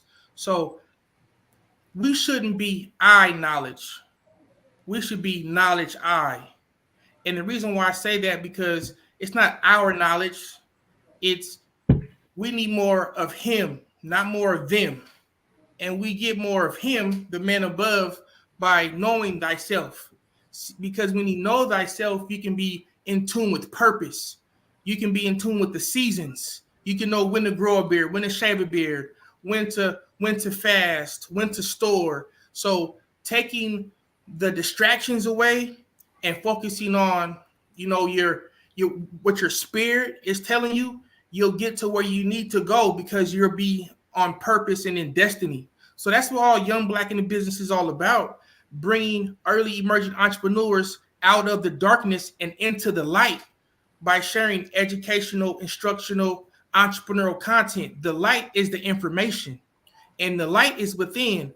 So the energy that I have and all the excitement is from the energy that's inside of me because I was able to sit and be still. I know how many holes that I have in my body. And I suggest that you all do the same. Count how many holes you have in your body. But to do that, you have to be able to sit still. And I say that it's a divine number. So the G is already inside of us, and it's about the implementation. But we have to be able to sit still and don't have the I knowledge have the knowledge of I, and that's the person that's above, that sits high and looks low. So it's all, I don't want to get too biblical, but it's already been written. And just like money, if you believe in God, you always have money, because money has in God we trust. But most importantly, it's not about the money, it's about the solutions. And at Young Black in the Business, being a drum major for justice is all about identifying a problem, providing a solution, and then making a profit. So with the G that's inside of us, we see the problems, and as entrepreneurs, we have to be solution based. You get that when you sit still. Don't bring us your complaints, bring us your problems, because we can solve problems, but we don't solve complaints. So I don't want to hear about the drag and the drama. Let's talk about the solutions and how we can get to work. So I leave you all with this. Every time you see us, we're going to be beautiful. Every time you see us, we're going to be wise. And every time you see us, we're going to be strong. And that's just not on Juneteenth. That's just not on Easter Sunday. That's all year long. And that is Black excellence. And that is the spirit of excellence. Thank you, Alicia. Thank you so much, Roosevelt. Thank you, Glennis, Quincy, DeMonte, for joining us. Happy Juneteenth. We will see you another time, and welcome DeShonda. We also have a few more guests that will be joining us for this next segment. We have Xavier Johnson, who is an expert in cybersecurity, founded his own cybersecurity firm. We're going to bring him up. And Roosevelt, I'm going to ask you to introduce the next guest that we have joining us as we say goodbye to DeMonte and to Quincy. Everybody, thank you very much for attending. My man Xavier Johnson, he's a if I'm saying it wrong, please let me know. Detroitian, he's a Detroitian. He's a native from Detroit, has a lot of heart and soul, and pretty much cybersecurity, and pretty much how we can all secure our assets. And this gentleman right here is a profound thinker. He's an innovator, and it's an honor to be able to call him not only a Young Black Business member, but a friend and a colleague. So Xavier, welcome. And DeShonda, thank you for getting the service all the way back. We're happy to have you here as well. So we'll go Xavier. Let us know pretty much who you are, what you do, how to be contacted. And then Ms. Roberts, we'll pass the mic back to you. Thank you, Roosevelt. My name is Xavier D. Johnson. I founded a company called We Help You Secure. Lifelong nerd. Started my first cyber company back in 2010, mostly writing apps.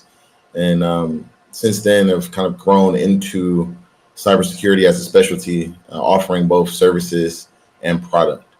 So a little bit about me. It's not Detroitian, it's a Detroiter. I am a Detroiter. Yeah. So I'm happy to be here in San Diego now. Lots of sun, and definitely grateful for being on the platform. Thank you for joining us, sir. Ms. Roberts.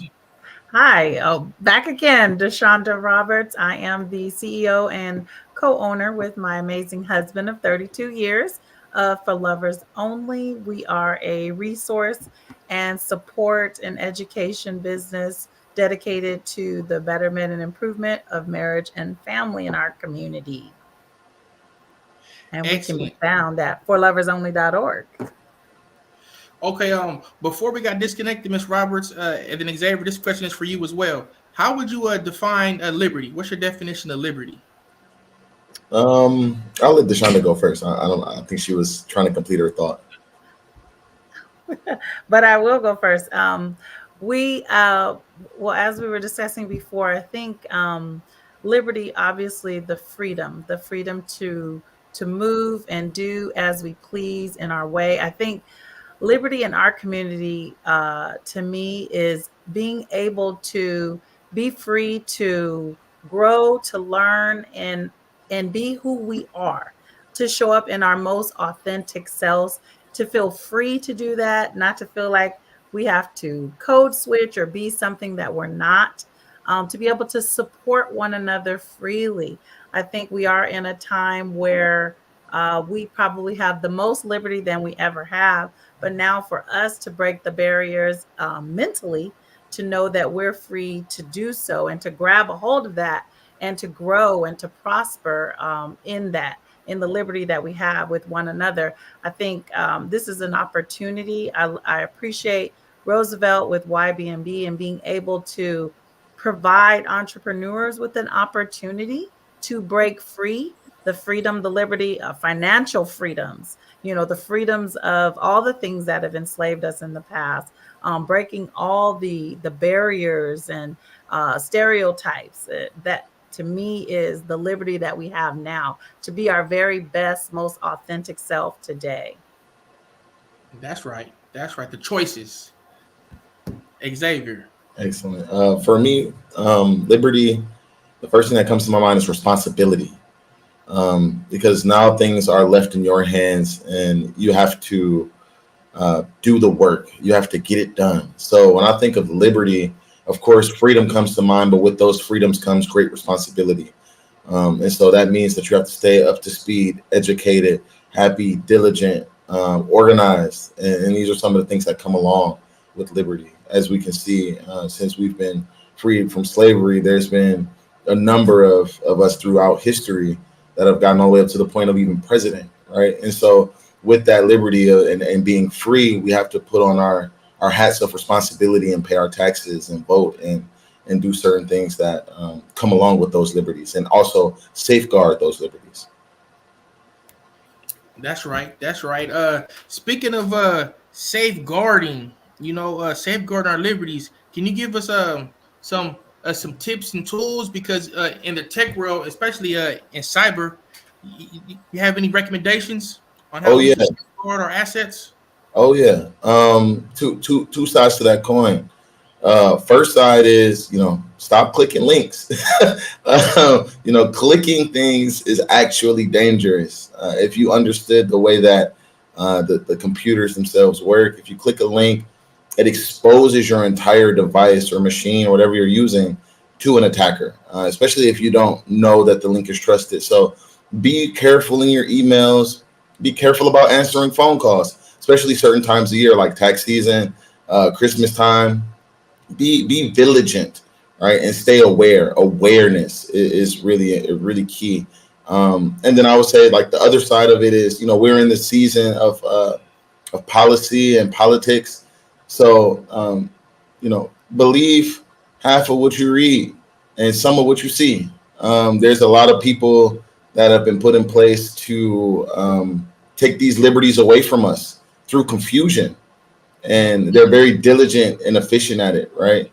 Some people will call it election rigging. Some people will call it red pilling. But all of this comes back into the cyber world where you have to validate and verify everything and trust no one. TB, trust but verify, TBV. Oh, yes. Oh, yes. That's right. Miss Roberts, can you please tie in, especially with our culture, what's love got to do with it? Please, I think that's right up your alley. What's love got to do with it? Everything. Contrary to popular belief, love covers over a multitude of wrongdoings. I think for us, one, love starts with ourselves, right? Loving ourselves first, being healthy, showing up, so that when we love ourselves, then we're free, that liberty to love one another. And when we love one another, our community grows stronger. I think it starts there, loving who you are in your skin, loving how you show up authentically for one another. I think love starts, with self. It's pouring into our children, our youth, teaching them to love themselves and not to, love social media and the images that are portrayed or put in front of us that don't look like us or don't strengthen who we are. I think that mirror is the first love, and then taking that and pouring it in, especially in our youth, really teaching them to love themselves from the inside out, not just, the physical images, but loving who you are, the character, the integrity, the person that you are, and then being able to be proud. Love equates to being proud of yourself, feeling good about yourself and who you are and how you show up. and then being able to love your community, love it, be proud of it, build it up in its strength. Some of the things that we really focus on is the marriage, the relationship between a man and a woman. We really focus in our business to teach them to love each other so that they can pour that down and present positive images to our children and our community. Like, it literally starts with you and then one another, and then that produces a healthy, loving community. That is excellent right there, because that is definitely right on time. The phrase that pays today, I've been seeing it all day, is love is free and hate is expensive. Love brings us together, and we're able to communicate. We're able to show love, and the hate divides us, put people on islands, and confusion kills. So Yeah. the fundamental premise is love. What tip, since we speak about love, Ms. Roberts, for the culture, and then like for the business community, besides liking, sharing, commenting, how can we further express love? Like, what are some of those like tips, tools that you have? But yes, I did want to make another point as well. I was speaking at a university, and I asked the audience, first person can tell me, what they love. I'll give them a book, I'll give them a coupon, and you'll be surprised. I love my family. I love my bicycle. I love my computer. Or, I love Netflix. I love Taco Tuesday. I love going out on Fridays. But the gist that I got is, you forgot to say yourself. You forgot to take time and say, I love myself, because when you love yourself, then you can really show love to others when they come at you with the hate or the confusion. You have enough love for yourself where you can swerve through the potholes. You can, you can say, I love myself, so I'm not going to be combative, or I'm not going to curse, or I'm going to refrain from stinking thinking. So you can go out and be that productive citizen. So that was my little, tangent. But when we speak of love, what are ways you can show love, Ms. Roberts? I think showing up in your community. A lot of people think, like, what can I bring to the table? What can I do? I'm just one little person over here in my community. What can I do? You can love your community. You can love your community by getting involved, by supporting other Black-owned businesses, by showing up when we have the town halls and the meetings. Love your community enough to get involved and get engaged, to get your hands dirty. But that's why it starts with you. When you love yourself, you show up whole and full, and you're able to pour out. God's pouring into you, and you're pouring out to others. But if you're not filled up, it makes it challenging for you to be able to do that. So that's why this is starting with you, because it is important. Like, our community needs a lot of love. Like, we need a lot of healing. We need a lot of love, but showing up for one another. Go eat at the Black-owned restaurant. Go shop at the Black-owned florist. Go hire the Black-owned event planner. Show up to all those meetings where decisions are being made that affect your community. That's love, is going out and supporting, getting involved, engaging in your community, go read at the schools, go show these children our faces, our culture, be proud of who you are, and love your community in that way. That's right. And that'll ultimately push the culture forward. Yes. So I'm really inspired by that. We have 2 new guest panelists that have joined us, 2 rock stars, and I'm going to let them pretty much go a little bit in depth about some of their entrepreneurial spirits, and how they're living to give, and how they're pushing the culture forward. With we'll go Miss Rhonda Jackson, and then we'll go with Miss Trisha Camp. Please, Miss Jackson, let us know who you are, what you do, and how to be contacted. Oh, thank you, Roosevelt, for the opportunity to be here. I am super excited. I've been listening in and just love the conversation that we've been going. My name is Rhonda Jackson, and I do 3 things. 1, I sell paint. I own a Benjamin Moore paint store in the East Los Angeles area. So I hail from young Blacken in LA, right? Emphasis on the word young, just for the record. I'm just joking. And the second thing I do is I create jobs. So we offer transitional employment opportunities to justice-impacted, age-out foster youth, as well as our veteran community. And then the third thing I do that I take the most pride in is I build community. So I host a third Saturday event at my paint store that brings business owners together and provides technical assistance. I founded a nonprofit organization that really goes into the mental well-being of us as a community, because a lot of the things that have been talked about today, the financial literacy, the voting, and the voice, but to your point earlier, if you don't know your voice, if you can't find your voice, if you've never even heard your voice, it's going to be very hard for you to advocate and impact the community in the way that can be most profound and most helpful in those areas. And the best way to stay in touch with me, I'm a fan of IG. I think my @Studio D contract finishes. That's to the paint store. And then if you follow us at In the Mix Inc., you'll hear more about our nonprofit programming and the service that we do for the under-resourced, underemployed. If you've been living under a rock, we got you. We've got opportunities, to connect with us.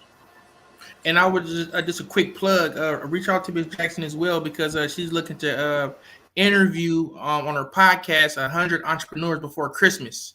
So that's an initiative to be able to push and promote others.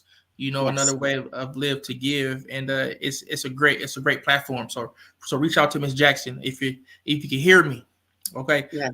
Ms. Camp, so much love that you put into a lot of young ladies, and really I'm gonna let you share. Please, you have the floor, Miss Trisha Camp.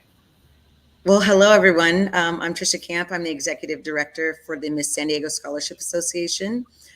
We are we're the local in San Diego that takes young ladies to compete in the Miss California, then ultimately into the Miss America organization. Last year, I was fortunate enough to meet Roosevelt and be involved in Young Black and in Business. We had 3 African-American title holders. That was the first time in I don't even know how long the organization's been around San Diego, but it was the first time that we had the opportunity to bring forth those young ladies. And our teen, Marley Wright, actually won Miss California. So she represented us at the Miss America organization. So we've been very fortunate to get young women involved. And you're speaking of voices, that is the biggest platform for them. They compete for scholarship money. There are young women that have competed in this organization that has actually paid off their bachelor degree and then into their master's degrees, and some of them all the way into their doctorate degrees. So this is a volunteer organization. I do not get paid for this, and it's open to any young woman in the community. I really try to, I teach at Scripps Ranch High School. And so I network through the high school organizations. I've been very fortunate enough to have been teaching since 2001. So I see a lot of young women, and it's nice to be able to see them move forward. And again, like we were saying before, finding their voice, talking about standing up for themselves, and just pushing excellence throughout education as well. Excellent. So we have this think tank that we're on right now, and it's turned into a mastermind. We have a think tank. I would like each person to share at least 30 seconds on what we can do for you. Let's turn this think tank into a do tank. If you could be able to share 30 seconds about what we can do for you, how we can assist you, how we can support you, that'd be great for us to be able to take action. So, Ms. Camp, we'll start with you if we can, and then we'll go Xavier, we'll go Ms. Roberts, and then we'll go Ms. Jackson. Okay, 30 seconds. I heard you guys talking about mentors. I would love to have the ability to bring young ladies to meet with, maybe there's a field that they're interested in, because they do have to promote their own platform. So mentoring would be fantastic. If you want to be on the judging panel to select the new Miss San Diego County, or Miss San Diego's teen. If there's anybody out there that is looking to help support sponsorships or sponsor scholarships for the young ladies, those are all the things that would be, like I said, it's the people that work within the organization are not paid. It's all volunteer hours, and it goes back into our community. And I'll just give another plug as well. Ms. Camp is definitely a trusted source. She was also named the Teacher of the Year, if I'm not mistaken, and does a lot of great work, and was also a former Charger girl, a Charger woman, cheerleader. So, cheerleader. Cheerleader, excuse me. They're in LA now, so, It's okay. But still a trusted source, famous face, and definitely has a phenomenal program, so then that's Trisha Camp. Xavier.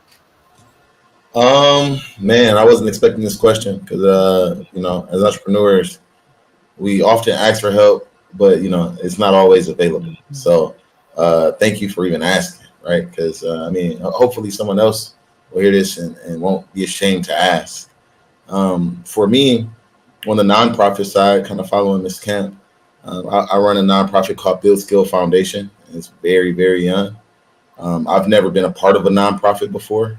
So I think that even just finding something that I'm aligned with, and learning how nonprofits operate will be beneficial for me, and potentially that resource could be used by others that are watching. So. Absolutely. We're going to work on that, plugging you in to some nonprofits. I come from a nonprofit organization that has invested into my future before I even knew what they were doing. So exciting times. Mm-hmm. We're going to go with Miss Jackson and then Miss Roberts. And no, you don't have to be from San Diego to participate. I was going to ask that question as well. It's worldwide. Miss Jackson, what could we do for you? What could the world do for you? I'm going to ask the world to shift with me, Roosevelt, shift. So one of the programming efforts that we're launched at in the mix is called Paint It Forward. And for us, shift means S, share your genius, right? So come be a part of that podcast because your story can inspire someone. It's faces that other young people that look like us don't even know that are available and out there. And you sharing, and Roosevelt, thank you for being a guest on the show. You sharing your story can help motivate, it can help inspire and take action. I believe that information plus implementation equals the transformation that we want to see in the world. So come and be a part of sharing your genius. I think the H in SHIFT stands for high value relationships. We're looking for partners. We're looking for people that can continue our mission or can complement our mission. So I don't profess that we do everything, and I can't do the work by myself. So we're definitely looking and open to partners. And then that I, we would say, is the impact. So if we have a resource that can be shared with you, please share it out. And if you have a resource that can be shared with us, share it back. I think my F stands for finance. Yes, y'all said it. I got an F word in there too. So yes, not just the cash, right? Also, there's the human capital that we need, the volunteerism. We need the support and the bodies and the boots on the grounds to help with the work. The professionals, the coaches, like Coach G that was on earlier, that can help our business owners and our workforce that would like to better themselves. And then the T, just continue. If you're already in your excellence and operating at your true potential, continue shining and doing that. So that's all I have to ask for. That's right. Shift. So shift with us. Yes. Ronna Jackson. Absolutely. Yes, absolutely. Love And Miss Roberts. I think for us, it's spreading the word. In our line of business, a lot of the couples, there's a stigma with reaching out for help.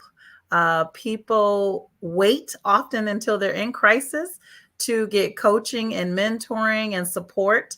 But we like to think of it as preventative maintenance, like a car, you go get an oil change before you need it, before you ran out in your car, your engine's on fire.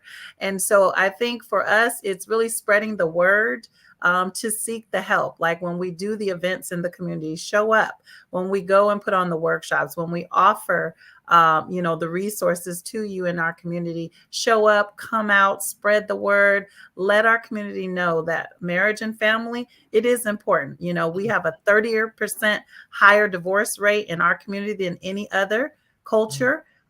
We only have a 35% marriage rate amongst our culture, and it impacts our community overall because our children are impacted by it. It's not for everyone, but those who are there or seeking, you're dating, you're engaged, we want to do it in a healthy way so that we produce a healthy community. And so we're passionate about producing healthy, well-rounded, ready to show up families and marriages. And we just need our families and our marriage to show up.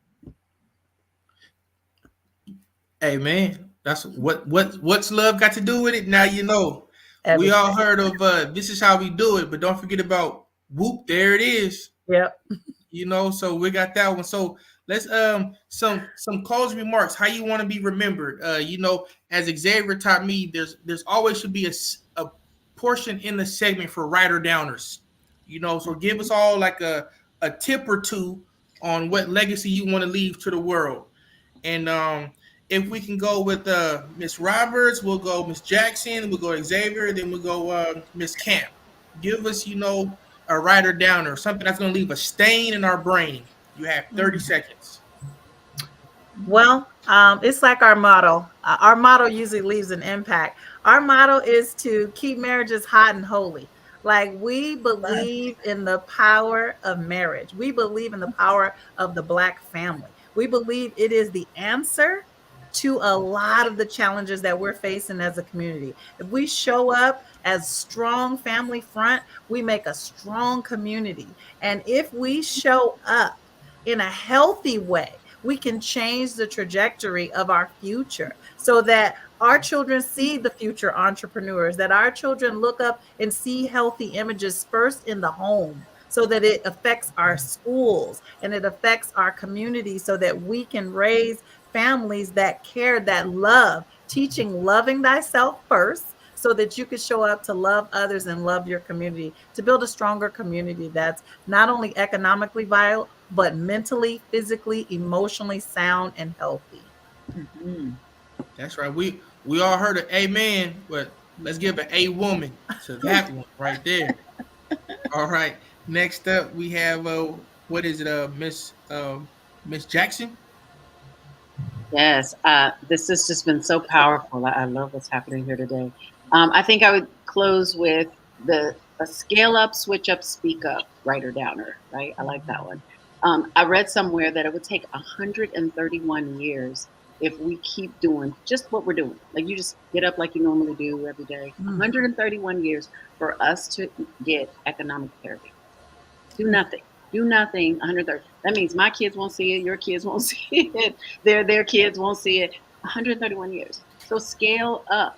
And that's what leads me to switch up. So if you've been a finpreneur, you know, you finna and start a business, a wannapreneur or a solopreneur, go ahead, scale up to the next level. Get from CEO to investor to philanthropy, because philanthropy is where that cup runneth over and you're able to give and make more impact in the community. I think, you know, doing those two things, but then speak up, because if we let legislation, I don't know if you guys saw it, you know, in the House to pass, to write a bill that they could draft our kids again. What is wrong with you? Hopefully it won't make it to the Senate. That's a whole nother conversation, different show. But, you know, but speak up, use your voice, because if it makes it to Capitol Hill, it's no longer just about our communities. You know, these things have gone beyond us and they've been diluted with all the other causes and things that are out there. So if there are things that we're passionate and we care about, that ripple effect, it starts at home. It starts here first. So I would invite everyone to scale up, you know, grow your business, grow your model. I believe that entrepreneurship is one of the vehicles to get us to economic parity. So if, you know, you want to pursue that, you know, you can come in the mix and we'll show you how to do that. But also switch it up. We got to shift our thinking. We got to shift what we've been doing. You know, the hiding money in a mattress, that's not going to get it. That's not going to get us where we need to go. And then and speaking up, you know, using our voices, and not just for us and our own interests, but for the voiceless. Excellent, excellent. Oh, and that was some good. Hope y'all took copious notes on that one. You know, that's right. And I believe we're gonna go with Xavier, and then we'll Miss Camp close us out. Excellent. You know, one of the things that you said to me, Roosevelt, that stuck. I've been kind of just living my life in this method since I've heard it. Top of this year, when I became a member, is you know, alone we are threads, and together we are rope. And we work in tight knots, right? So one of the things that Miss Jackson has behind her head is better together. And I believe in that mantra. Togetherness, a sense of ownership over the destiny, over the journey, and enjoying the journey. Of course, making the necessary changes over time, being introspective. These are some of the things that I think that as a community, we're starting to get better with, right? We're no longer all fighting for the same role. We're now looking at transform entire industries as a culture. So, you know, togetherness, everybody specializing, coming together, and having opportunities that feed one another, we unstoppable. We've already seen it in a multitude of industries in which Black people run, and I think it'll continue over into the cyber, digital, political, and beyond. Actually, if I just may chime in, for our color, culture, and consciousness, as a Black man seeing another Black man, I want to say, Xavier, it's great to see another eagle. Eagle to eagle, brother. It's great to see another eagle flying high. You know what I'm saying? So, big love, and we're gonna continue to do more of that in our culture. We're gonna show that love. So, let's keep going. Miss Camp. So I love everything that we're all saying. I am a strong believer of turning your negatives into positives. Because words have power. Words cast the spells, and I believe that karma, and not the negative karma, what you put out there, and you put out some positive energy and you help other people, it does come back to you. And I think a lot of times we spend more time worrying about the negative karma and wishing ill upon others. But I think if we're really pushing it out there to do a positive thing, to uplift each other, support each other, that does come back to you. And so again, like I said, karma is real. I tell my students, it may not sound very, very appropriate, but if you pay attention to my acronym, beautiful, intelligent, talented, charming, and honest is a positive word as opposed to a negative word. So those are the words, if I could leave that with you. Oh, absolutely. Absolutely. And like I said, we're going to turn this think tank into a do tank. That was the whole fundamental premise of us sharing, what we can offer in our services. And, we're putting that out there into the world, into the universe. So we're going to continue to scale. And I want to thank everybody for joining this, for this panel. Again, we have Trisha Camp, we got Rhonda Jackson, we have Deshaunda Roberts, and we got Xavier Johnson. And I'm thankful to say that we're tying knots together, and we're going to do business with each other. We're going to continue to do business with each other. And I live by every time you see us, we're going to be beautiful. Every time you see us, we're going to be wise. And every single time you see us, we're going to be strong, because we got that rope, and that's what makes a rope stronger, is tying knots. Right. And that's the way that we can leave a legacy, but also leverage for the next generation to be able to pull up. We want to make our long journey the next generation shortcut, by sharing the information. And it's a platform like this with Mo Rock and the Los Angeles Tribune. We're able to increase our understanding so we can move faster as a culture. So again, thank you. Alicia. Just want to say thank you for this conversation. Like Roosevelt said something earlier that really rang true. It's truly a mastermind session live for the world to see, to be a part of, to experience. You all are unique in your own ways, but you're contributing to community. Ms. Rhonda, I loved what you were talking about, which is using paint to bring individuals together, right? Really bringing who you are and in your interest, but bringing community around that and galvanizing. And Deshaunda, like you said, love is the cure to almost everything. If there was so much more love in this world and so much less of everything else that is not love, the world would be in a different place. So you saw what I did there, Roosevelt, the world would be in a different place. But it really starts with that love within to then have to pour out and really understand that this is why we're here. It is to unite from each other, learn from each other, uplift each other, inspire each other, keep each other safe, like Xavier does, and to mentor women. I mean, Trisha, the work that you have done for there to be the first Black Miss California in so long under your stewardship, right, under your guidance, under your leadership, that goes to show that representation does matter. It goes to show that mentorship does matter. There are so many gems that have been shared today. We just want to say on behalf of the Los Angeles Tribune, happy Juneteenth. This was wonderful experience, a mastermind, a glimpse of what it's like to be a part of community, like the community that you are fostering through YB&B Roosevelt. So again, we salute you for all of the work that you do. I know how tirelessly you work for your community here, but also the work that you do for the city of San Diego. I mean, you are boots on the ground supporting your community. When there are floods, you are there on the ground. Like, you are truly, you walk it, you speak it, you are that person. So just want to say again, kudos to you, Roosevelt, for all that you do, seen and unseen. You're really contributing to your community, a true angel at that. So Trisha, Deshonda, Xavier, Miss Rhonda, happy Juneteenth. Thank you so much for joining us.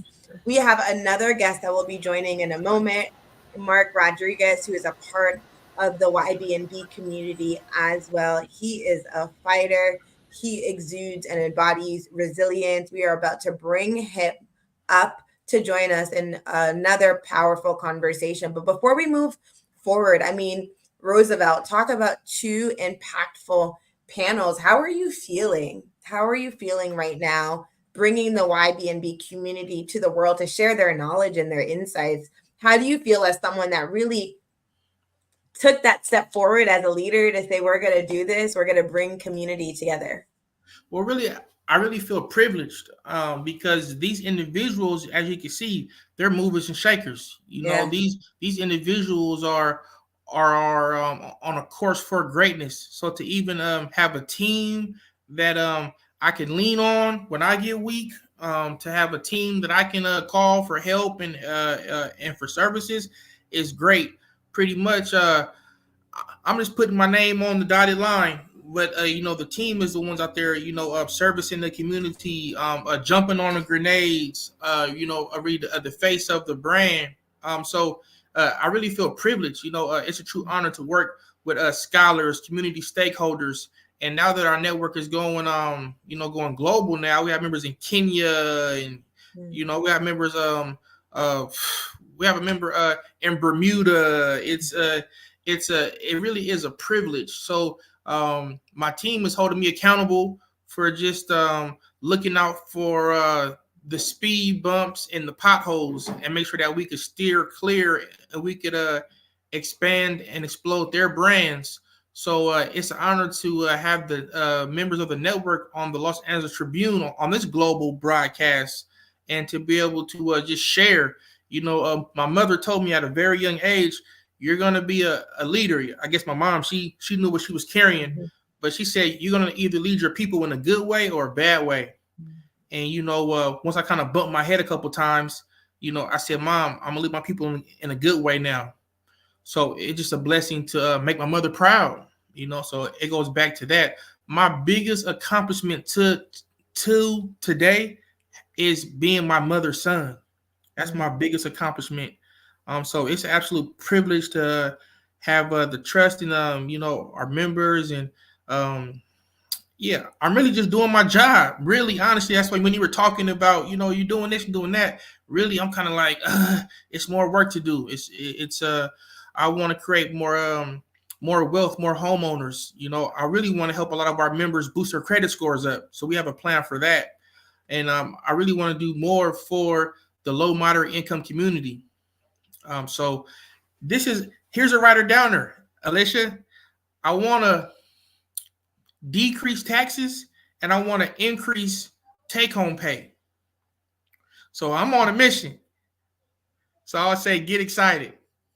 Roosevelt, a person with a mission, a community with a mission. Roosevelt, would love for you to introduce our next guest, Mark, who will be joining us in just a moment. Okay, Mark Rodriguez, this gentleman right here, I'll say, get excited. Okay, so to my understanding, don't crucify me, Mark here, but someone drew a circle around you and they wanted you to get inside, but you seen that the circle was a ring of fire, and with your better judgment, you said, I don't want to get in that circle, but you were recommended, invited to get in that circle to burn. And the person that told you to get in that circle said, people are going to watch you burn. But you're in that circle, Mark, because with you, everybody that sees you on fire is being lit up and is on fire with you. So we all burning, brother. You giving us the, not only the that fire and desire, but you're giving us that drive and that energy, brother. You're fierce, you're ferocious, you're a champion, brother. And brother, not only are you on fire with the Holy Spirit, brother, you just, have a burning for excellence, brother. So I'm on fire right along with you, and it's because of you, brother. I want to share that with you, brother. So get excited. We got Mark Rodriguez, motivational speaker, survivor, champion, community stakeholder, young Black in business member, and really just a great man with a spirit of excellence. Mark Rodriguez. Well, thank you. Thank you, Roosevelt, for that introduction. Thank you for inviting me on this platform today. And also, I'd like to thank the Los Angeles Tribune for putting productions together of this magnitude and value. As I come here today, I first of all I just think about all those that were in the middle of the struggle to bring us all to this day, to make this day what it is. And I know a little something about struggle. I've been on 3 deathbeds. I've had 2 double lung transplants. I've even been taken down to the last hour of my life. But in all those struggles, we keep fighting. We embrace our warrior spirit and mindset. And I believe that these are the times when we have to keep our faith the strongest. And I think about people who were forced to do something that they didn't want to, and how they woke up every morning and kept their faith strong and still managed to smile and laugh and sing and do all the great things that came from that period of tragedy. To be honest, it's great tragedy. But what I learned from struggles is that it reveals your strengths. And what I learned from tragedies is that it will reveal your triumphs. And your heartaches will be turned into hope. But you have to keep fighting. You can't give up. Sometimes we get in a bad day and we forget that it's not our worst day.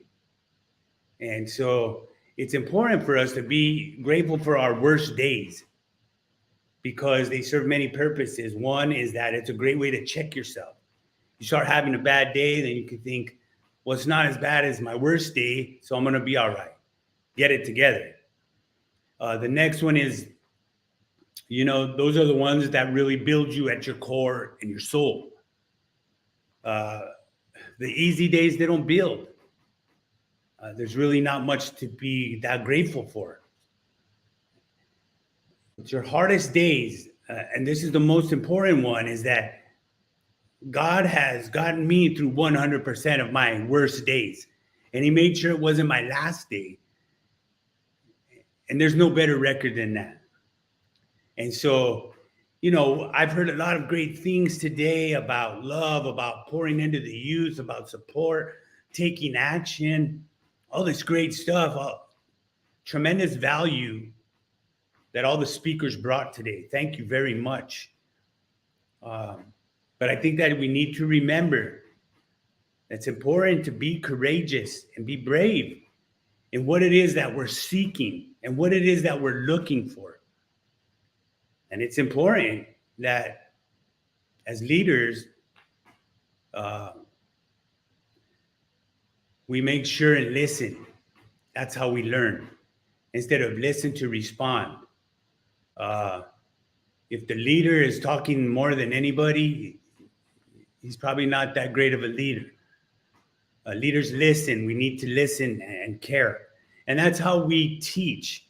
And right now it's important as leaders of the example that we're setting for the youth. Because the days of do as I say, don't do as I do are long gone. That technique's been out the window for a while. And now it's however we move, that's how the people that are learning from us will move. And, myself, when I really started moving in the right direction, started living life the way God intended us to live it, was when I really ceased choosing negativity, whether it was negative self-perceptions or negative self-talk, any kind of self-sabotage, whether it was feeding fears and doubts to the point that they became monsters and I became unable to operate. Where we choose the tools of the weak, blaming others, making excuses, complaining, wallowing in self-pity. You know, when we choose all these things, there's consequences to those, and none of them are good. And if we really want to reach our greatness, the greatness that God has for us, then we have to stop beating ourselves up, because the only thing that we're guaranteed in this life is to get our butt kicked. I know we can all agree on that life's going to rough you up. So why do we keep beating ourselves up when we know that that's the case, that's the only thing that we're really guaranteed in this life? We need to start preparing ourselves. We need to start preparing ourselves for these battles instead of weakening ourselves before we enter them. And we have to be courageous when it's time to do the hard things or face the big things, the things that we feel like they may be bigger than what we can face. Listen, God told us, I made you in my image. And so if God believes in us that much, why are we not believing in ourselves as much? Sometimes we look at our plate and we see it's super full, right? It's stacked high. Well, don't look at how high it's stacked. I want everyone to write this down. Look at the edges. If it's not spilling over the sides, then you're good. It doesn't matter how high it's stacked. If it's not spilling over the edges, you're good. And the good news about that is that God knows how big your plate is. And so if he stacked it nice and high, then he has a lot of confidence in you. And you need to start having that same kind of confidence in yourself. The thing about fear and doubt is that fear will limit you. Fear will hold you back every single time. 100% of the time that you choose fear, it will hold you back. And the thing about doubt is that there'll be thousands of people in your lifetime that will doubt you. Why would you ever want to become one of them? Why? So, it doesn't matter what cultures we come from or what we look like. We have to get past a lot of those things because we're really all God's children and we can all learn from each other. And that's what I love about working with Roosevelt and his group is that there's things that I can offer, but there's also things that I can learn too. And if you're not learning, you're not living. And if you're not listening, you can't learn. And so we get in these situations in our lives where maybe we think that we're good, we know enough, but that's when we stop growing.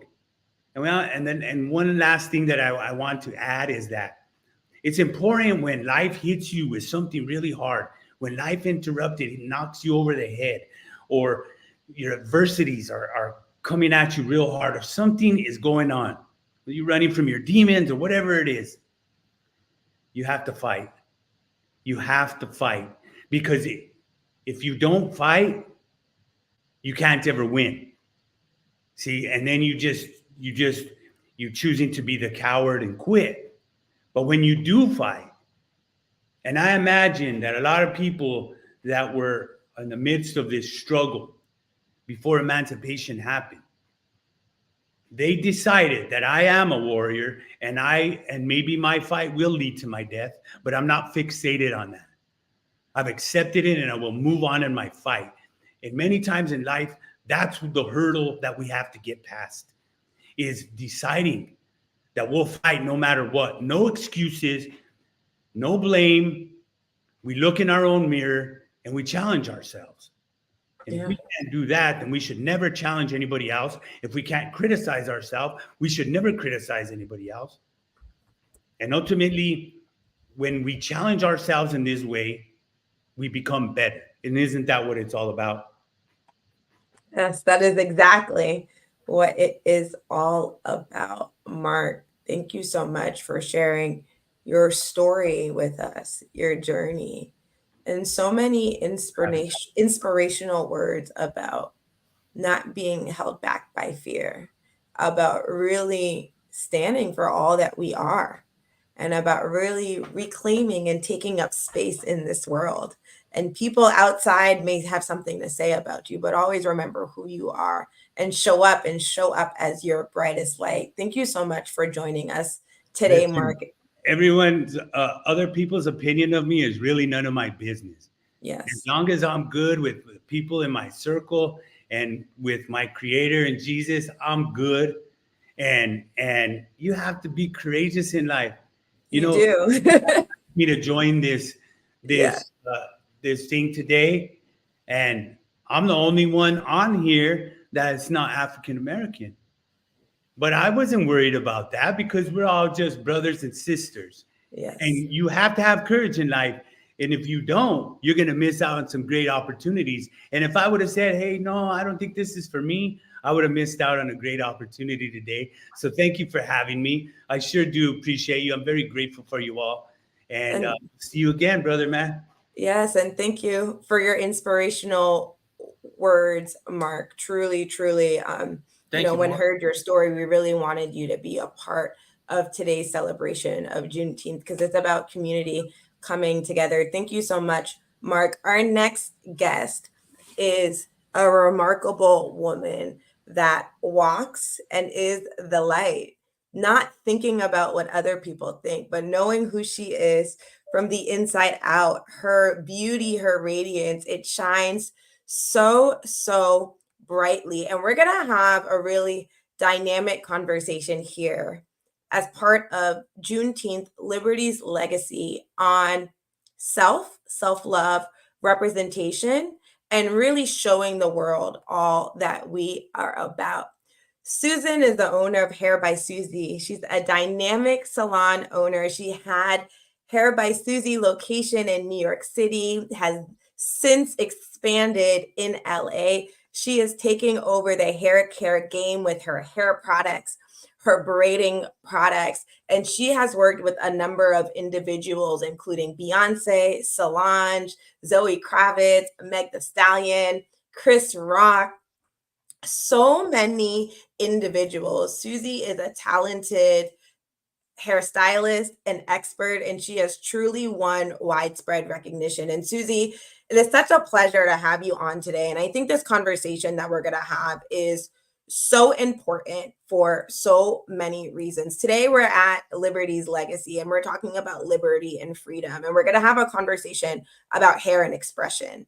And it's so important because hair has played such an integral role in how individuals have shown up in this country, in America. Back in the days of slavery, Africans were forced oftentimes to shave off their hair so that they were stripped of their cultural identity in their heritage. After emancipation, straight hair was seen as the mark of beauty and of social acceptance. Then as we continue to move into the Jim Crow era, there were laws that reinforce, European features. And then in the civil rights era, Black is beautiful. That movement took over. People were screaming Black is beautiful. But in the workplace, natural hair was considered unruly or not professional. And, people of color, Black people have always been denounced for wearing their natural hair.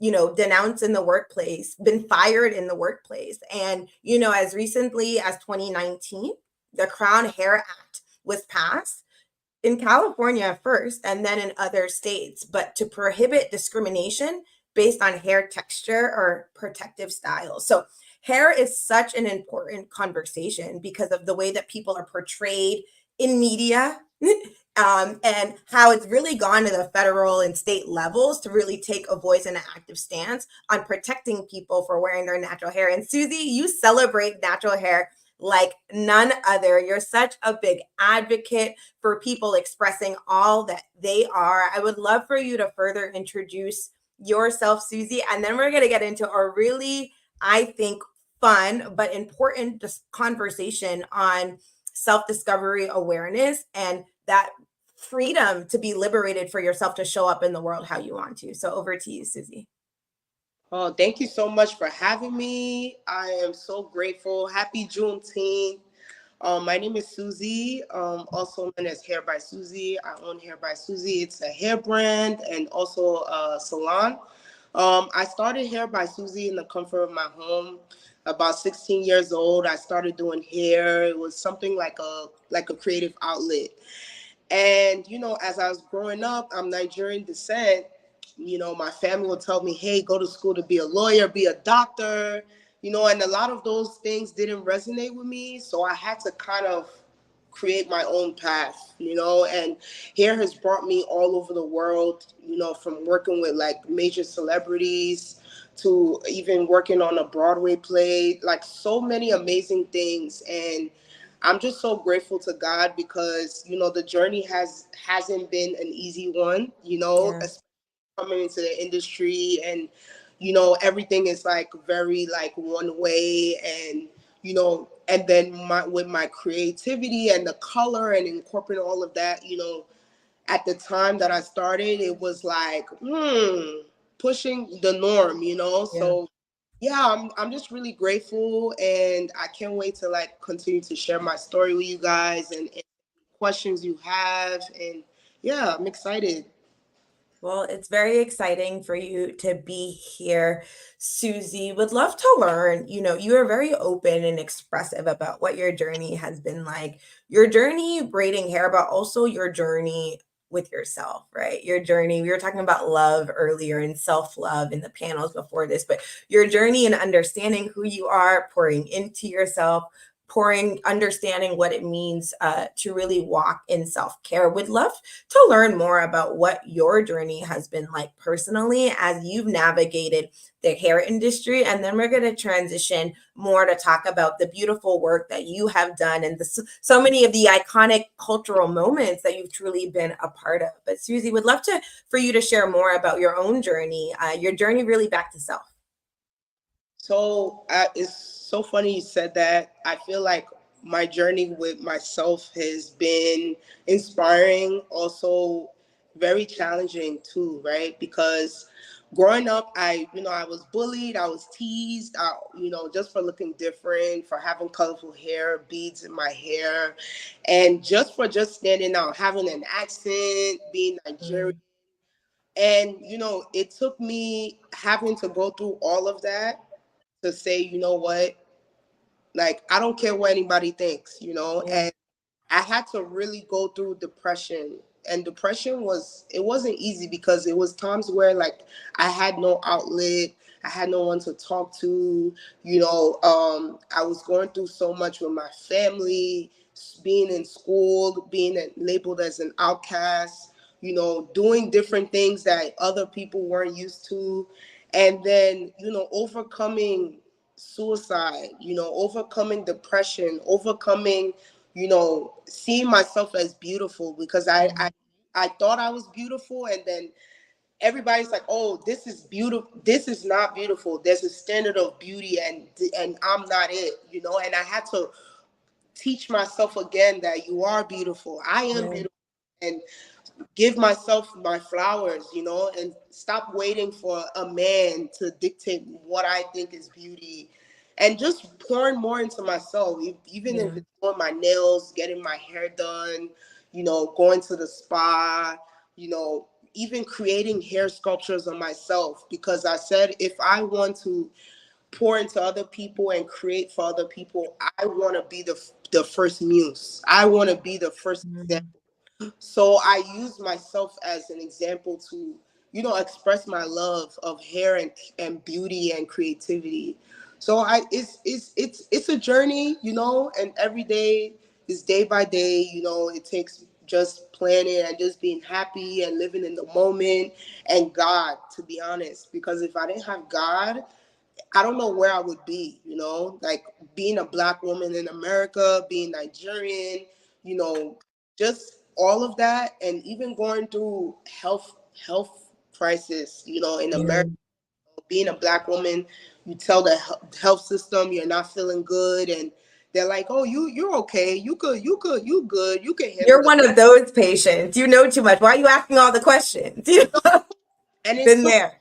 and even through that, it was very dark because, you know, I was going through, you know, having fibroids for 3 years, not knowing what was going on with me.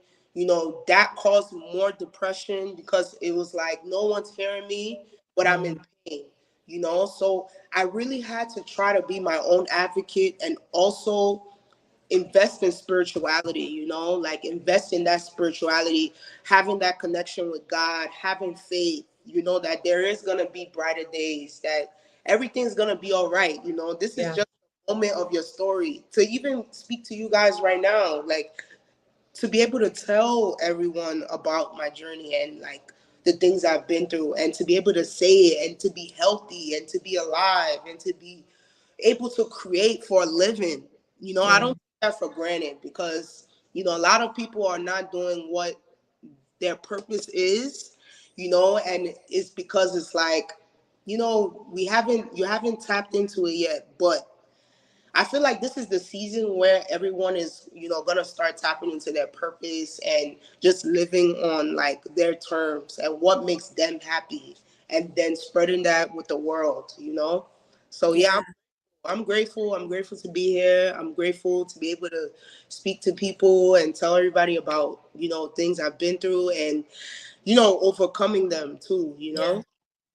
Your story is so important and your story matters, and you are seen, and you know, you're talking about walking in purpose and walking in mission. And oftentimes you hear individuals say, I had to experience life. I had to face it. Was not an easy route. And, you know, it can be easy for people not to do the work and then just expect the results. But what does it look like to actually pour into self, to heal self, and to advocate for self? You know, today we've spent a lot of time talking about community and how community comes together to uplift one another and inspire one another. But also, what does that self journey look like, right? To be able to just say, I'm me. I love me. These are my experiences, right? I have been through something. I am somebody. There is a gift that I have deep inside of me that I want to share the world. And even if I have to take a pause and not be of the world, so I can be of myself to pour into me, I'm going to do that, right? And, you know, as you get comfortable in your experiences and sharing, you can continue to build community. And Susie, I have a feeling that you have probably inspired so many people. And even through this, through speaking out your story right now, are inspiring so many people, because it's, you know, people can look at the highlights and think, oh my gosh, that's amazing. But what is the inner work that goes into the process that enables you to stand out there in the world and create and stand by what it is that you're putting out there and create beautiful creations? So, I mean, Susie, you have been behind some iconic looks, but I want to bring a couple up. You don't even know I'm bringing these up, but I want to bring a couple of looks up for you to kind of talk about. The first one I'm going to bring up is this, because I think this says so much. It speaks so much. It is hair, it is braided, and it says queen, right? And it is a crown. It is a queen crown. And it's a look of, am I doing this? Am I not? I mean, there's so many interpretations, but what was the inspiration behind this look, behind queen as a crown, almost like a chandelier? So Omo, I created that headpiece for No Ordinary. She was going to a Met Gala after party, and she's like, you know, I want to create a hair sculpture that kind of speak boldness and, you know, has that royal but African inspiration. You know, and a lot of times when I'm creating, I like to get the inspiration from the client, but also put my own twist. I was really going for more like almost like a chandelier headpiece of braids. So, and the word queen, you know, because I feel like we're queens, you know, like we have to, that's bold. And I wanted to add like diamond crystals onto the side. and you could take it off. You can dance around with it. It's pretty. Yeah. I mean, it's a beautiful queen. It's a beautiful piece, queen. Yep. This is another look. I'm just gonna bring some up here so that you can see what they look like for those that are tuning in. But Susie, we talked about your journey, right? You live life in color, I want to call it, because you are bright, you are bold. This is you, but that also looks like a Barbie doll. So can you talk about what it was like to go down your journey of self, but as you've continued down your journey, because it's still continuing, remember who you are and all that you have for yourself, to love yourself, but to give into the world, to live life in color, and then to see a doll created, inspired by you, created for other young Black girls, to see an image of that out there in the world, to say, wow, that can be me. And I'm, my hair is beautiful and I have permission, I have the right to live life in color. Can you talk a little bit about that? Yes. So definitely when I first started, going into my teenage years, my mom being Nigerian, she would braid my hair in cornrows, add beads. It was very colorful, and like I mentioned before, I used to get bullied a lot. And I was trying to fit in. After a while, I started trying to fit in. I was like, you know what? I'm going to do my hair straight. I'm going to relax it. I'm going to, wear the latest sneakers. I'm going to follow the path that society wants for me. And after a while, I started realizing I'm not happy. And it was a lot of work to try to keep up with society. So I say, you know what? Gracefully, I'm going to bow out and just do my own thing. Then I decided to do a big chop in high school. I would wear big earrings. And then I'm like, you know what? Like, my life is my canvas. Like, I'm literally going to be my own muse. I'm not going to let nobody dictate how I should look, and I just continue to just pour myself. I would have dreams. I'm a dreamer. So I would have dreams and visions of different creative things that I see. And I would be like, okay, I'm going to do my hair like this. I'm going to dress like this. And I don't care what people would look at me, and I'll just be like, yeah, you like it, right? Because at the end of the day, what matters is what God thinks of me. Yeah. Regardless of what anybody says, you are you. And we don't need another person, the same person of another person. We need you. So I'm like, I need to just stand boldly in me and not care. And it really, it's funny because it's even through relationships, because it's as a woman, you have, it's not everyone, but in society, you have to look girly and be, certain look, and and it's no, if you're interested in me, you're gonna get all of this creative, color, boldness, so yeah, I just love creating. I love being in the center of it. It's what drives my heart and passion. If I don't create, then I get sad, I get depressed.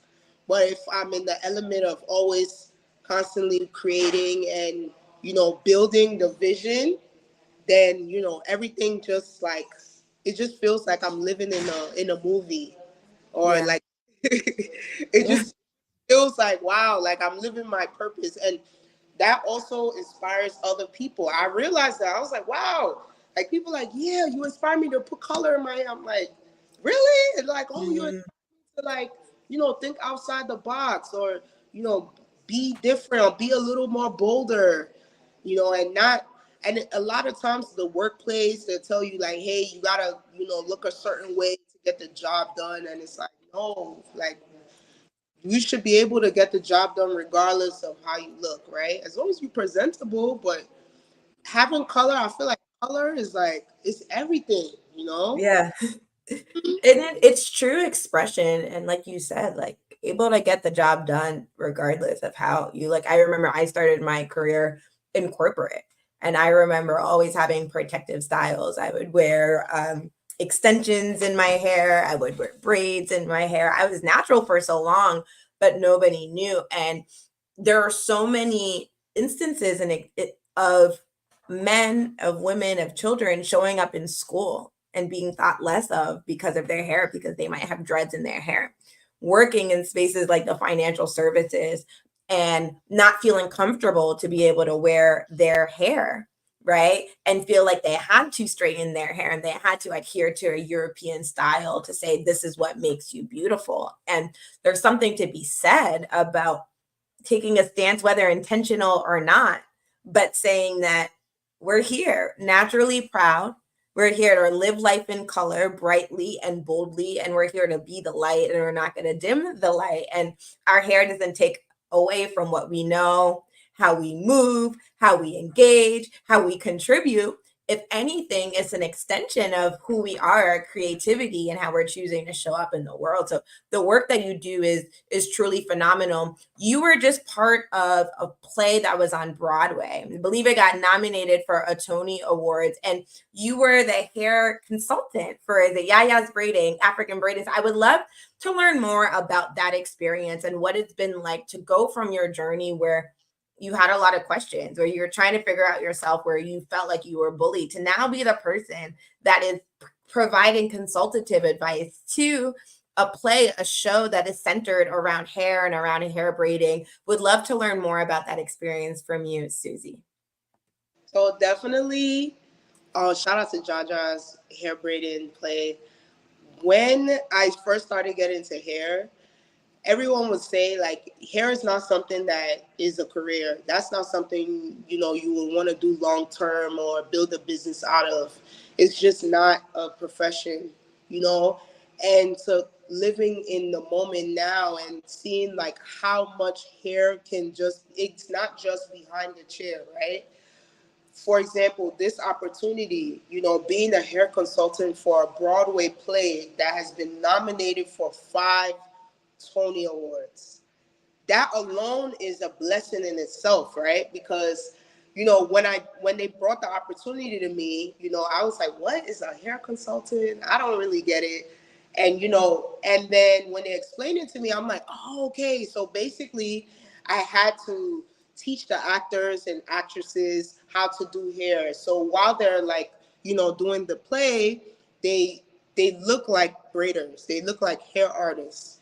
And then a lot of the styles were like inspired by like some of my work that I did alongside the years. So they were like asking, does this look good? Does this make sense? So it was such a cool experience to be able to see like Nakia, she was the actual hairstylist that created the styles, to see all the hairstyles on Broadway and to be able to see how hair is not just like in the salon, it's bigger than this. To be able to be nominated for Tonys, it's so much. And hair's almost $6 billion industry. It sure is. In just a year alone, and to see how, it'll continue to grow and continue to be in different spaces, in museums and in exhibits, different areas, So yeah, it was a very fun and inspiring opportunity. And I know that there's going to be many more, because now a lot of people get to see there is a possibility that you could do be a hair consultant. You could be able to teach people how to do hair and make income out of it. It's not just behind the chair. It's bigger. It's so much bigger than that. And representation is so important. Pushing boundaries, creating really new industries or new spaces within the industry. Susie, it's been such a pleasure speaking with you today. Would love to move to you for closing remarks as we continue today's conversations as part of Liberty's Legacy. We're here today on Juneteenth. We're celebrating Black Brilliance and the work that is inspiring tomorrow. Susie, over to you for closing remarks. Love yourself. No matter what you're facing, no matter what you're going through, you're always going to come out on top. Have faith. Believe. Even when no one else believes, you believe, and that's all that matters. I'm out. Love yourself. What a powerful, powerful, powerful message. We heard it earlier, but it is a theme that I think is running throughout the entire day. We are celebrating freedom, but true freedom starts within. It starts with loving yourself. It starts with giving yourself permission to be yourself so you can show up in the world as yourself. Thank you so much, Susie, for joining us today. It's been a pleasure. We are about to go to a quick commercial break, and then we are going to be back with very, very powerful conversations about representation in the media and representation in ecosystems that go beyond where we are here on Earth. I said that exactly how I meant it. We're going into space very, very soon, you all. And of course, we have Les Brown coming to join us very shortly after this. Thank you so much, Susie. We're going to move to a quick commercial break, and we'll be right back with Liberty's Legacy. Hello and welcome to the Los Angeles Tribune. Since 1886, our name has been a part of the world of journalism.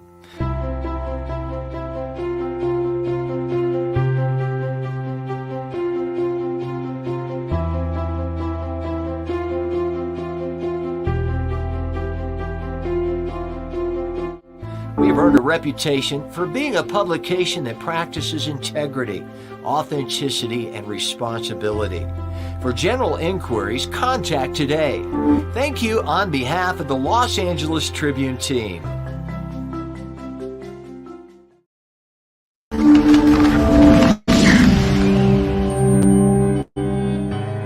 Welcome to the Los Angeles Tribune page. Here you will find original news programming, exclusive digital events, and shows that are directly from the community. At the Los Angeles Tribune, we believe in giving a voice to the voiceless. We are proud to be the only national brand to empower everyday people to make a difference. Since 1886, our reputation has been built on truth and responsibility. Thank you for watching and making a difference. For general inquiries, contact today. Thank you on behalf of the Los Angeles Tribune team.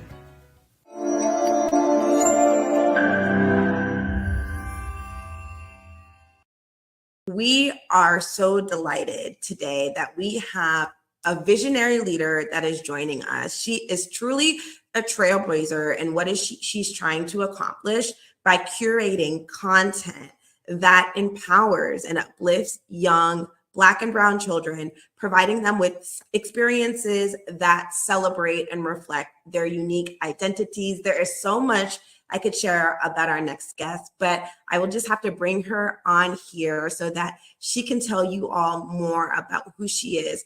Her name is Kiana Saxon. She is the founder of Kadogo Productions, which is really charting and navigating new unearthed waters that need to be navigated, need to be traveled and traversed, because she's making an impact for our kids. So Kiana, I'm so delighted to have you joining us here today. You're from Boston. You are a lawyer. You work your day job, your side job experience. They are very, very different. Kiana, would love for you to introduce yourself to our global audience and share more about who you are. And then we're going to dive right into talking about Kadogo. Hi, thank you, Alicia. Thank you so much for having me. Yes, I feel like sometimes I'm completely two different people or three different people when I describe what I do during the day versus what I do during the evening versus what I do during the weekend. So yeah, CEO and founder of Kadogo Productions. That is one of my jobs. I also am a commissioner with the city of Boston. I am a piano teacher, a mom, and a wife, and I happen to be an attorney as well. So it's a lot.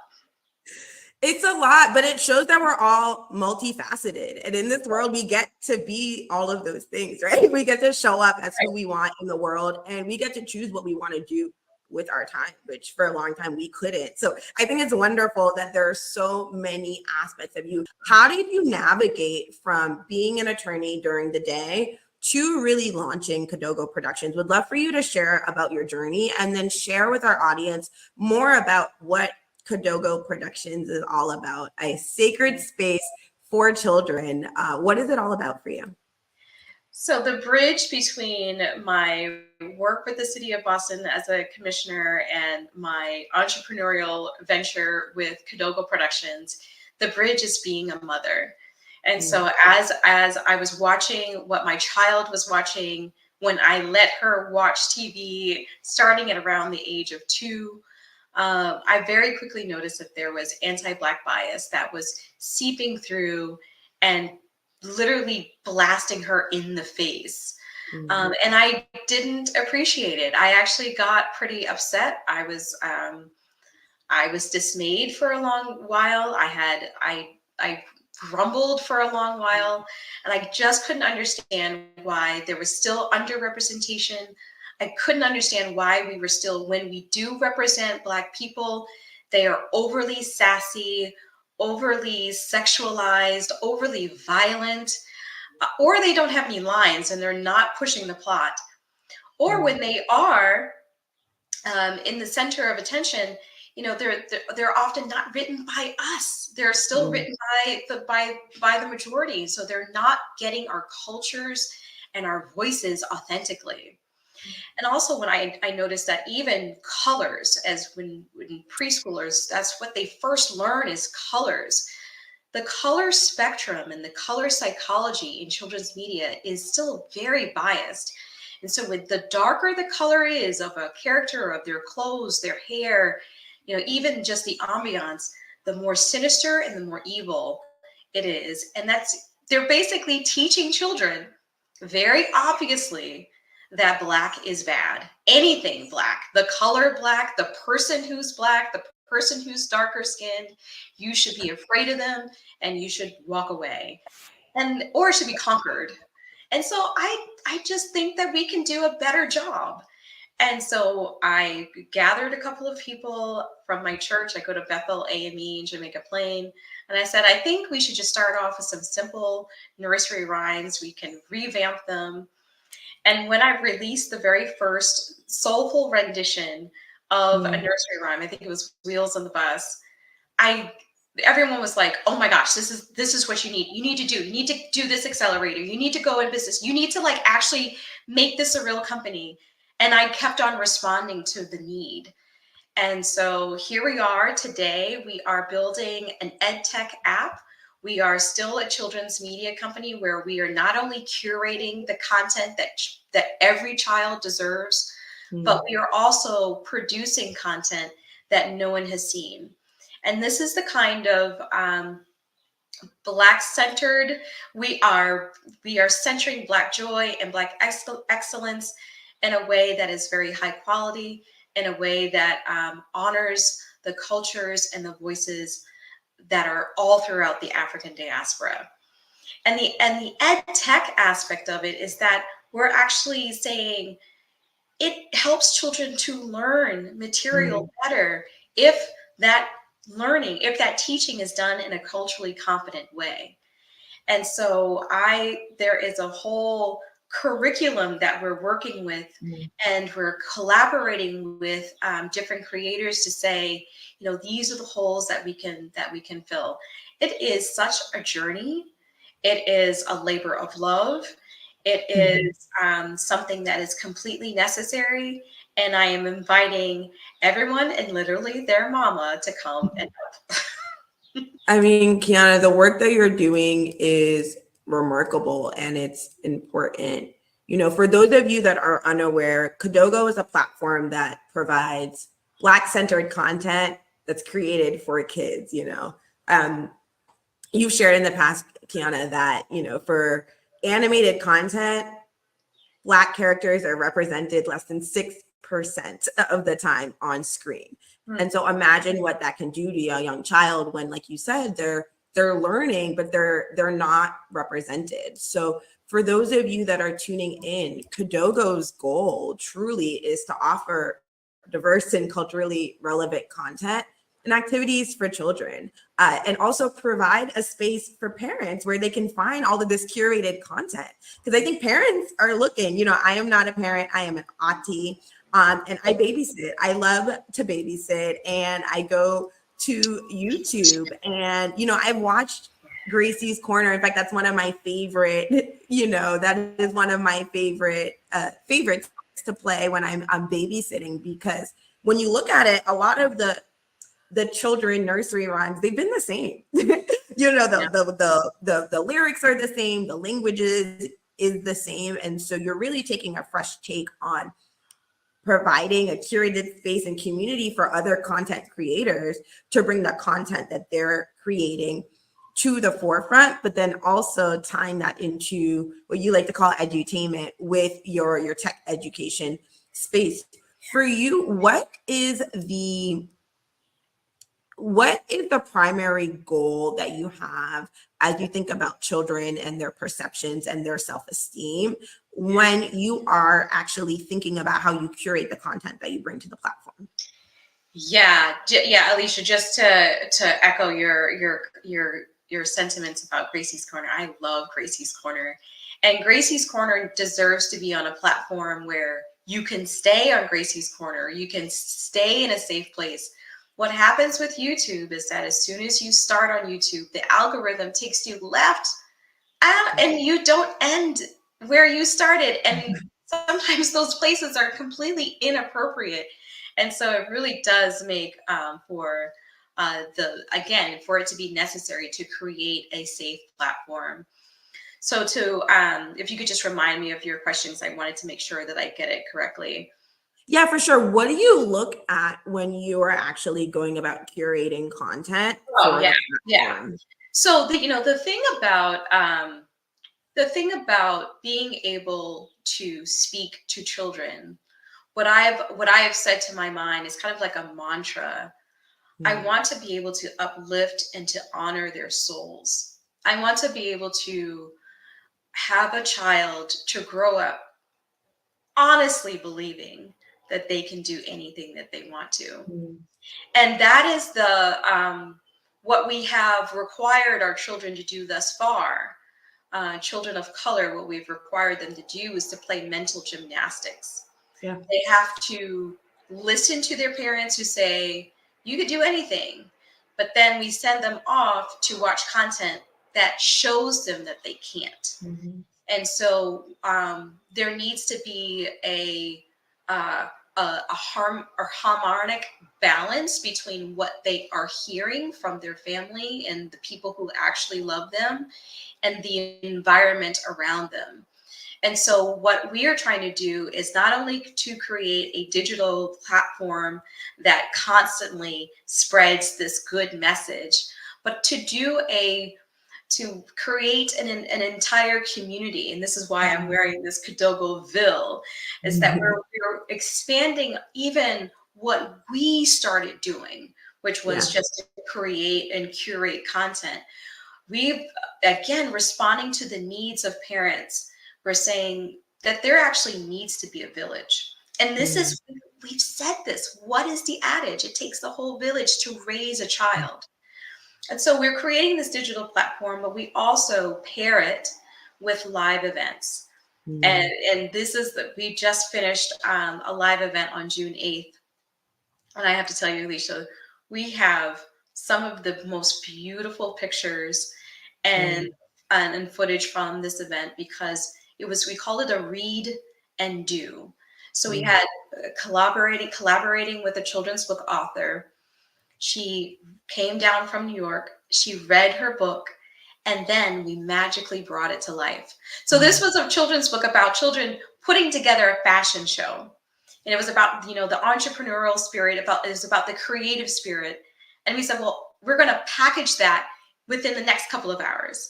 So we had story time, and then we had design time where we took a blank canvas, a blank t-shirt, and they added African print fabric. They used their pens, they used all of their creative juices, and they expressed themselves in a t-shirt.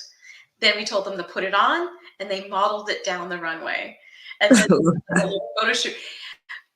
I want you to imagine 4-year-olds, 5-year-olds grinning from ear to ear, knowing that we are cheering them on, knowing that we're telling them that you are beautiful, knowing that we're appraising their design skills. And I told them out of this group, I said, there's going to be a writer that comes out of this group. There's going to be a designer that comes out of this group. There's going to be someone, we are creating core memories so that children can say, I remember that day I did a Kadogo event and it sparked something in me. And now I'm a fill in the blank. These are the kinds of things that we want to be able to do every day, all day.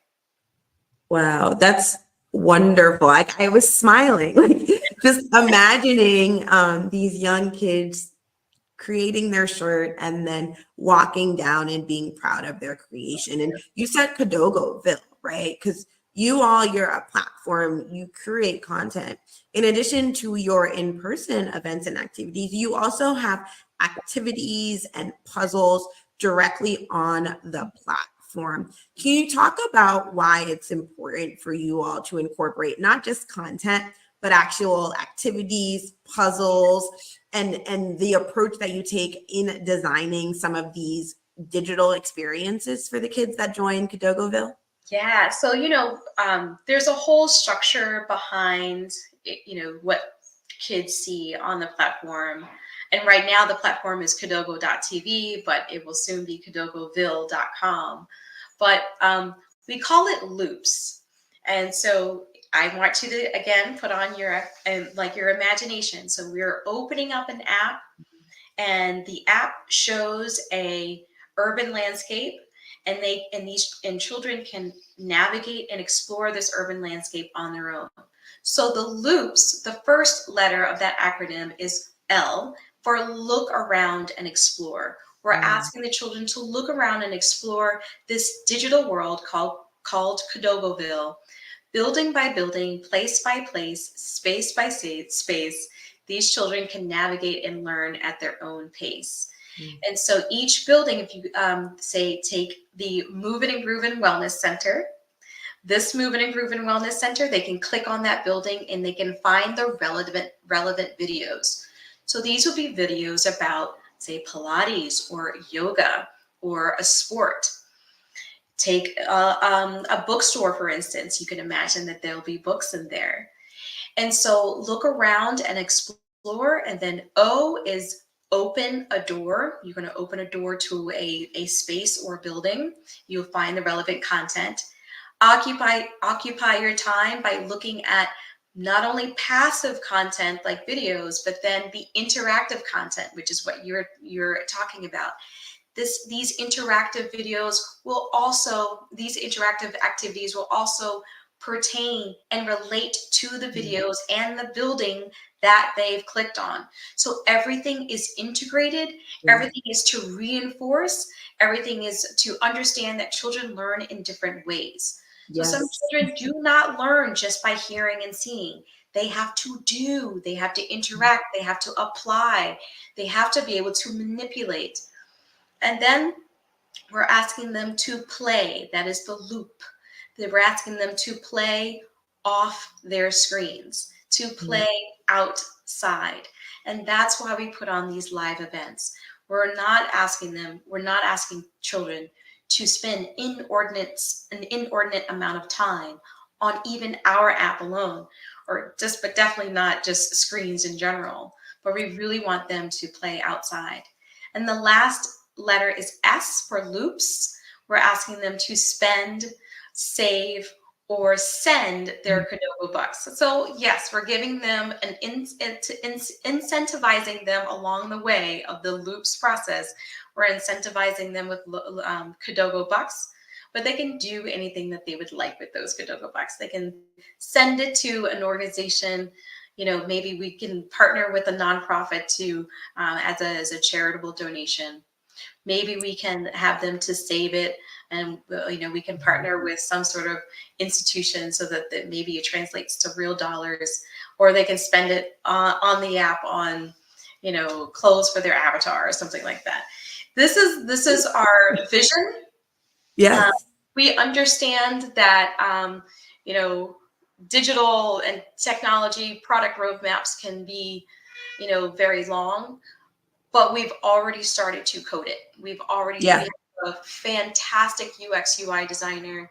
We have a fantastic coder, and they are putting in the work to make this happen. Yeah, I mean, there's so many different aspects of what you're doing that we can dive into.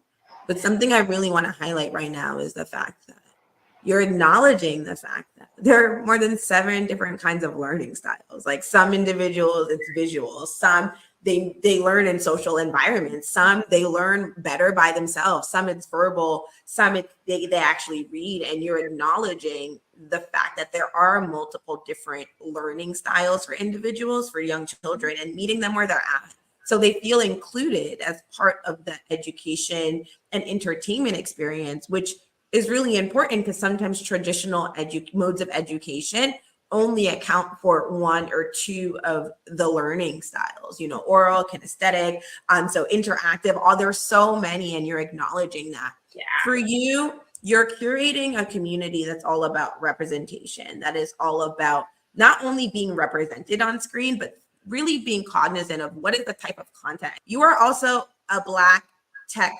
founder. It's not often that you see women that are CEOs of a tech company, particularly in the entertainment space. In the few minutes that we have left, can you please talk about what your experiences have been navigating the tech ecosystem as a founder, someone that's doing something different, with the fact that tech is challenging. I know you've been part of tech ecosystems and incubators. And can you talk about where your experience has been like navigating the ecosystem as a tech founder?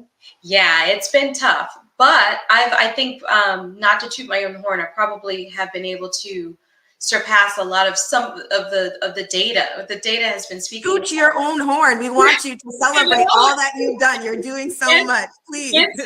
It's both like, I want to tout my success. I've gotten grant money from Mass Challenge, which is a very reputable accelerator in Boston and in Massachusetts, and in the world really. I've gotten an investment from Pipeline Angels, which was not easy to do. I had to pitch over and over to make sure that they were doing their due diligence. And then Ujima, which is a Black-centered, Black-loving nonprofit organization here in Boston. They just recently voted to invest $300,000 in Kadogo. Now, all of that is great. That is awesome. And also, it is not enough. It is amazing how much money tech companies require in order to make a quality product.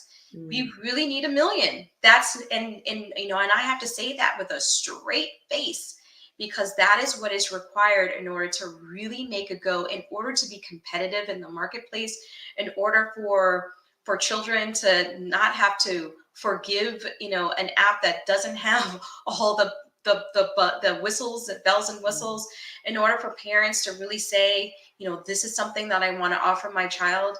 I think, as a buyer, we are certainly forgiving of us when we know that we're starting out. We know that there's certain companies that need to have a minimum viable product, and maybe that MVP is just not as up to snuff. And so we're willing to be patient in to a certain extent. But at the end of the day, it needs to be a quality product. Yes. And that requires resources. And so I will continue to pound the pavement for non-dilutive grants, for equity investments. As far as angels are concerned, that's probably where I'm still going to go down the road of angels. VCs, it has to be the right VC, because I'm not going to make an exit that will, dilute the company so much that it's not Kadogo anymore. I'm not going to accept a VC that will steer me in the wrong direction. So I'm going to be very picky about VCs, but I can't ignore the capital constraints and the capital needs. What is some advice that you can give to those that are watching this around the world, globally, around when you have an idea, you have something that's been instilled in you and you believe in your idea, how you go about it and how you go about navigating capital?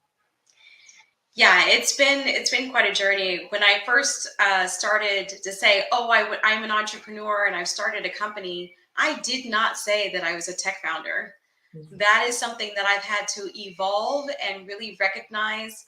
So it has been an organic process of learning, just evolving every day, trying to make sure that I am meeting the needs of the target audience, which were our parents of preschoolers and educators and caregivers. And so becoming a tech founder did not start on day one, but as I've gotten to really grow into the role, it has become patently obvious that I need the funding in order to keep going and in order to really get the product out there. And so that means, you're doing pitch competitions. That means I'm in accelerators and such, and trying to make sure that I stay encouraged, even though there are funding gaps, even though sometimes, I've pitched to a particular funder and they say no, or not yet, or you're too early. And that has been probably the most frustrating thing, Alicia, is to be told that I'm too early. Sometimes I want to be able to scream from the rafters that founders who look like me do not always have friends and family to do that first round. We need to be able to go to organizations and institutions and those and angels who have the capital to be able to give you that first check, to be able to give you that thing that allows you to make the thing. And so there are plenty of great success stories. I listen to podcasts all the time. Guy Raz, and they talk about this first investment, and they just talk about how they went to a friend, they went to someone's mother, they went to their parents, they went to family. And I say, that's nice, that's lovely, but that can't be everyone's experience. And so we have to be able to change the structure so that people like me can get out of the door. Because I know once I'm out the door, I can make that good first impression. I can, compete in the marketplace, but we have to be able to have a fair starting line. And so is it discouraging that we see that, Fearless Fund, that they've gotten another setback? Of course it is. Well, of course we want to be able to say that there can be institutions and organizations that particularly focus on founders who look like me, because founders who look like me are not getting the funds.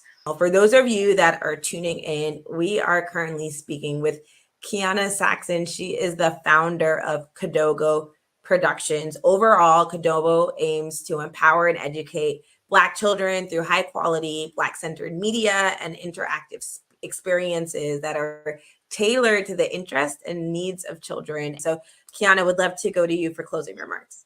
Thank you so much. We are here to help parents and educators to make sure that their children know that they can do anything that they want to, that they can be inspired to be their best selves. We do that through the representation of Black characters, and we want all of children to know that Black people are phenomenal. You can find us at kadogoproductions.com and across all social media at Kadogo Productions. Kiana, it's been an absolute pleasure speaking with you today. For those of you tuning in, we are at Liberty's Legacy, excited celebration on Juneteenth. Juneteenth is a day to remember freedom, standing for freedom.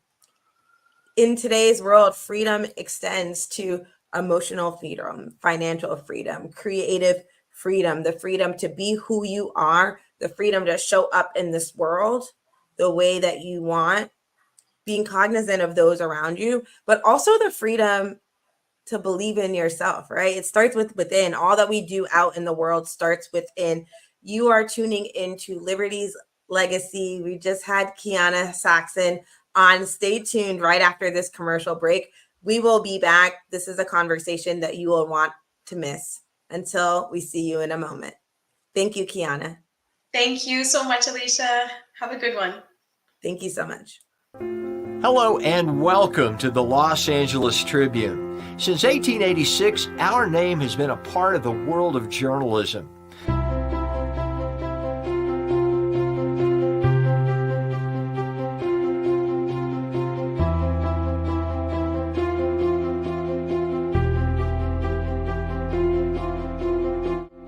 have earned a reputation for being a publication that practices integrity, authenticity, and responsibility. For general inquiries, contact today. Thank you on behalf of the Los Angeles Tribune team.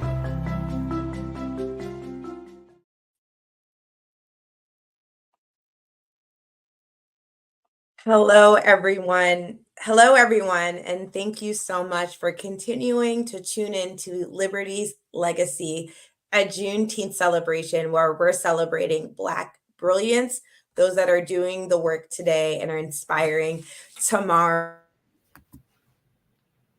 We are delighted to introduce our next guest, but beforehand, Ava, I know you've been tuning in. I know you've been listening in and you've been producing today's event. Would love to hear your comments and remarks on what today has been about as we get ready to bring our next guest to the Liberty's Legacy platform. I mean, at the end of the last segment, Kiana Saxon was talking about mindset, right? Freedom. What does that mean from a mental, spiritual, and emotional perspective? But would love to hear your thoughts, Ava, and then have you introduce our next guest.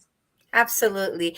Well, you know what's beautiful about the way I see the whole thing that you've curated, Alicia, like you've curated getting different experts from different spaces and different leaders, you know, from different fields. And it's so beautiful to see that we're taking freedom to the next level. You know, it's not just freedom from slavery, but the freedom to be yourself, the freedom to explore, the freedom to build wealth, the freedom to, you know, discover, and the freedom to innovate, to create, to invent, and such amazing leaders that we've had today and such beautiful shares. I am absolutely excited for our next guest. I would want him to be the closing speaker, but he has so graciously already moved one event for this. But I want to cue up that we have three more experts after our keynote speaker coming right up. We've got someone who's exploring the space. We've got someone who is also talking about content creation and media and creating movies.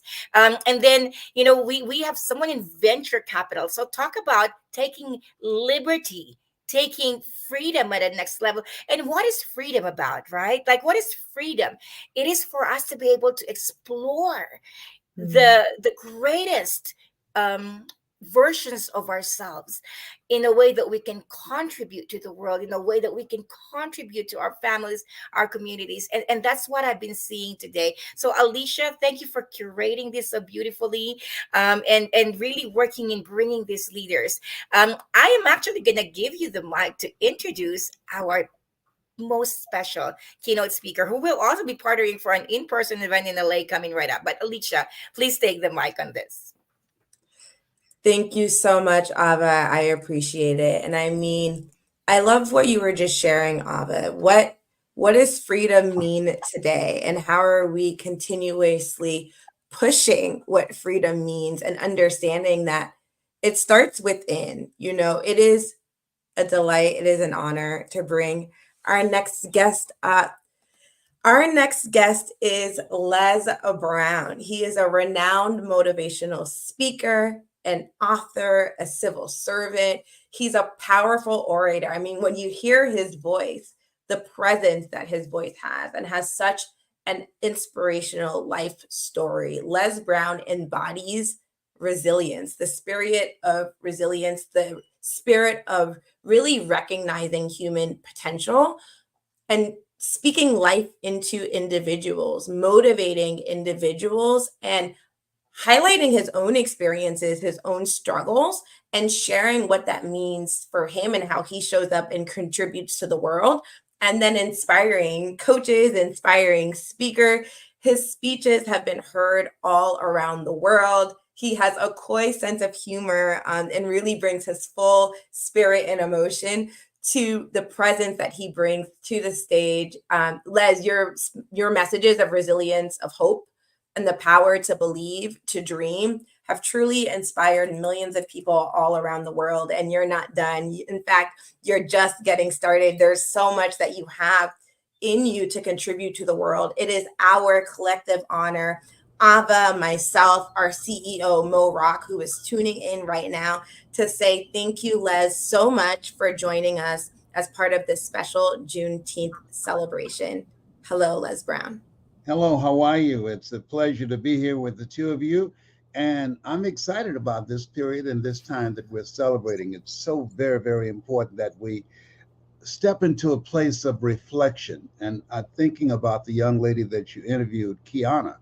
That's very important work that she's doing, because our children between the ages of 0 and 7 are programmed to hate themselves.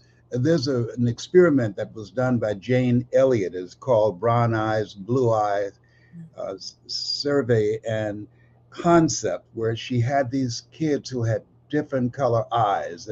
And she took a period of time saying the people who had the blue eyes, they were superior.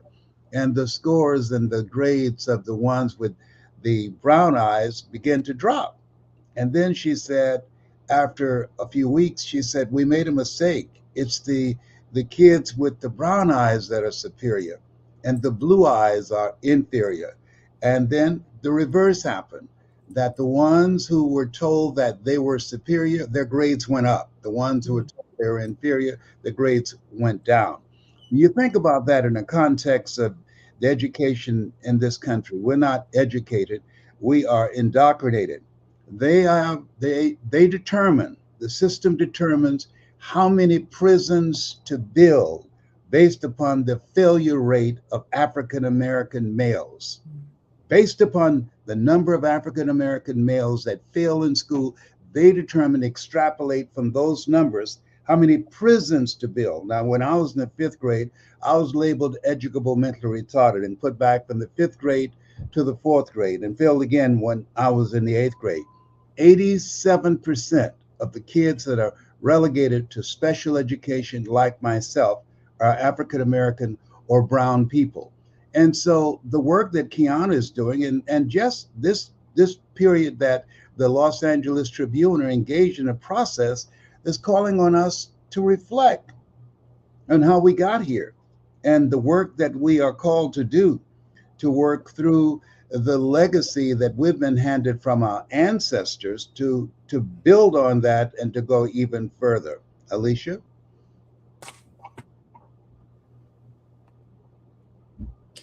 It's so important, Les, that you brought up that study and are continuing to share perspectives on mindset and what young individuals are taught about themselves at such a young age, because you remember that. Your yes. mind remembers Yes. it, your cells remember it, and doing the work that each and every one of the leaders have done today are doing their part to chip away at what has been taught and to create a different space for individuals to then see themselves in, to then be able to move from. Even with, we had Susie on earlier, freedom of expression of hair, and what young individuals, young Black boys and Black girls are taught about their hair and their perceptions of themselves. And for her to be a Barbie is huge. So Les, what does liberty mean to you? As we think about today, it's a Juneteenth celebration. What does liberty mean to you? It's something that you alluded to and Kiana did. That is the freeing our minds. Dr. Carter G. Woodson, who wrote The Miseducation of the Negro, he said, if you can determine what a man shall think, you never have to concern yourself with what he will do. He said, if you can make a man feel inferior, you never have to compel him to seek an inferior status, for he will seek it himself. And if you can make a man feel justly an outcast, you never have to order him to go to the back door. He'll go without being told. And if there's no door, his very nature will demand one.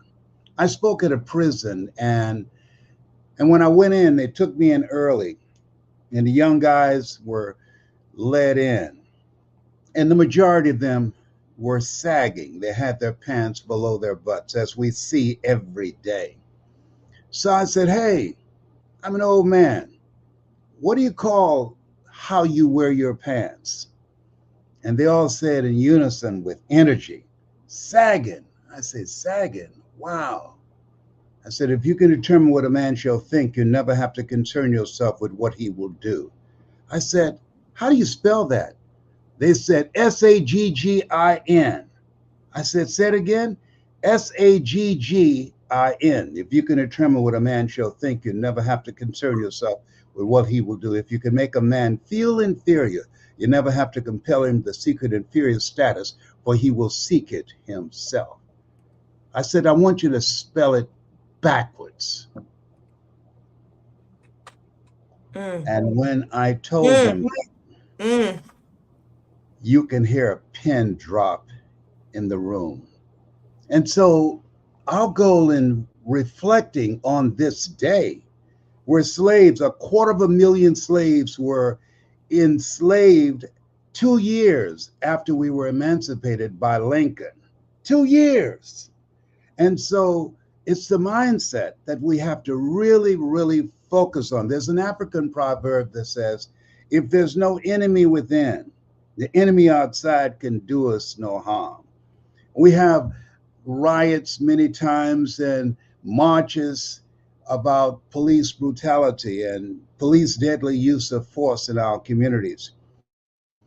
And when you look at the killings that are taking place in Chicago, the killings that are taking place in Atlanta, the killings that are taking place in Columbus, Ohio, and Cleveland, all across this country, this is a representation of self-hatred. Our goal is, in reflecting, is to develop a strategy to change the narrative of beginning to eliminate a virus of our minds, HIV, hood infected virus, AIDS, addiction to incarceration and death syndrome. That this is a different kind of culture that our ancestors did not die for. And so what we have to do in reflecting is beginning to understand that if we don't change our mindset, nothing else is going to change. This is a fight that we have on our hands for the minds, for the spirits, for the souls of our communities all across this country and around the world. This is major. And so as we look at ourselves and we begin to reflect on where we are and where we want to go, it's about embracing the values that got us here. We are the children of the ones that would not die. We have gone through the worst form of man's inhumanity to man in the history of the world. And so when we begin to look at what will it take for us to get to where we want to go, and I'm thinking about the words of one great man who wrote, "Stony the road we trod, bitter the chastening rod, felt in the days when hope unborn had died. Yet with a steady beat, have not our weary feet come to the place for which our fathers sighed. We've come over a way that with tears have been watered. We've come treading a path through the blood of the slaughtered." So those words from Lift Every Voice and Sing are very important because it's an illustration. What we're going through now is nothing compared to what our ancestors went through. And so now, in reflecting and restructuring and adopting and embracing values that will liberate ourselves, so we start turning to each other rather than turning on each other, and allowing ourselves to be controlled by antiquated approaches in our religious gatherings every Sunday morning, when people are focused on life after they die, as opposed to focusing on how do I create a life for myself, for my family, and generations yet unborn. How powerful, Les. Thank you so much. Like, there's so much there. And I know that we get to go back and, take a lot of notes from what you just said in that little short time. And really standing for what our ancestors have fought for, right? I wanted to bring another person who's also a part of putting this event together. Roosevelt Williams III is the founder of Young Black and N Business. And Roosevelt's mission, Young Black and N Business mission, is to have entrepreneurs be supported in their very beginnings, the kind of support that I know Roosevelt didn't have, that he struggled to have as a young entrepreneur, he's now providing for other entrepreneurs in San Diego and expanding. So I am going to take myself back, and I'm going to have your Roosevelt and Alicia just have this beautiful conversation from an insightful leader in the motivational, in the speaking, in the knowledge space. Les, I thank you so much. I'm going to hand it over to Roosevelt and Alicia. Thank you very much, Ava. I first just want to say it's a huge honor, Mr. Brown. I'm a small seed amongst a tall tree. So to be able to be on this platform with you, it's a dream come true. And our goal today has been able to make our long First journey. of all, Roosevelt, excuse me for interrupting you. I'm familiar with your work. I know that I'm in the face of greatness. So I want to thank you for who you are. And if I could just touch the hem of your garment, I'll be made whole. Well, sir, if I had 10,000 tongues, I wouldn't be able to say thank you enough. Oh, yes, sir. Okay. Your work goes before you. Continue to do the work that you have been doing. I believe that you and other young men like yourself were born and preserved for such a time as this. Thank you, sir. That means more than you know. That means more than you know. Yes, sir. Alicia, did you want to share? No, Roosevelt, would love for you. I know you have some questions prepared for Mr. Les Brown. Would love for you to ask your questions, and then we can come back to you, Roosevelt. Excellent. Well, Mr. Brown, with you being a world-renowned speaker, a leader, a solution provider, what is your definition of liberty, sir? Liberty to me is living your life the way you would like to lead your life. It's about having a vision of yourself beyond your mental conditioning and living a life that will outlive you, living a life of contribution. Your life is an example of what liberty is, deciding that you're not going to be confined to the toxic negative images that we have of ourselves that's manifesting itself in so many areas, and deciding that we're going to live a life that will outlive us, to make our lives count. I'm adopted, and 3 weeks ago, my twin brother and I, we went to Gainesville, Georgia, and we went out to the cemetery where our father was buried. I've never known him when he was alive, our biological father or mother. And so they showed, his name was Doc Oliver Randolph. They showed all the Randolphs where they were buried. So I asked, where's our father's grave? And they said, oh, down here on the end.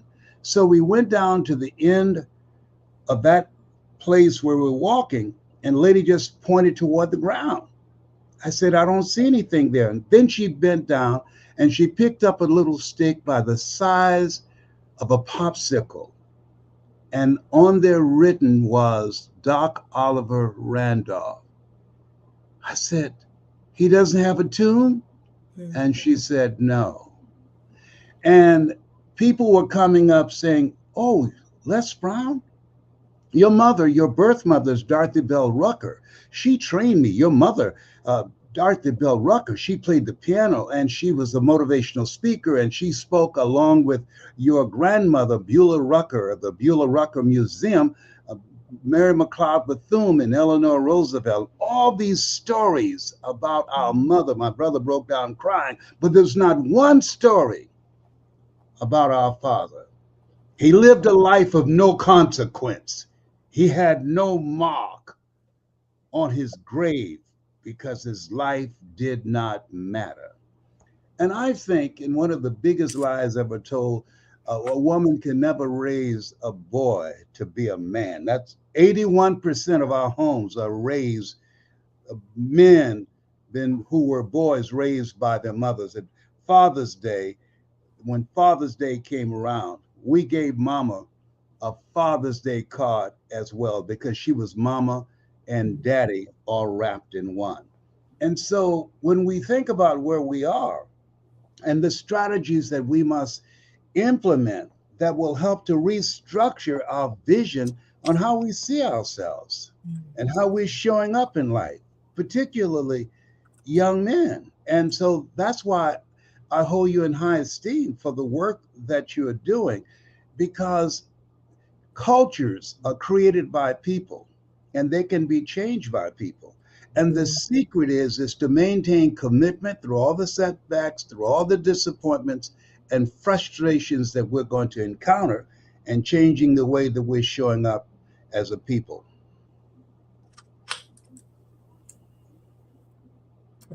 Well, his life did matter. Your father's life did matter. And, you know, as we sit here today and we celebrate Juneteenth, we think about all those that came before us, whose stories were never told, whose tombs were never stood tall, but who were individuals who had dreams, who had thoughts within themselves that were forgotten. But we take time on days like today to remember all those that came before us, even if they didn't have an opportunity to share their stories.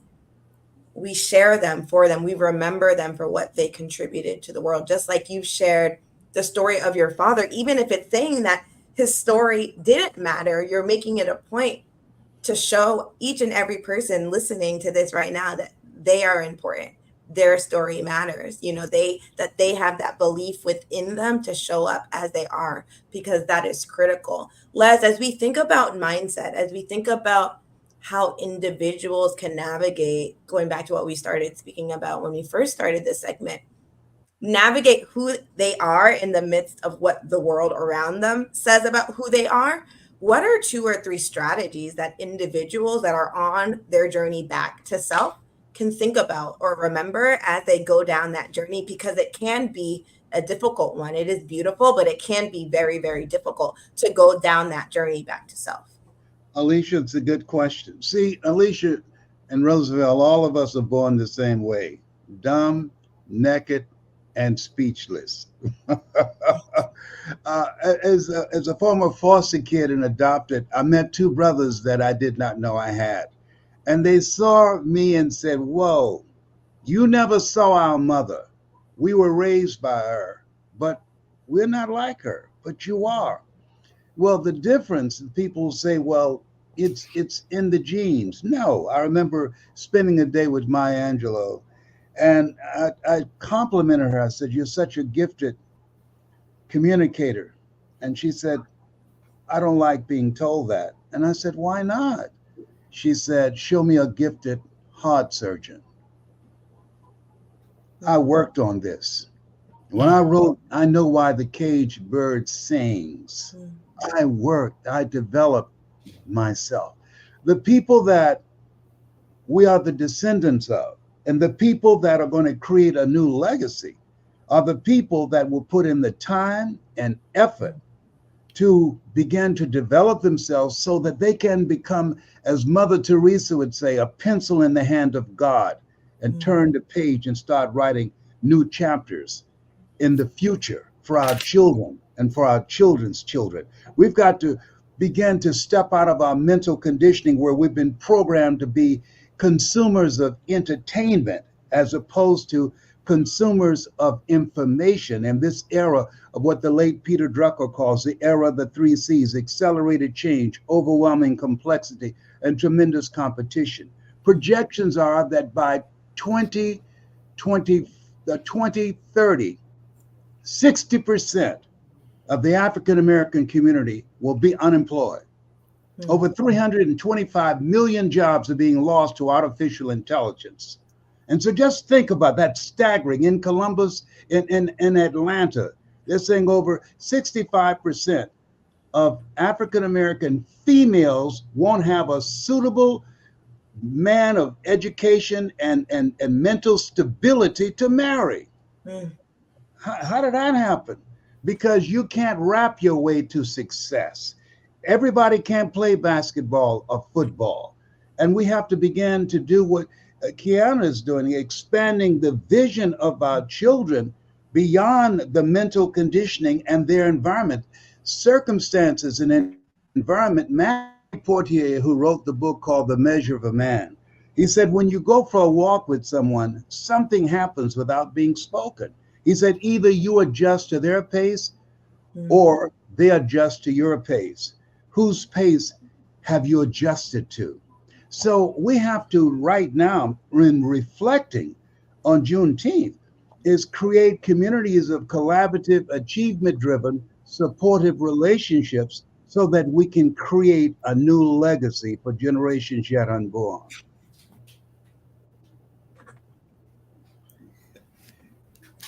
Those are some rider downers, sir.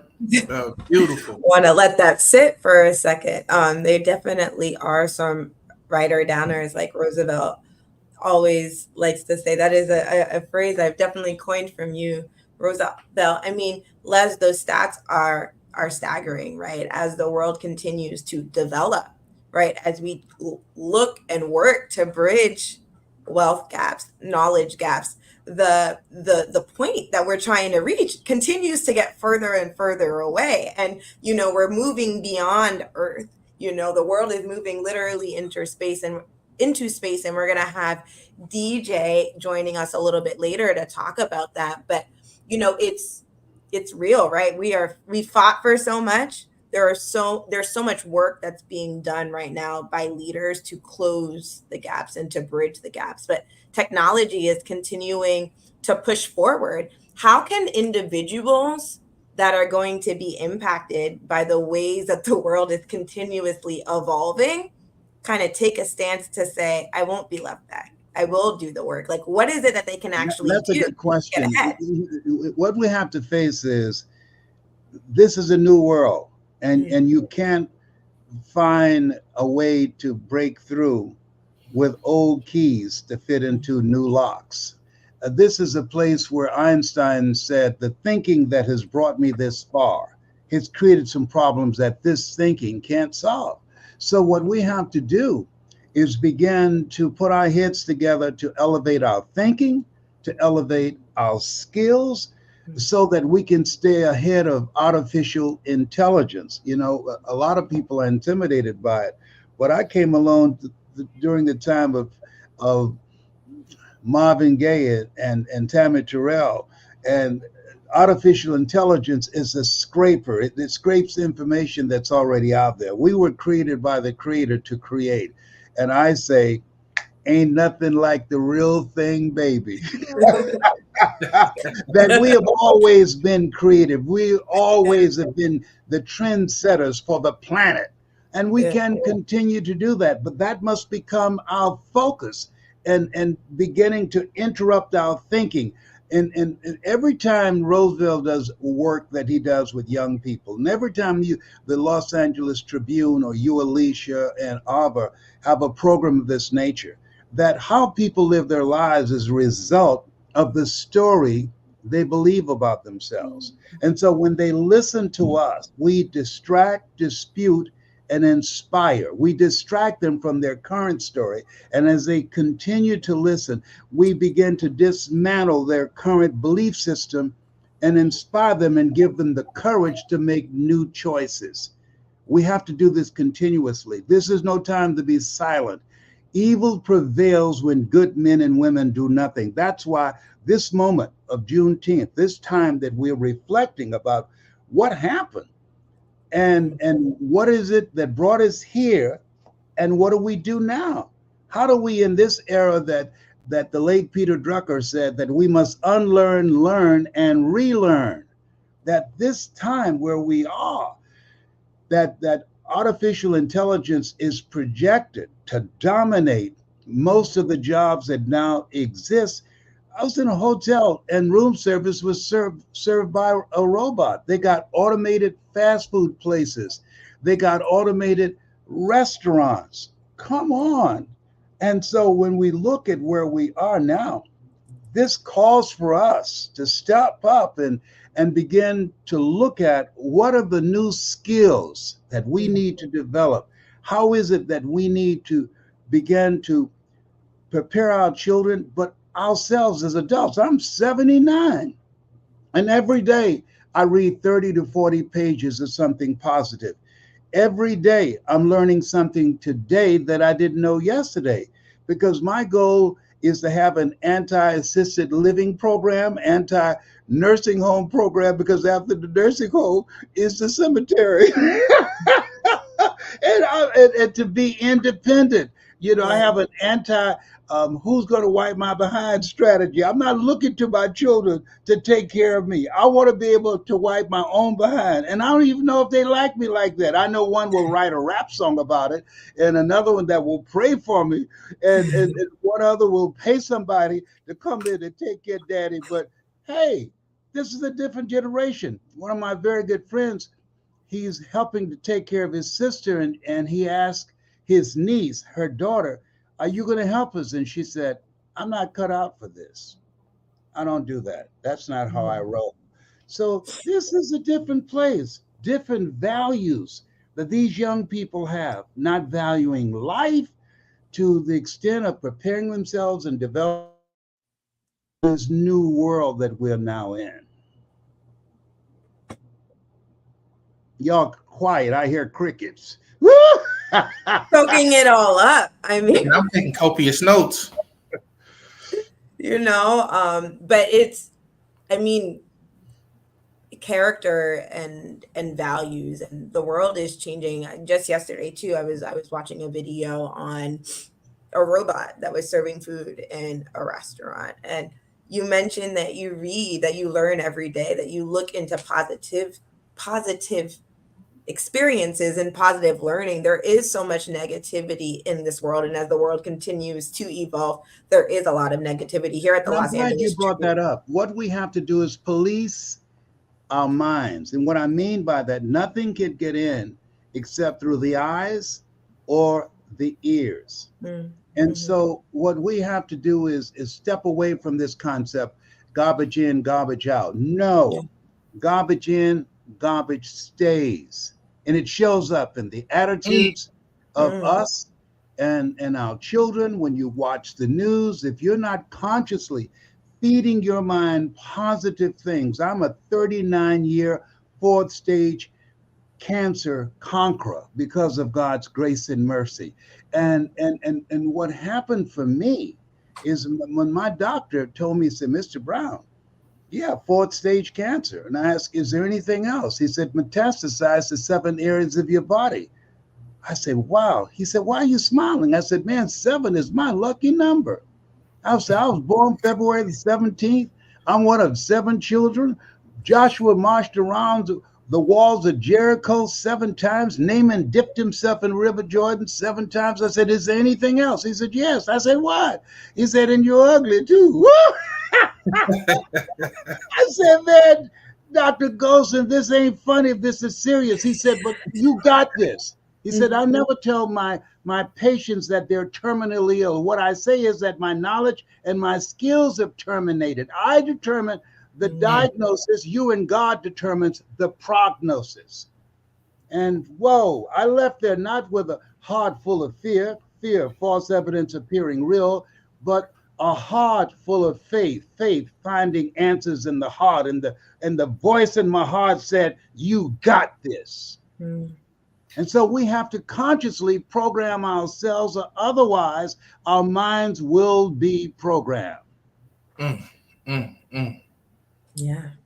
And have that intentionality around what it is that we're consuming, and have the awareness to say, if this isn't serving me or serving the others, speak about it. Be the change you want to see. Kiana talked about that earlier. LaShawn McGee, we're going to talk about content across the LGBTQ plus community in a little bit, but really being intentional about what we're consuming, about the spaces that we're going to for knowledge. At the Los Angeles Tribune, we're such big advocates of positive news. Mo Rock, our CEO, did a TED Talk where he talked about studies that show news can be 17-1 negative to positive, but we believe that positivity pouring into individuals enables them to learn more, but also to pour into themselves so that they can pour back into community. And it's really important. Every conversation you have can move someone, can encourage them, or can detract from them and take away from their esteem. And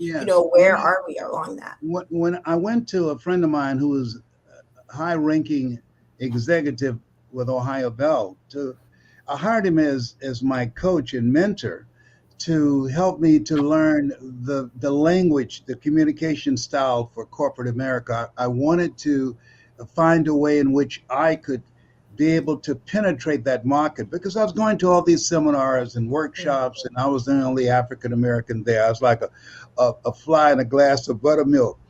And so after he spent time training me and I wrote him a check, he said, I got to be truthful with you. I said, what? He said, I don't think you should try and do this. I said, why? He said, man, you don't have a college education. He said, you have no corporate experience. How are you going to develop the credibility that AT&T, Procter & Gamble, McDonald's Corporation, General Electric, IBM will reach over people with credentials you don't have and experience you don't have and hire you? He said, I have an MBA. Don't you know what you're going to be able to do is limited because you have no credentials? He said, you're talking about making more in 1 hour than I make working for a whole month. He said, you're crazy. I said, thank you. His wife said, when I left with my mentor, Mike Williams, who wrote the book called The Road to Your Best Stuff, she said, Ed, he admires you. He respects you. Do you think he's going to listen to you? And he said, no. And she was shocked.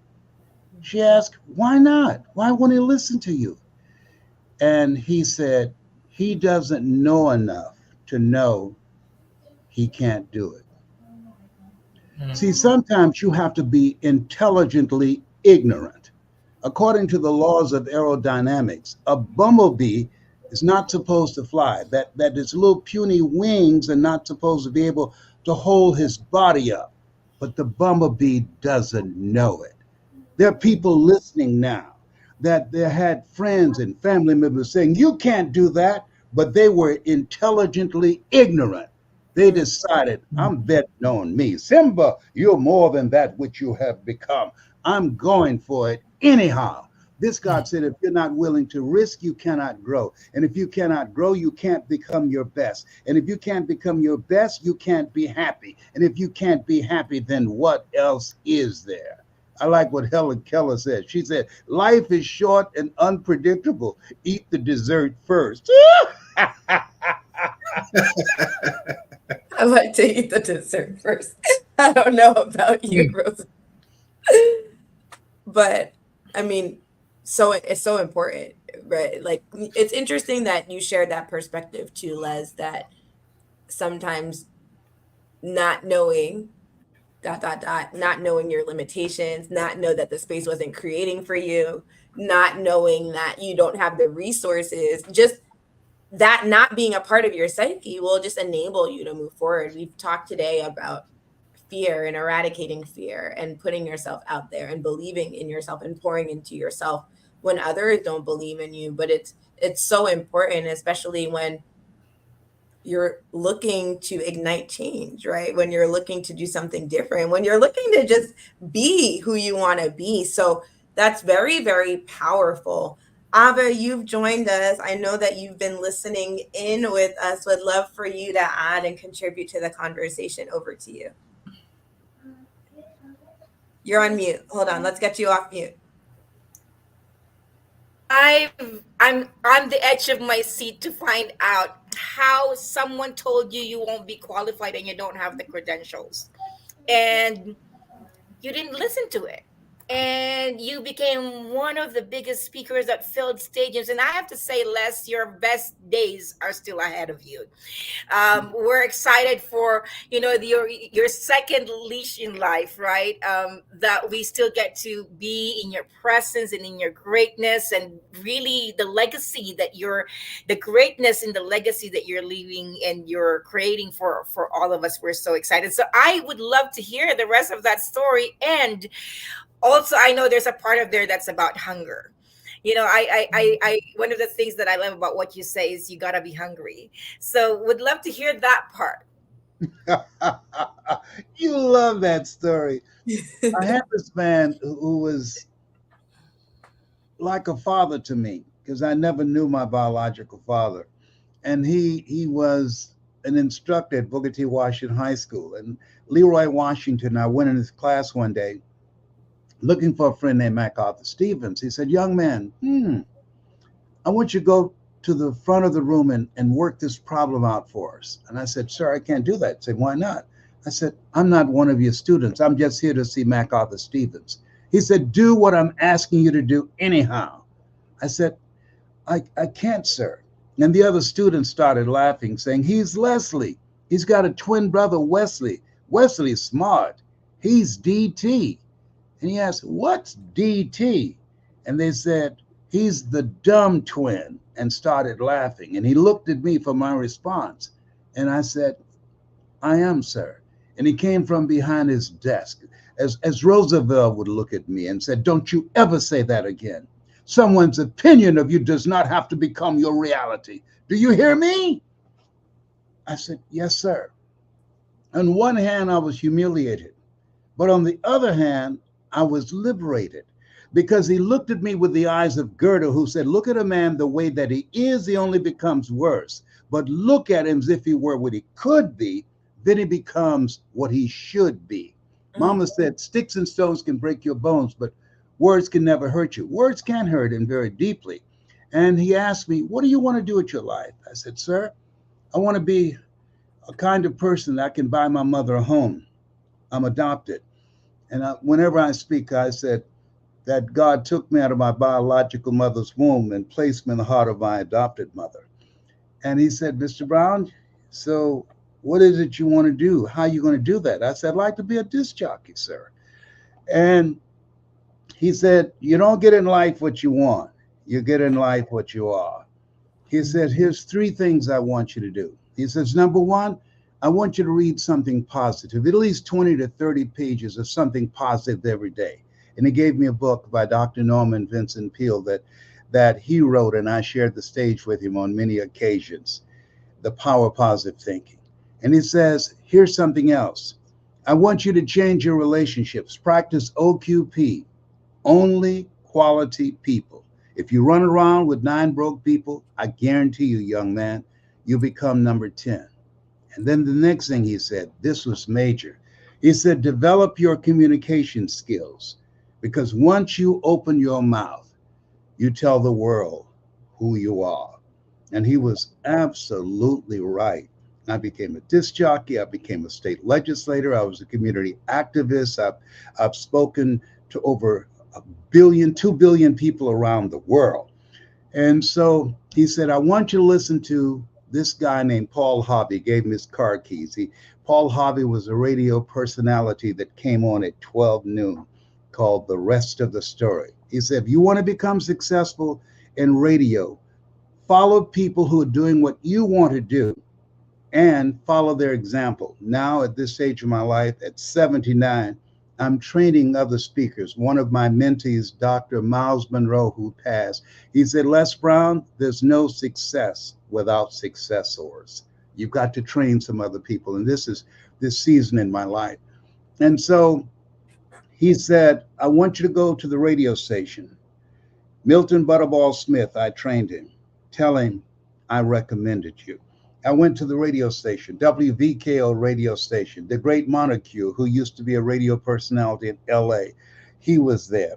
I said, hello, Mr. Butterball. My name is Les Brown, sir. I like to be a disc jockey. He said, young man, you have any journalism in your background? I said, no, sir, but Mr. Washington told me to come talk to you.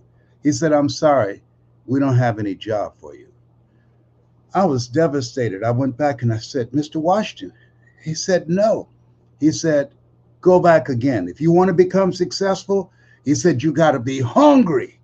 He said, most people will say no 7 times before they say yes. Go back again. I went back again. Hello, Mr. Butterball. How are you, sir? My name is Les Brown, sir. I like to be a disc jockey. Weren't you here yesterday? Yes, sir. Didn't I tell you no yesterday? Yes, sir. Then why are you back today? Sir, I didn't know whether or not somebody was laid off or somebody was fired, sir. No one was laid off or fired. Get on out of here. I came back the next day, talking loud, looking happy like I was seeing him for the first time. Hello, Mr. Butterball. My name is Les Brown, sir. I like to be a disc jockey. I know what your name is. Weren't you here the last 2 days? Yes, sir. Didn't I tell you no the last 2 days? Yes, sir. Then why are you back today? Sir, I didn't know whether or not someone got sick or someone died, sir. Listen, no one got sick or died. No one was laid off or fired. Now don't you come back here again. I came back the next day, talking loud and looking happy. I said, hello, Mr. Butterball. How are you? He looked at me with rage. He said, go get me some coffee. I said, yes, sir. My favorite book says the greatest among you will be your servant. So I became the errand boy for the disc jockeys. I'd go get their lunch and their dinner, and I'd stand in the control room watching them work their hands on the control board. I believe it's better to be prepared for an opportunity and not have one than to have an opportunity and not be prepared. And I would pick up Donna Ross and the Supremes, the Four Tops, the Temptations. Donna Ross and the Four and the Supremes, they were very popular then, but also there's another female singer, Gladys Knight and the Pips. I married her for a hot minute. I wasn't one of the Pips. I was the conductor of the midnight train. Oh, behave. And so then one day, a Saturday afternoon, a disc jockey by the name of Rockin' Roger was drinking while he was on the air. And I was the only one there looking at him through the control room window. It was obvious he could not complete the show. He began to slur his words, and I was walking back and forth looking at him, young, ready, and hungry. I was saying, drink, rock, drink. Drink, rock. Gotta go get him some more if he'd asked me to. And then pretty soon the phone rang. It was the general manager, and I answered the phone. I said, hello? He said, young boy, this is Mr. Klein. I said, I know. He said, Rock can't finish his program. I said, I know. He said, would you call one of the other DJs in? I said, yes, sir. I hung the phone up. I said, now he must think I'm crazy. I called my mama and my girlfriend, Cassandra. I said, y'all come out on the front porch and turn up the radio. I'm about to come on the air. I waited for about 20 minutes. I called him back. I said, Mr. Klein, I can't find nobody. He said, young boy, you know how to work the controls? I said, yes, sir. He said, go in there and segue the records, but don't you say nothing here. I said, yes, sir. I said to myself, he crazy. I got behind that microphone. I had a song by Stevie Wonder. He was 12 years old called Fingertips. I said, look out, this is me, LB Triple P. Les Brown, your platter playing Papa. There were none before me, and there will be none after me. Therefore, that makes me the one and only. Young and single, love to mingle, certified, bona fide, indubitably qualified to bring you satisfaction and a whole lot of action. Look out, baby. I'm your love man. I was hungry. Pre-save years. So I got into broadcasting. You got to be hungry. People that are hungry believe always strive to get on top in life because it's the bottom that's overcrowded. People that are hungry are willing to do the things today others won't do in order to have the things tomorrow others won't have. People that are hungry know you will fail your way to success. Thank you, Les. I want to have a follow-up question that I've been dying to ask you. How does one develop hunger? Through finding something that resonates with you. A job, the journey of a broke, is something you get paid for, but a calling, the work that you're doing, what Alicia's doing, what Roosevelt is doing, is something that you're made for. And it's something that you love so much that you do it for nothing, but you do it so well that people will pay you to do it. Thank you, Les. Is there a way to nurture hunger? Yes. Sometimes you have to experiment to find out what fits you. What is it that's you? Sometimes we know, but many times we don't know.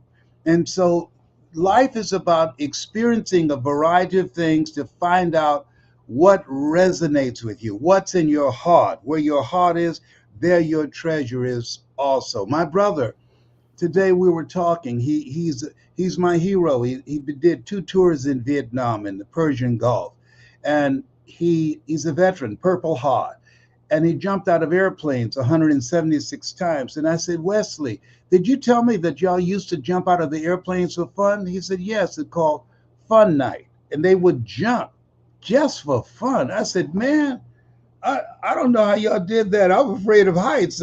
They would have to push me out with 2 parachutes. But he enjoyed that. And so there are people who don't know exactly what they're supposed to do. I'm reminded of a young man who was a very gifted pianist, a jazz pianist. And he was playing one night, and one of the patrons in this bar said to the bartender, would you have that young man playing the piano sing a song for me? And so he went over the bartender and said to the pianist, would you sing a song? We have a patron who's spending a lot of money with us. And he said, mister, I don't sing. You hired me to play the piano. Tell him just whatever song he wants to hear, I'll play it for him. So he went over and he told the patron, he said, look, we hired him to play the piano. This guy said he doesn't sing, but he'll play anything you tell me to tell him. He said, listen, I've spent over $1,000 here on me and my friends. Tell him to sing me a song. I'm going through something. I want to hear a voice. And if he doesn't, I'll take my business somewhere else. And the bartender went back over to the pianist and said, sing or you are fired. The pianist was startled. He gathered himself, he closed his eyes, and he opened his mouth and said, Mona Lisa, Mona Lisa, Mona Lisa. That pianist was Nat King Cole. Wow. Look at God. Won't he do it? Won't he will? So some of us got stuff in us that we don't know. And when we go through some stuff, we discover it. Walt Disney's first cartoon was Oswald, the Lucky Rabbit.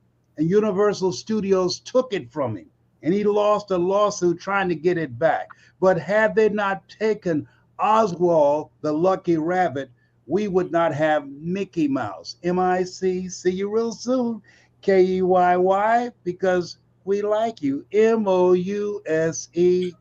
That gave birth to another part of Walt Disney that he did not know. Yeah. Don't come for me. I did not call an Uber.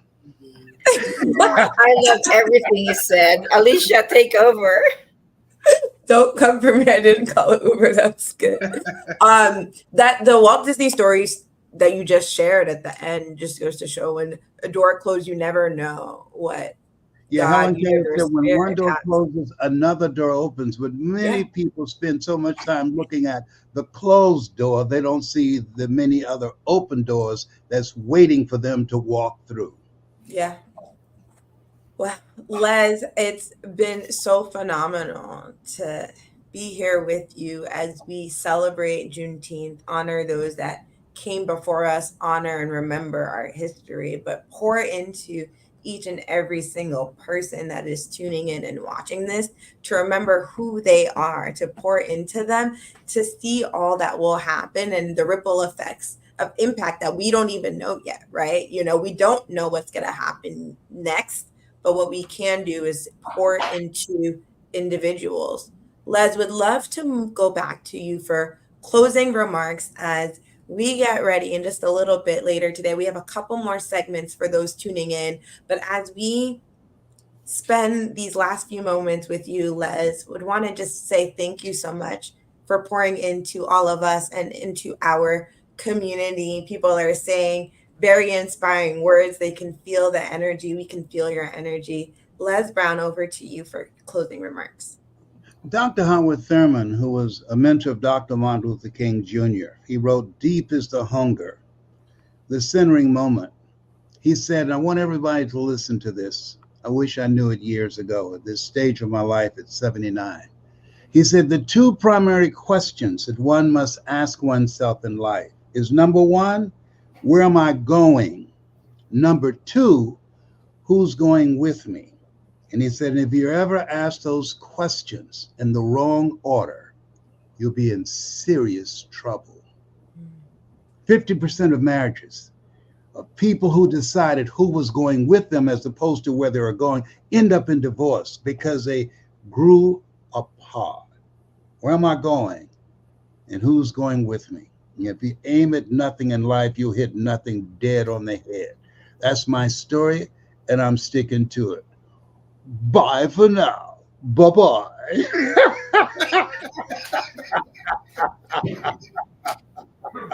Take care. Thank you so much for the opportunity. Thank you, Les. Thank you.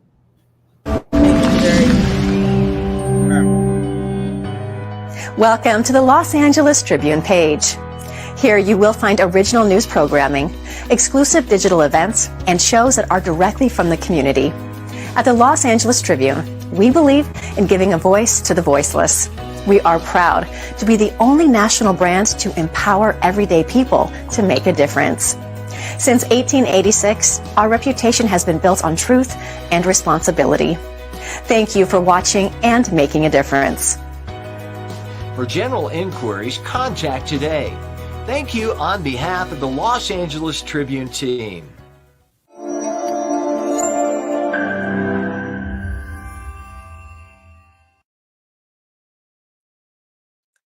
Alicia Magnus Lewis here with the Los Angeles Tribune, and we are here at Liberty's Legacy. Today is Juneteenth 2024, and we are having conversations around what liberty actually means, how people are showing up in the world, and really highlighting and honoring the people that are in the community looking to advance and progress liberty. It is such an honor and a delight to bring our next guest up to speak with you all. LaShawn McGee is a versatile leader and a founder with a diverse background in nursing, film, and tech. Currently leading content and operations for the Wealth Salon, where she leverages her rich experience to empower queer women and non-binary individuals through access to financial literacy and resources. LaShawn is an Army veteran,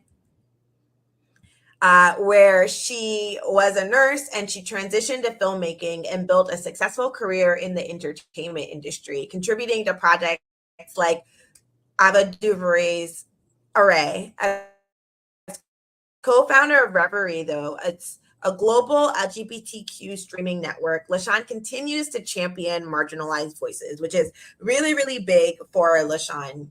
Actively involved in organizations such as the Producers Guild of America and GLAAD's Emmy Advisory Board, and she's received numerous accolades for her work and dedication to amplifying LGBTQ stories. LaShawn, it is such a pleasure to have you joining us here today for Liberty's Legacy. I just introduced you, but I would love for you to share more with our audience about who you are and how you ended up being at the intersection of both Reverie, right, and now the Wealth Salons. Welcome. Well, thank you for having me. It's my journey is eclectic. And I mean, I'm grateful to my mom for being the type of parent that allowed me to feel like I could do whatever. Anything was really possible. She didn't really put a lot of limits on, say, any sort of ridiculous dream I may have had. And I mean, I wasn't a huge dreamer like that when I was a kid, but still, growing up, I really had a good system with my mom. And so her thing was just making sure that you're reading and educating yourself on things that can happen. And so I actually joined the military, didn't think I was going to, but I joined the military, went to nursing school through the military, and I wanted to find a school or something that I could do that was more aligned with who I was. And so this is where I went to film school. And through film school, I recognized that I have an opportunity to represent marginalized voices and communities. So when the opportunity for Reverie came up, I absolutely jumped on it.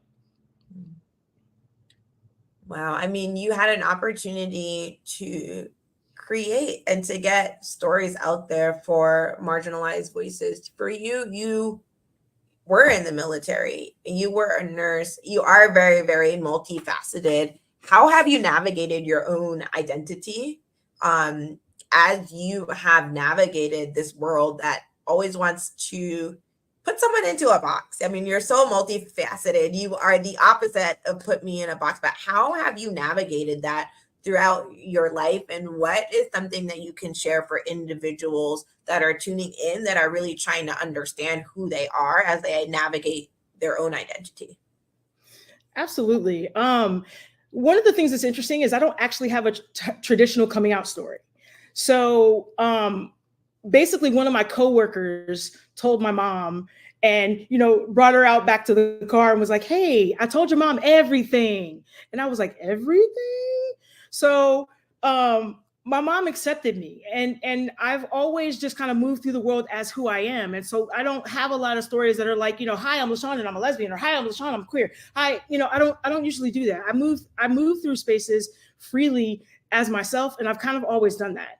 And there's a beauty to that. There's also a beauty to claiming your identity, but at the same time, I just want to be in spaces, meeting humans, talking to humans. That part.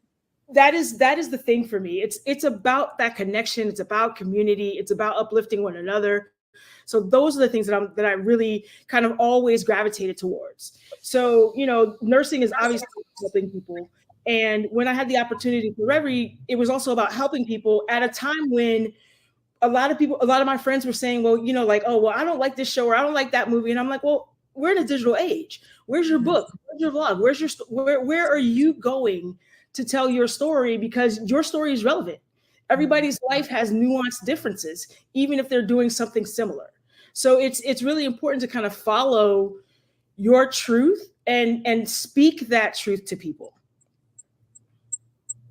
Because people are people, right? And you don't have to be defined, right?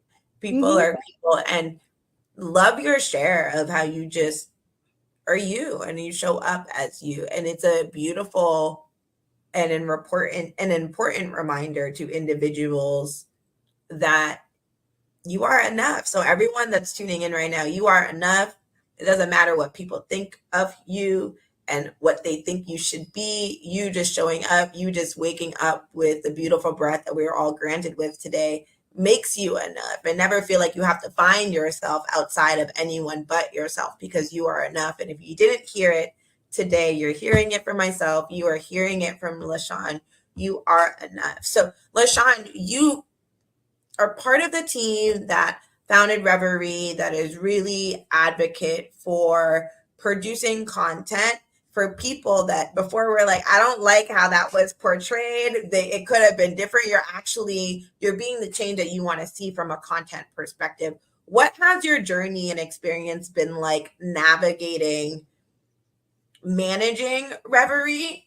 I've heard you speak about it in the past that, you don't just celebrate during Pride Month, or you don't just celebrate during cultural moments, but you have to actually live and breathe an inclusive community. So would love for you to speak a little bit about that as well.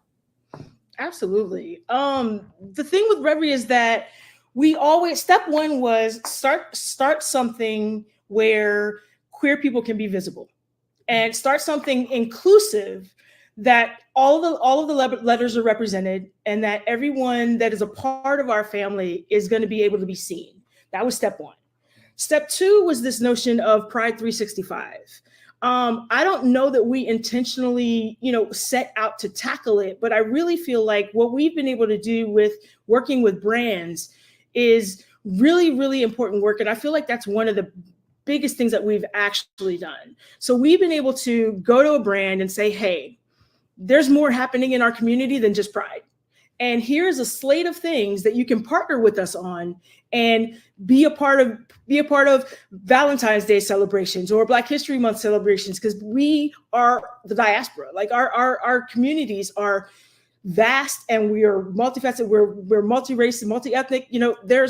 We're everywhere. So, you can participate at Christmas. You can participate on National Coming Out Day. I mean, why is National Coming Out Day not as big a thing as Pride?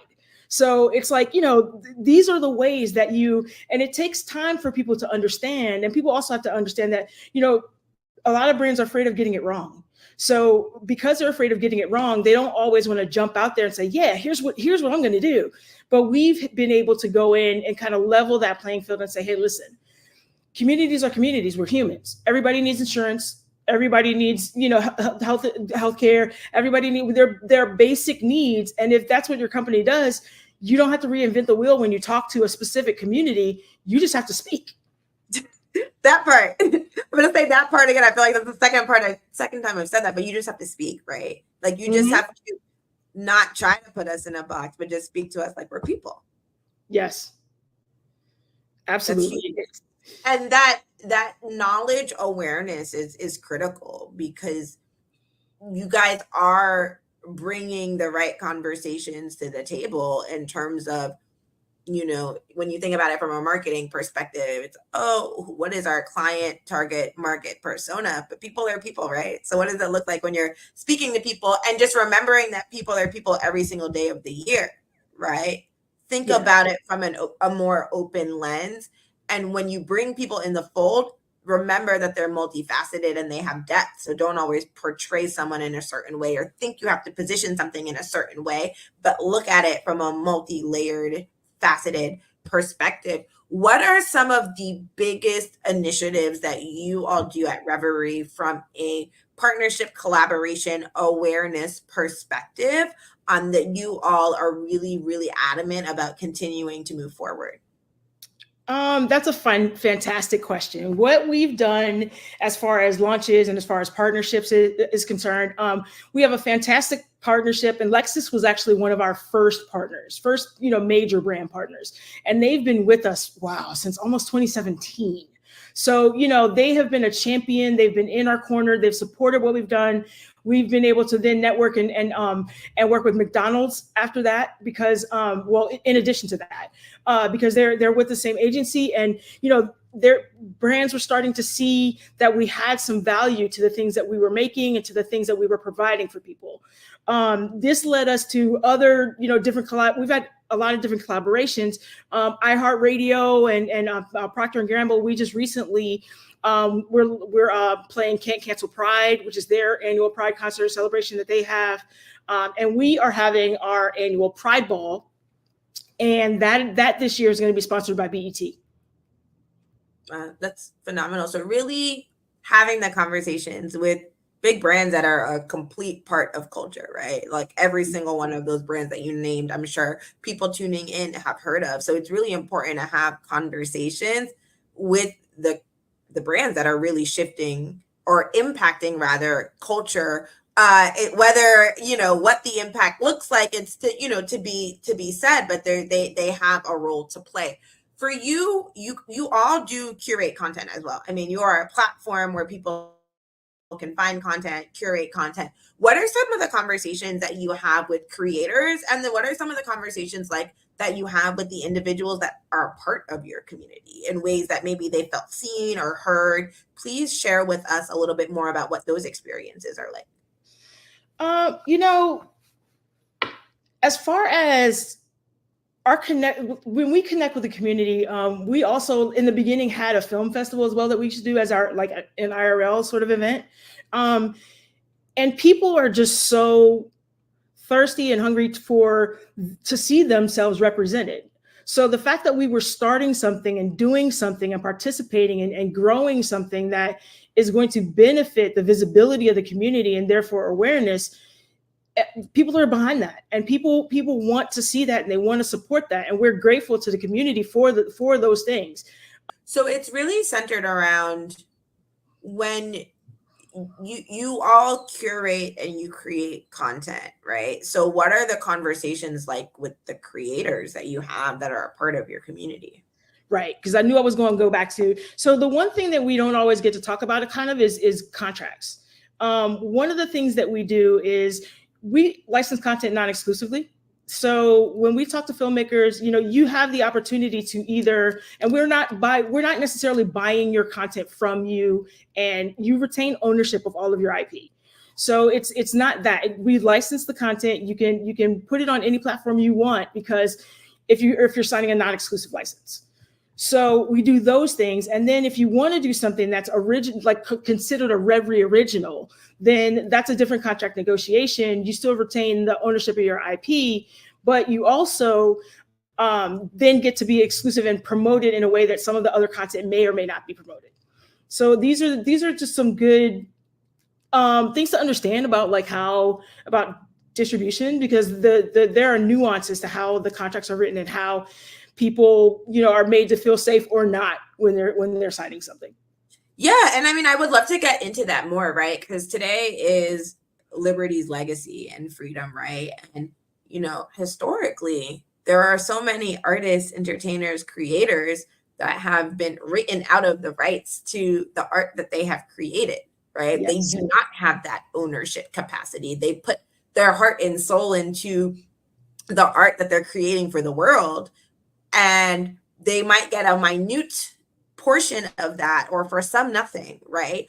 And what is it like to have a dream or be in position where you can actually live out your dream, only for it to be kind of taken away from you because you don't have ownership? And ownership is such a critical conversation to really deep dive into, especially as it relates to creators, right? Creating content. Look at the strikes that are happening, right, within the entertainment industry now, and with actors around representation, but also rights and ownership. So would love for you to share a little bit more about some of the education that you do in that space, and truly why it's important to have these conversations, and what that means in the greater scheme and scope of navigating the entertainment world as you all continue to work with more creators.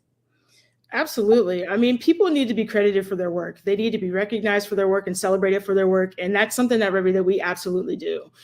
Sometimes we'll do filmmaker spotlights, or we'll partner with specific artists, either music artists, because we also have music and music videos. We partner on that level with people so that we can get visibility out there. There are a lot of queer indie music artists that we've been able to work with and bring them out into the forefront, and just celebrate them in a way that other platforms maybe have not. And it's just important to get that visibility and ownership out there, because a lot of times we don't always have the opportunity for equity, or for just when we're represented, keeping that ownership. It can be difficult, but that's something that's really important to us. So we always try to do that as much as possible. Yeah, it's really important. So when it comes to being creative with content, how can we tell who's having access and what actual creative liberty and freedom actually means? This is a conversation that I've been having a lot lately. So what I understand is that I'll take the LGBTQ community, for instance, because that's the one that is going to be easier just to navigate for this conversation. White gay men have had the opportunity to make content pretty much since the dawn of the camera. They've had the access, they've had the resources, they've had disposable income, they have time to take off and find themselves with a camera, and create art. But then you look at it, it took a while, but lesbians were able to start making content after that. And, then the amount of lesbian content is coming up. Black gay men are after lesbians, because content that is specific to Black gay men is one of the lowest amount of produced content, not because there's not a need, because there's desperately a need, but it's one of those things where Black gay men have not had the same opportunity, access, disposable income, and the things that are necessary in order to actually produce content. Then it would be trans people. Trans people have obviously the I don't want to call it a revolution, because that's not accurate. The way that the community has been able to evolve in the eyes of the world and in their visibility, they had to get past so many other things, and now they can start really creating content. now they're getting support, and then they can go to places that are going to say, you know what, I love what you're thinking. Take that risk. I'm gonna take that risk with you, and let's make this, because we need the opportunities that are going to allow us to be able to take risk and do art for art's sake. Access, capital, and creative ability. And what does that mean, and how has the world, from a content perspective, but also from a world just engagement and interactive perspective, evolved? And how are we seeing that? So it really does take platforms like Reverie, creators taking risks, like you talked about earlier, to really step forward and move forward and say, we're going to take a different approach. But then also that capital is so key. And I think it's going to be a theme that continues to come up in all of the conversations that we've had today. It's that access to capital. And it's one thing to be able to create, but can I create in the way that I want to? Exactly. Capital. And so financial freedom is freedom. Financial freedom is freedom. And as more individuals continue to evolve and expand and elevate in their roles in society, more people in the Black community, capital is always going to be that conversation point that comes up. And it does come up often, because when there's a funding gap, you can't actually expressively be and create in the world, because the world is expensive, right? And so it takes contributing and collaborating to the society that we live in from so many different angles and so many different perspectives, because it's top down, side approach, bottoms, from all different perspectives to actually effectuate change. Because you need creativeness, you need ideas, you need the people to show up, the talent, but you also need the capital, and then open-mindedness from a community to actually accept individuals as they are. I mean, these are complex issues, but I think what we've seen today on Liberty's legacy from people in the community is that everyone is doing a part, is taking a role, and believes in the role of collaboration to actually move progress forward. Because it does take collaboration from people in the public office, from people voting, from people deploying capital, right? From people saying, I don't like what this looks like, and I'm not going to just sit here and not do anything about it, but I'm actually going to change what I don't see. I'm going to create what I feel like is wrong. I'm going to be vocal about, and I'm actually going to do something to change the needle and move the conversation and move progress forward. So just think that, this is such an important conversation, and you really kind of broke it down, but what does that actually mean, and what are the broader implications? I'll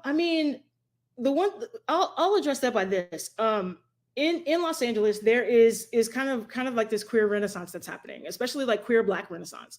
There are a lot of organizations that are coming out and said, you know what, we're going to create our own spaces for community. We're going to find our own venues. We're going to put our invites and invite the community and embrace them and embrace everyone and embrace all of the letters, because that's another thing, inclusivity. And they're out there like having events and doing different things. And I really want to make sure that is sustainable, because community is how we get through everything.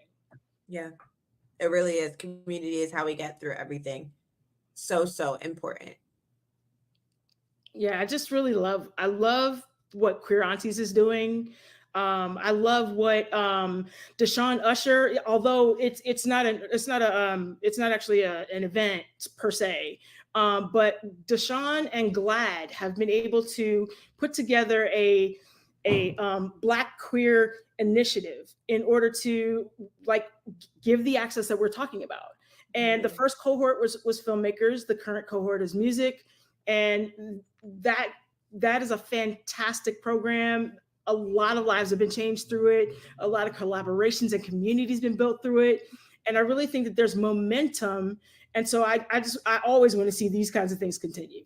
Yeah, for sure. And that word community, and content is culture, right? People learn, people that don't know about, if you haven't been to Los Angeles or you haven't been to New York, it's easy. Oh, I saw that on TV, right? So what is the actual content that people are consuming? What is the content that's being put out there? Because whether it's consciously or subconsciously, the content that people are consuming is impacting how they move in the world. It's impacting their opinion that they have. And so, taking that inside out approach to say, we're going to actually be more intentional about what people are seeing, so we're represented in the ways that feel right and are meaningful to us, is truly important, because so much of culture is consumed through content. Yeah, it's absolutely true. And one of the things that I had a conversation about recently was the fact that, like, social workers, when you see them on programming, usually they're there to take somebody's kid. And so she said, that's not all we do. And I thought, you know what? I never gave it a second thought. Like, social workers do other stuff, but when you see them on TV, they're only showing up to evaluate somebody's home life situation to make sure the kids are okay. It's usually a CPS sort of situation, and it's like no, there's more depth to what they do, and there's more depth to who they are, and we need to be able to see that as well. We are well-rounded people. We don't want to just be a typecast or caricatures. That those days should be over. Be over. Mm-hmm. It's the days of depth, right? There's so much depth. People are multifaceted. There's so much depth and layers to individuals, and it's about being able to express the layers of that depth that is important. Yeah, that's one of the reasons why Reverie started a news channel and started the program of Culture Q, so that we can kind of address that, and so that we can show and highlight things that are happening in the community that are positive, because we don't always get to see that. And I mean, if we don't document our history, who else is going to? Because they won't. That part. And then you don't want it to be changed, right? So how can you actually take an active role in documenting the good in the world? We're about to get into it as it relates to the well salons. I mean, we could talk about content all day because it's so important, and it truly does shift culture. It shifts perspectives positively or negatively. So how can we contribute to the positive shifts? Exactly. Yeah.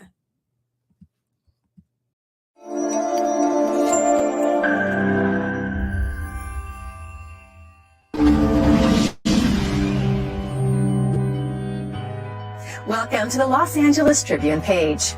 Here you will find original news programming, exclusive digital events, and shows that are directly from the community. At the Los Angeles Tribune, we believe in giving a voice to the voiceless.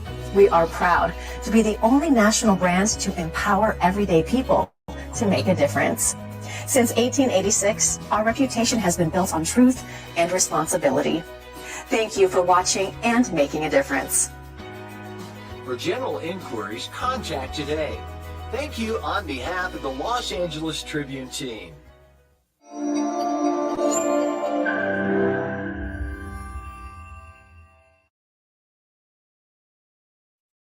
Hello, everyone. Thank you so much for tuning in to Liberty's Legacy, where we are celebrating Black founders, visionaries, civil servants, individuals in the community all day long on Juneteenth. So delighted to bring our next guest up for a very special segment that is completely centered around venture capital, but building growth and ecosystems for tomorrow's future. Our next guest, Richard Odior, is an early stage VC and ecosystem builder, but he describes himself as a business athlete, and I'll let him get into that in just a moment.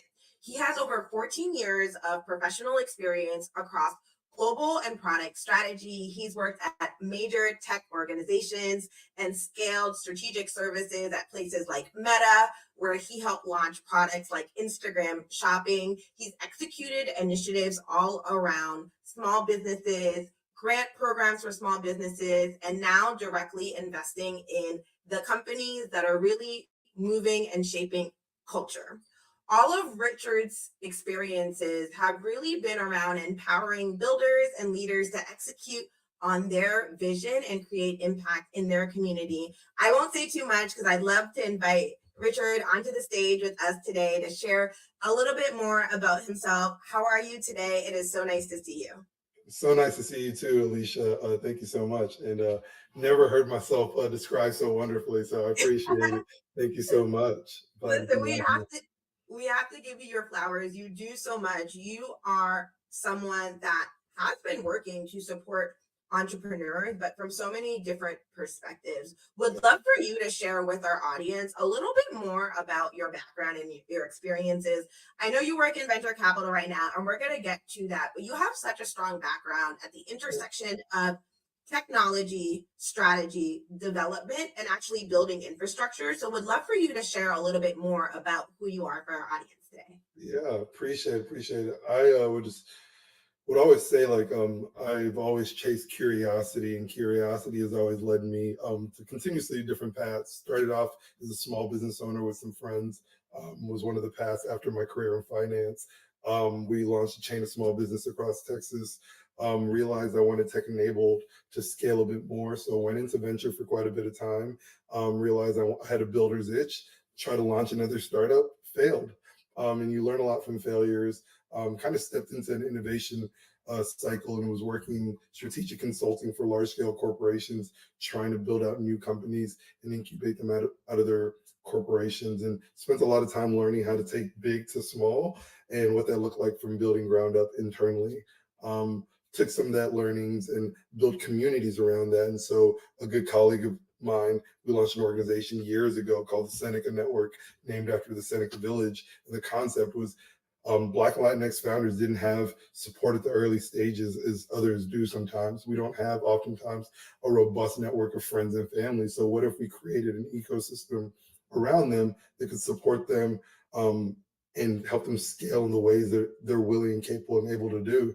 And so we supported a slew of founders, many who've gone on to build amazing companies.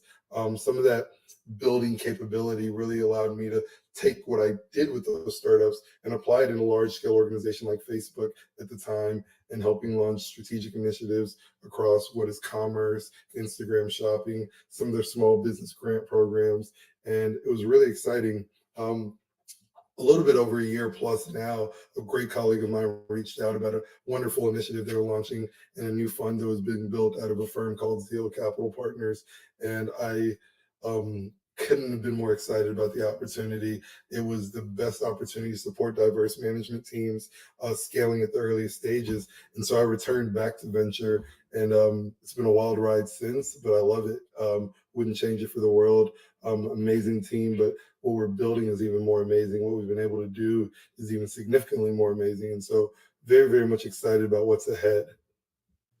Wow. I mean, what a vast amount of experience that you have, Rich, but really the connective tissue and thread there is empowerment for business owners, for accessibility, and then for actually tools, systems, and processes that move their organizations forward. So, Rich, right now you're working at Zeal Ventures. For you, as you think about your investment theses and how you navigate looking at organizations that your fund is thinking about deploying capital to, what do you think about? I mean, you are a unique investor in that you have such vast startup experience, right? You've helped startup, you've worked on your own business, and now you're back in that ecosystem. So, you know, venture is a hot topic, right? Access to funding. Those individuals who may have ideas but can't find the funding. So what do you all think about? Yeah, I mean, the prowess of what we think about is there's three basic pillars to life for everybody in access. That's the way you work. And so we think about future of work. What is that access opportunity? Health equity, the way that you feel and your wellness. And so what does that look like? And then fintech and financial inclusion. Can you build a financial future for you, the community around you? So those are the three pillars. And I'd be remiss without like highlighting our managing partner, Nasir Kadri, who came up with these three pillars as a way of thinking about the holistic approach of supporting diverse management teams. And the firm's kind of trademarked what we consider to be inclusive investing, which is a five-pronged approach about how we think about investing. And it's not just, we're both focused on returns, but we're also focused on this impact and the way that we can be inclusive in the way that we think, how we go about investing, how we impact the ecosystems around us. And we don't believe that one has to be the one has to be agnostic of the other. And so we believe that if there's a symbiotic relationship that can exist with the two. And we've been out on a mission to prove it. And we have been successful to date, in my opinion. And access to me is just super interesting. It's something that's like been in my mind since I was a kid. I remember, and I'm going to age myself a bit, but I got a cell phone way before most kids my age. I was working at the age of 14 and I had a prepaid phone.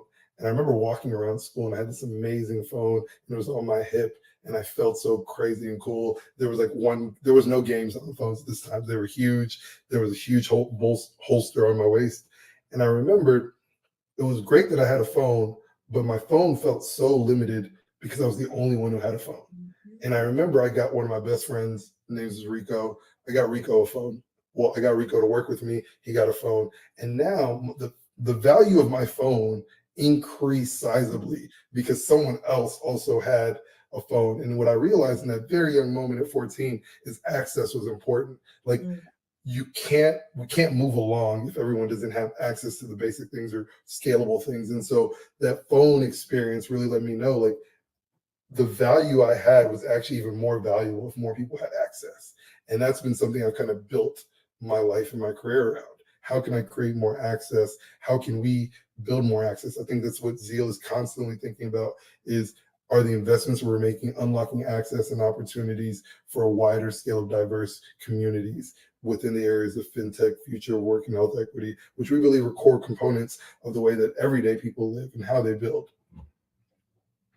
Wow. That's such a great example of one that you've been an entrepreneur. Entrepreneurialism just runs through your experience. You started working at such a young age, but what access actually means, right? Like, what is having a phone if you can't connect and speak to someone? What is having a phone to call someone or text them if you're the only one that's able to text and they still have a house phone, right? And what does that actually mean? And there are so many examples of experiences where it's one-sided, it's limited, right? It's, then so what can you actually do in those moments? You have navigated the entrepreneurial ecosystem. There are so many individuals that have amazing ideas that they when you think about future of work, right? It's kind of shifting where people spend their time, what people are looking at as their day job. A lot of people have ideas in their hearts and want to be owners of something so that they're not always working for an organization, but they can really empower themselves to own something and pass that along through their family or through their friends, really create an experience of creating full-on wealth. What are things that founders or individuals that have an idea can think about when they're not sure what to do next, but they know that if they just had access to the right people, maybe if they just understood how to navigate the waters of bringing your concept from ideation to execution, they could really make an impact. What would you recommend to them? Yeah, I tell a lot of founders to start with the problem in three ways. One, really dive deep on a problem and understand the problem. Then really unpack how big a problem is it? Is this a problem that you have, or is this a problem that everyone has or a lot of people have? And get an understanding of how large that problem. And then, is it a problem that people are willing to pay for a solution for? And I think sometimes there's a lot of wonderful ideas that I see every single day, but if it doesn't walk through those paths, it's not as scalable for what I would consider venture capital. Now, there are other forms of capital that might be very valuable for this, but for us, oftentimes, there's a scale that we like to see to be able to invest in a company. A wise investor once told me, Wayne Moore, I asked him, like, what are some of the key things you look at when you're finding someone solving a problem? And he said, I always look for someone with earned perspective. I look for someone who, through life's work, joy, sadness, happiness, or whatever experience is, has an earned perspective about the problem they're focused on. And oftentimes when you find founders focused on an earned perspective, there is a relentless that they have to chase down a solution that doesn't matter when it gets difficult, that doesn't matter when they have to bend, but usually they do not break, because this earned perspective is so much tied to something that they've experienced, that they're building something uniquely to solve it. And that is something that it's hard to underwrite and find, but once you see it, you know it, you can smell it, you can breathe it, you can feel the aura of it around it. And that person who's identified a problem, they've identified an earned perspective, and they're flexible, but thinking both in present day and future day about the problem of what it will look like, is something that I'm often looking at in founders and opportunities to figure out if I can underwrite. That earned perspective is critical, because I think that applies to whatever venture or project or initiative that they're working on, but also how we manage our day-to-day lives, right? What does that mean for how we're spending our time, why we're spending our time, right? I really, really like that. I think that is very practical advice for entrepreneurs, but it really relates to everyday life.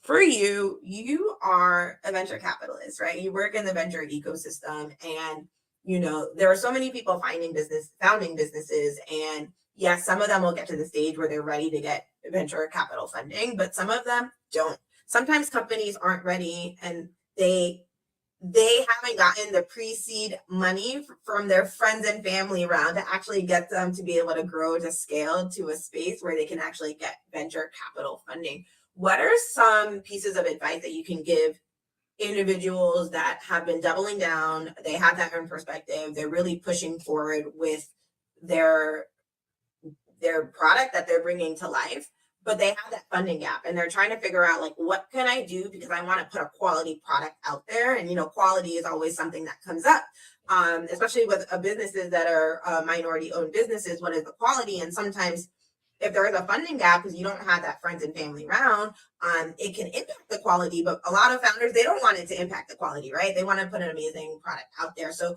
what are some things that individuals can do to navigate accessing capital that they can pour into their business so that they can actually grow to scale to then get that look from a VC? Yeah. So another thing I underwrite a lot of times is scrappiness. What all have you done with the little that you have, right? And so that's a scoring that I have in my mind, because then it lets me know with the ample resources I can provide you, how much will you do going forward? And so oftentimes, I remember a long time ago, I launched a travel company and I didn't have money. So I went and I found a bunch of friends previous to me working at Facebook that had ad credits, and I went and I ran a bunch of ads for this company that really didn't exist. It was a website landing page. And I ran ads and ads and ads and ads and ads. And I didn't spend a crazy amount of dollars, but it was a significant amount to where I was able to get insights and feedback to then say, this is the amount of people that would use my platform. And that was a data point that I was then able to you can then take data points and you can use that to go find resources, if that makes sense. So I think oftentimes being as scrappy as you can where you can, the product might not even fully be built, but if you're building in a specific vertical and you have an insight from your potential customers that have given you this amount of insights, this amount of interviews, this amount of understanding of here's what our outcome would be, this is how it solve our problem. And we've gotten this many data-centric interviews with potential customers about why what we are potentially building is valuable, super important. In this current role and world, there's a lot of accelerators out there that help you also work and build these companies early. They give you resources, tooling, and some of them are very helpful. You also have to be wise about what you're giving up in an equity stake, but some of them are very useful. And then there's also the world of scouts and early stage investors and angel investors, and building with them and getting early checks to then go develop MVPs. In fact, one of the initiatives that we've been fortunate enough to launch at our firm is in partnership with one of our limited partners, Barclays. We've launched a $5 million scout program. And what that does is it allows us to give Black professionals and executives capital to go deploy early stage checks into early stage Black founders. And so as a result of that, in the Scout program, we're able to seed some of these really, really early ideation stage type of companies. And so we rolled out the program. We have several scouts across the US, and they're seeding companies at the earliest in ideation stage. So that's been a wonderful experience. So those are some of the tools I would say. But we're fortunate enough to have a program like that at our firm. And there's other firms that have scout programs as well.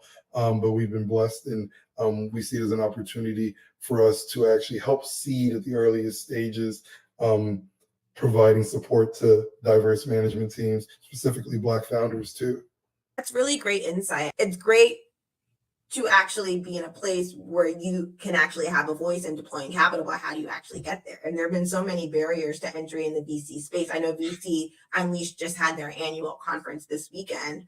What are some of the key initiatives and strategies that you've seen have been effective as the venture capital ecosystem has continue to become more diversified? And what do you think is going to be crucial for continuing to drive innovation and sustainable growth within the venture ecosystem? More. More is the word I would say, more. Every organization and every person you name, I know. And I would like the ecosystem and the organizations to grow to a point where there are names I do not know. There are people I have not engaged with. There are organizations I've never heard of.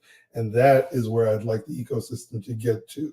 I'm grateful for where the ecosystem has come because I've been fortunate enough to see it grow. But I would be remiss if I said, like, we still have a lot of work to do. And there's still a lot of doors to unlock. There's still a lot of things that we are on the precipice of seeing, and I'm hopeful and excited for what that looks like.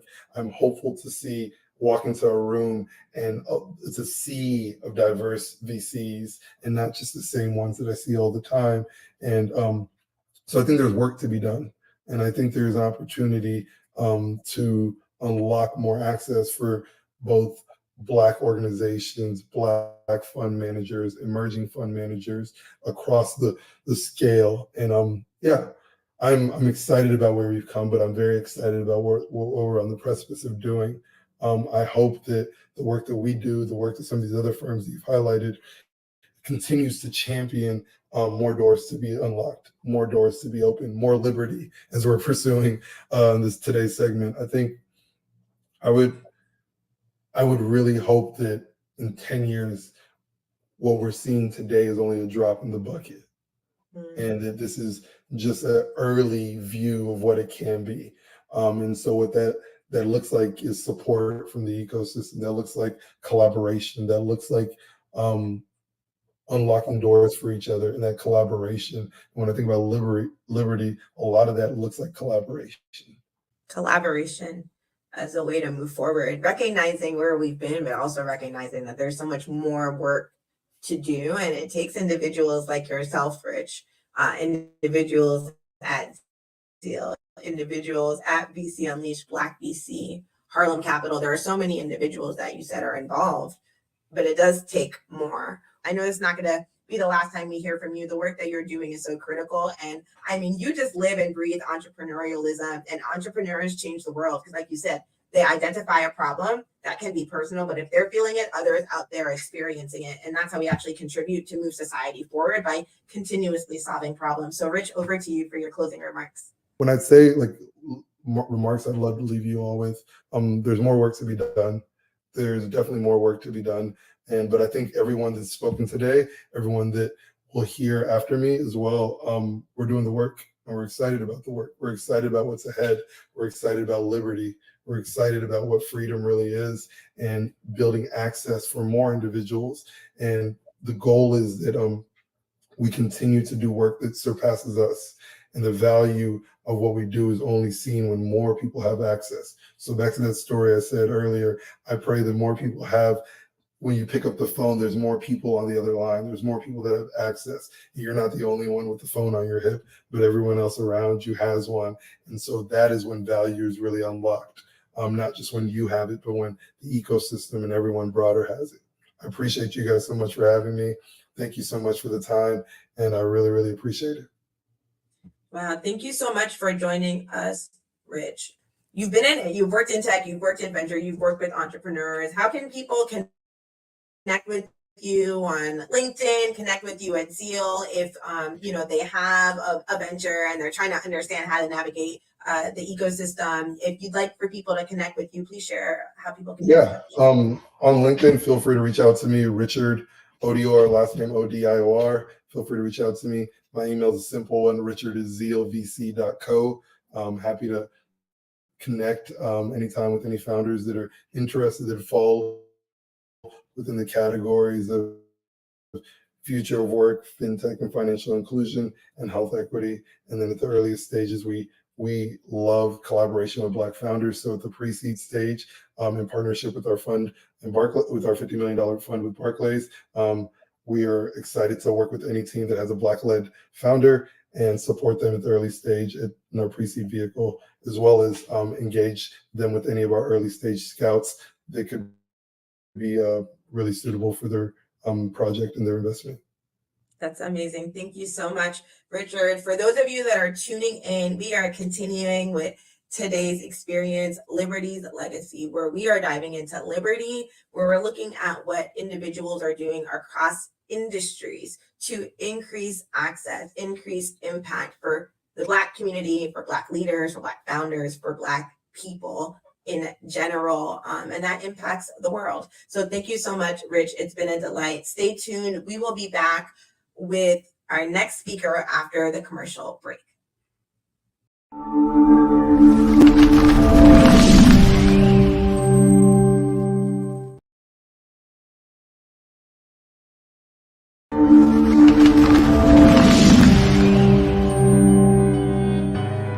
Welcome to the Los Angeles Tribune page.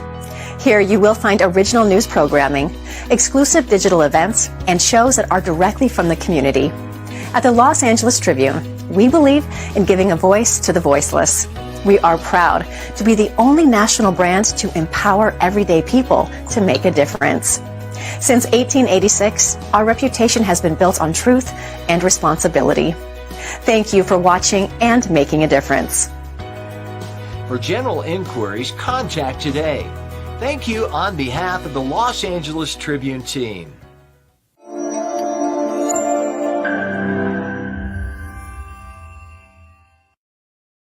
Hello, everyone. Alicia Magnus Lewis here with the Los Angeles Tribune, and we are back for another very, very special segment within Liberty's Legacy. Today on Juneteenth, we are talking about liberty, but what it means economically, spiritually, financially, emotionally, creatively, and also what it means and how we navigate the world that we currently live in today.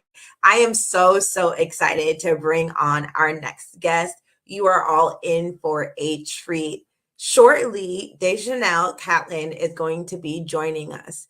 DJ is an entrepreneur, an engineer, and a leader specializing in business consulting and engineering consulting. He's also one of the co-founders of the Equity Space Alliance, where he and his co-founder work to build social and capital impact within the space ecosystem, advocating for education and facilitating equitable ownership across the space ecosystem. Before founding the Equity Space Alliance, DJ worked in aerospace research and development at NASA, where he served as an aerospace engineer and led significant positions such as engineering manager, senior flight test operations engineer, and avionics technical lead. And we're going to get into that in just a moment. DJ has a background in applied physics from Morehouse College, and he also has a bachelor's in electrical engineering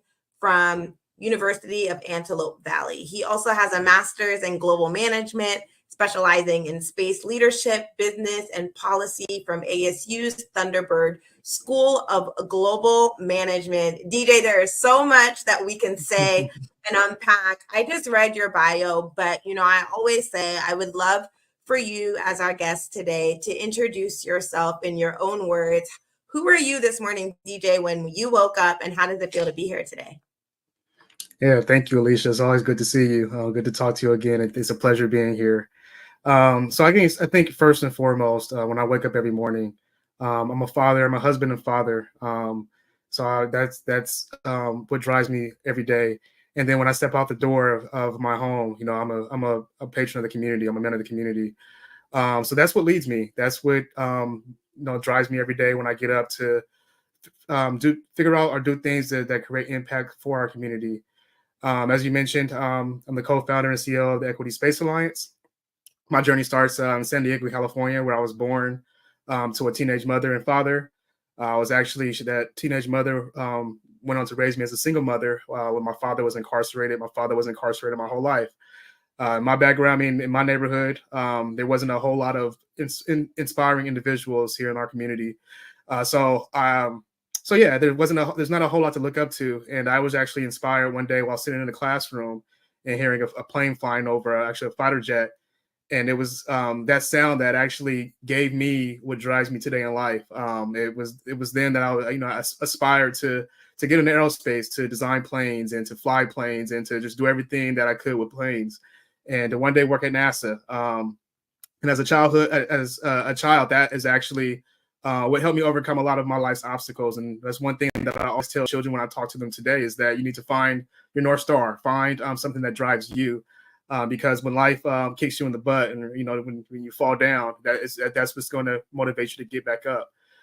So it's through that vision and through that North Star that I was able to do some great things in life. Attend Morehouse College, studied applied physics there, the great alma mater of the great Martin Luther King Jr.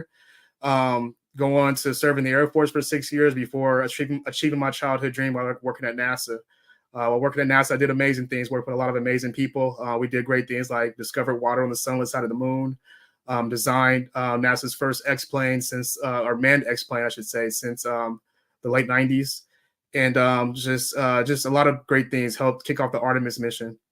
And now, after an amazing career at NASA, I went back to school to study the commercial space market. We see Elon Musk taking off and putting all these things in the sky, Starlink and things like that.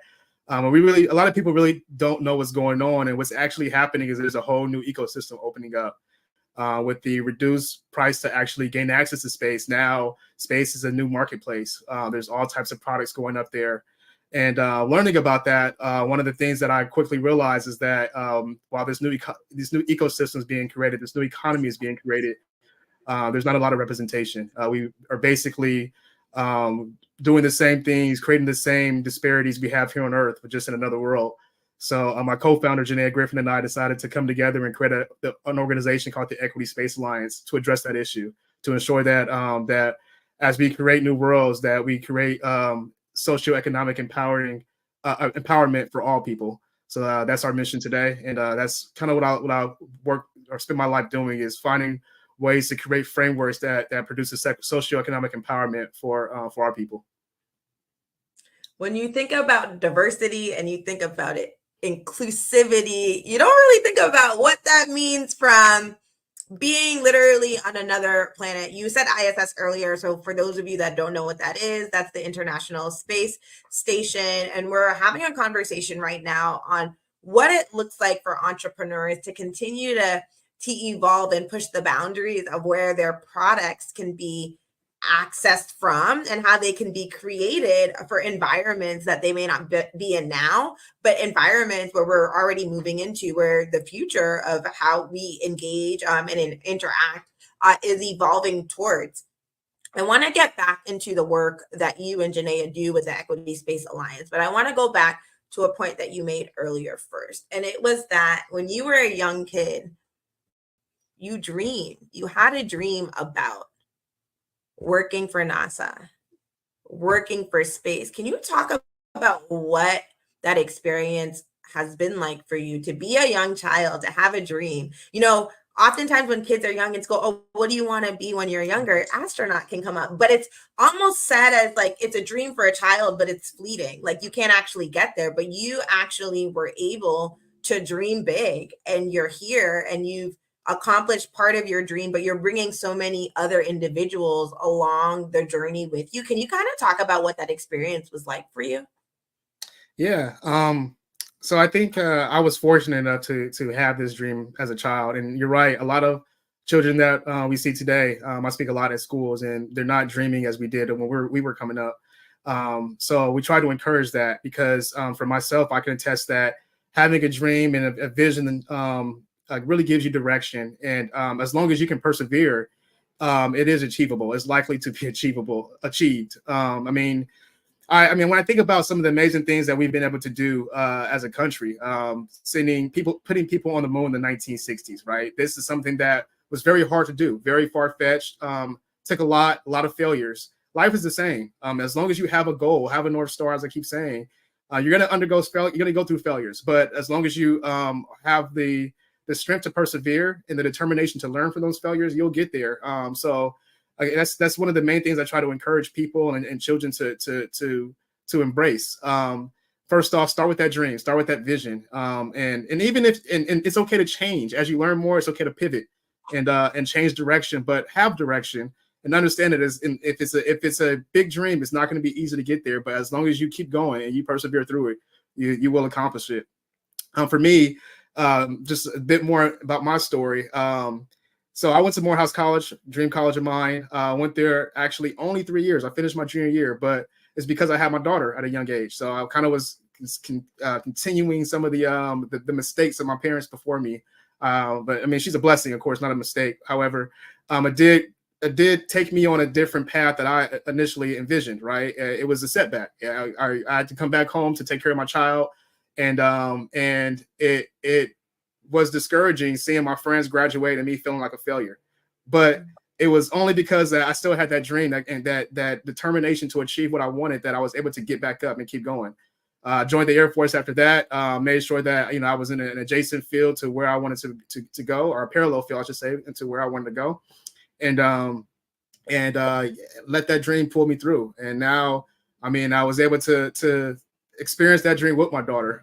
She grew up always going to the NASA Center, telling her friends about the new things that we're working on, actually walking on a plane called Sophia, which is the one I flew on. Which side is it? This is my flight to Sophia, and that's the one that we discovered water on the moon. I have over 50 flights on that, and she got to experience that. So I guess again, so I say that, I mean, it starts with a vision and a dream, and if you are determined, allow that dream to pull you through life's ups and downs, and if you believe enough and you are determined enough, you will achieve it, and it will be a blessing for yourself and, you know, and your loved ones.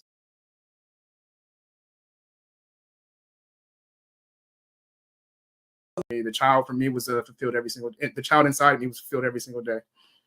While making history at the same time, and talk about perspective shifts.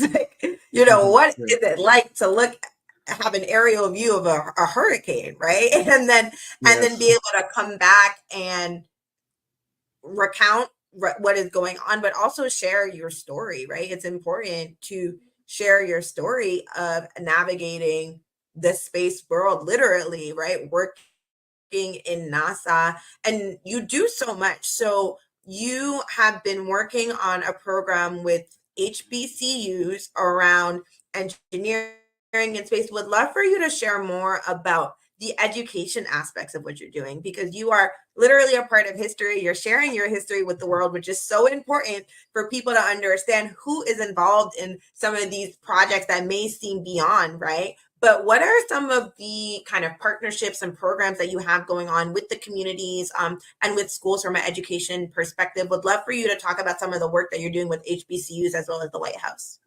Yeah, absolutely. So as I mentioned before, we recognize this problem, this disparity, that there's a new economy being built, and you know, it wasn't equitable. When I say equitable, I'm talking ownership equity.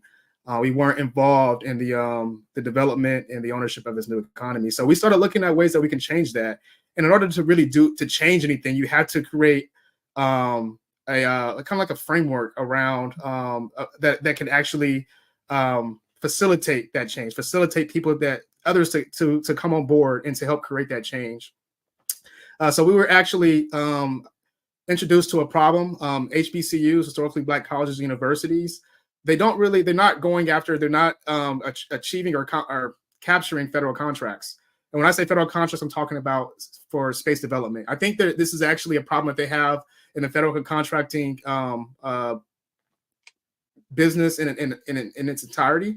They're not really involved, but we do know that NASA put out a 1% goal to give federal contracts to historically Black colleges and universities, and they've had a hard time reaching that goal. So the White House, specifically Kamala Harris and the National Space Council, they brought in a working group of a group of individuals, including myself and my organization, the Equity Space Alliance, to come out with solutions to this pain point.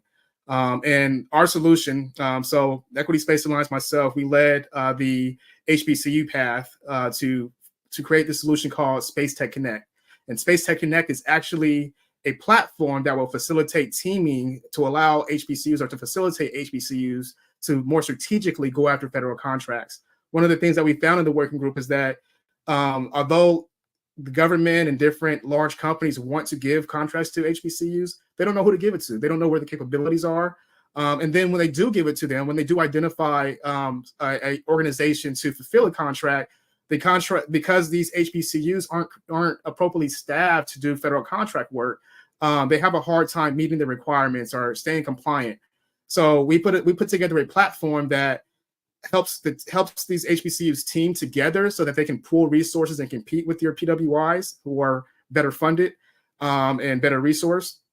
In addition to that, this platform teaches HBCUs and students as well how to manage federal contracts, how to go after them. Basically, teaches them the whole contract life cycle, and it allows small businesses to also help with HBCUs or even team and contract with HBCUs, so that if there's a small business that actually does contract management, they can provide that service to the HBCU to help them more strategically or more efficiently go after and execute on these contracts.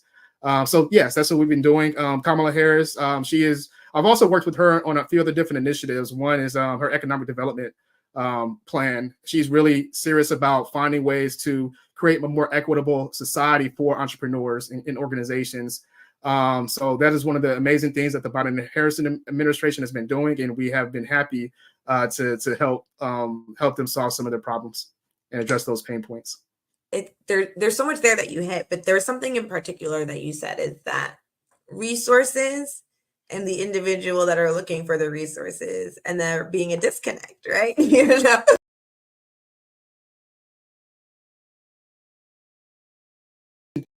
Or research opportunities to these students so that they can be not only excited, but also exposed and experienced in the space industry. In addition to that, I mean, when we look at these other universities who are our partners, who are really trying to help us address this problem, like Arizona State University, they have these huge space departments. You go in there and you'll see there's a Mars control center where students can actually look at the Mars rover live and actually do some research around that. They have different programs to develop satellites and things for space.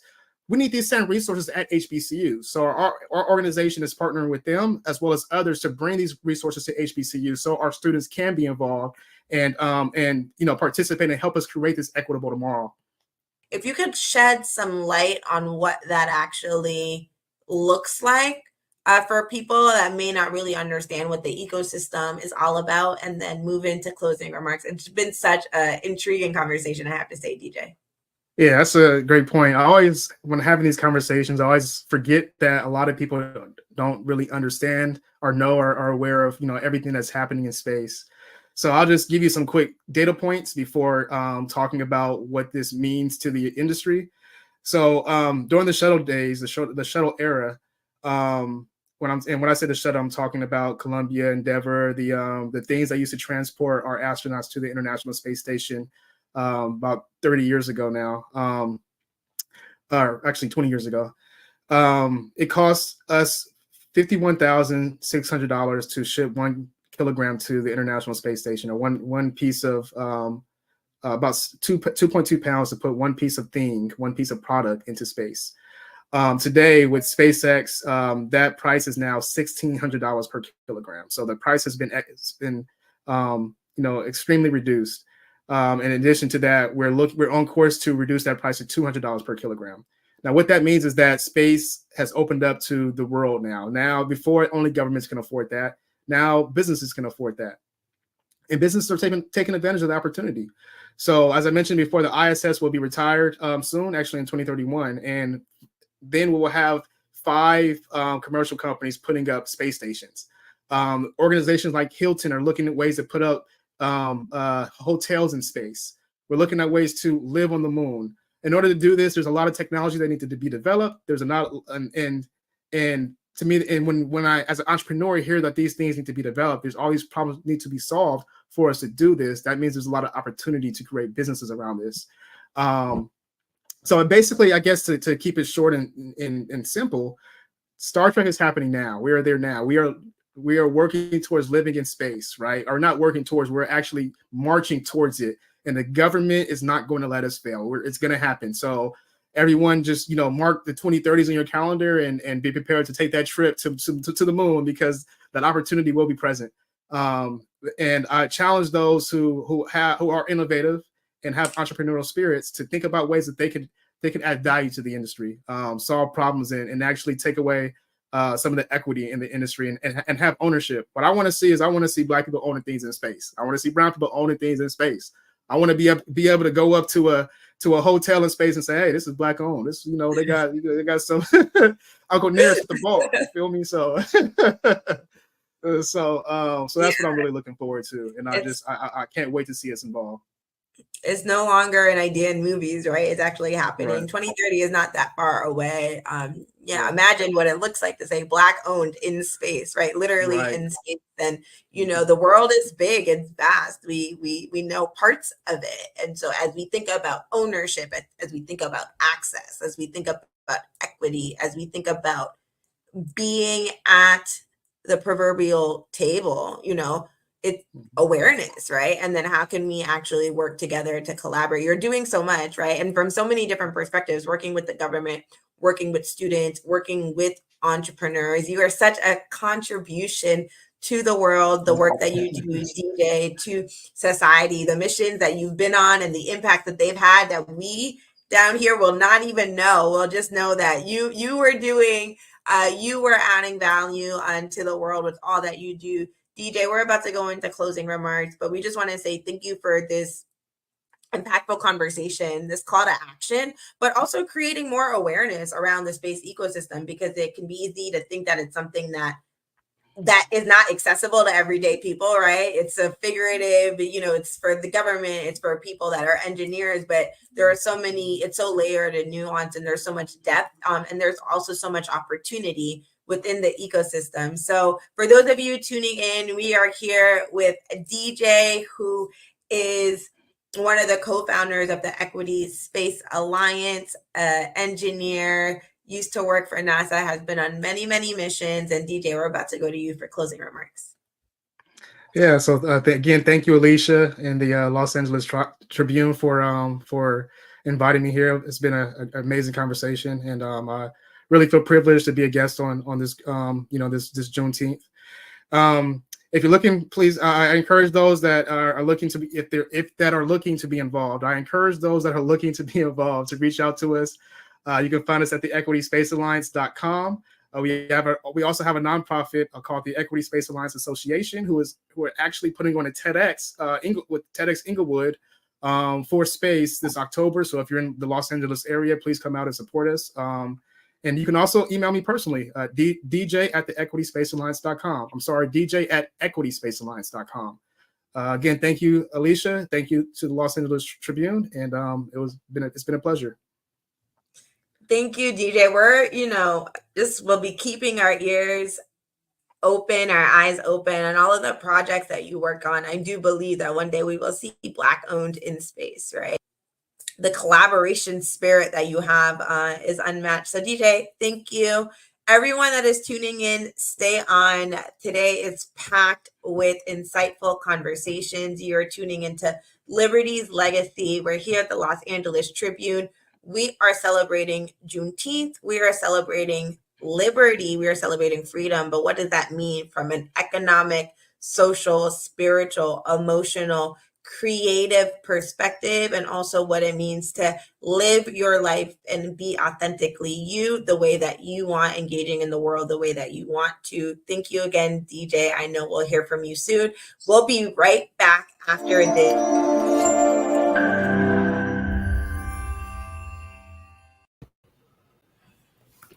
Wow. That's about the only thing I can say. Alicia, I want to first acknowledge you for the creation of how you have curated the leaders, the experts. I know I said this a while ago. I can't say enough. On behalf of our CEO, Mo Rock, thank you, Alicia, for the production that you've really honored Juneteenth and celebrated Juneteenth with. What a powerful display. And my biggest takeaway for today in watching how young, Black entrepreneurs and innovators and inventors and leaders in different spaces are just taking all over the world and space, may I add. I have one realization. Freedom is not just the absence of chains and oppression, but it is the presence of boundless possibilities. And with that, Alicia, let me hand you the mic. Wow, that's profound, Ava. I'm gonna have to let that sink in, that statement that you just mentioned about freedom. But today was all about honoring leaders across industries, across communities that are continuing to leave their mark on the world. But like you said, we're expanding what it means to experience liberty, freedom internally from a mindset perspective. I know I mentioned that a couple of times today, but also what it means with the community that you're with, that you were born into, that you find, that you curate. There were so many themes that came up today, but the biggest of them all was the spirit of collaboration, that we cannot do it alone, that we have to work together. The spirit of mindset and what that actually does for yourself and how you show up in the world, but also what it is that you can do for the others that you're around. And there are so many individuals that are innovating. And so I'm just excited to see what continues to be created, curated, and also just to see the connectivity of today, right? You know, Les Brown at one point was interviewed by Ryan Wilson at the Gathering spot, right? How phenomenal. There was Dominique who joined us and was actually sitting in the Gathering spot when she was on her interview. It shows that communities are connected. And today we're celebrating Juneteenth, and we're celebrating the history of Juneteenth, the day of Juneteenth, the idea of emancipation and freedom. But it's really connected to freedom for so many individuals that historically have been disenfranchised. What does it mean to be seen, valued, and heard? And how can individuals come together to continue to push the lines of progress? Because as we know, we're not done yet, right? As much as has been done, there's so much more work to do. And today was just a glimpse, a sliver of the multitude of leaders that are out there across industries, across communities, across cultures that are actually doing the work each and every day, because we're just getting started. We've come so far, and it's amazing to sit in that and celebrate how far we've come, but there's so much work that needs to be done. So many liberties are being reversed that we need to continue to expand upon. And as liberty and as freedom continues to extend, there's more liberty and freedom to go after. So it was just a delight. So honored to be on the Los Angeles Tribune team, to our CEO, Mo Rock, who continuously pushes the boundaries as it relates to news that inspires, empowers, and uplifts. Here at the Los Angeles Tribune, our mission is to change the status quo in media. Our mission is to bring inspirational stories out to the world. Ava, you are leading this charge. So thank you to you for producing today's event as well. Today we celebrate legacy, we celebrate liberty, and we celebrate legacy. And everyone has the opportunity to create and build legacy in their own worlds. And everyone has the ability to be free. Absolutely. Well, let me make it clear that I co-produce, but the executive producer of Juneteenth 2024 is Alicia Magnus Lewis. So Alicia, thank you for executively producing Juneteenth. We celebrate all of you. We celebrate the greatness. So much greatness out there that I would personally would have not known. You know, the great things that are doing, because news is always, you know, showing what's negative and what's not working. But what about all these great things? And that's our mission at the Los Angeles Tribune. So you've watched and joined us and celebrated with us. You know, Juneteenth, Liberty's legacy, a Juneteenth celebration.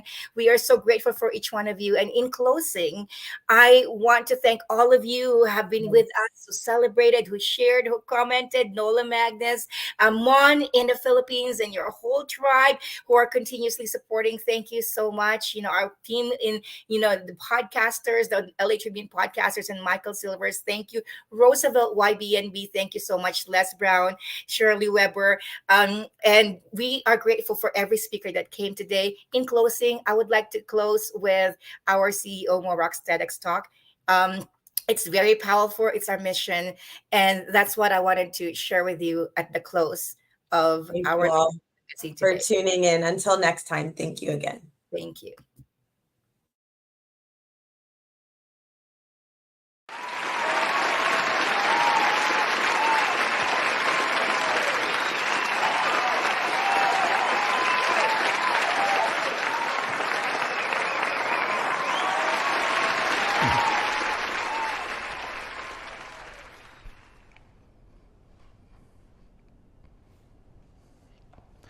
Imagine waking up in the morning, grabbing your morning coffee, and opening up your daily newspaper to nothing but headlines that inspire and uplift you.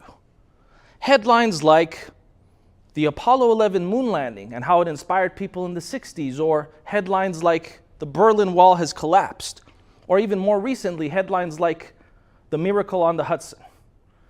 What would that do to your day when you started off with just positive news?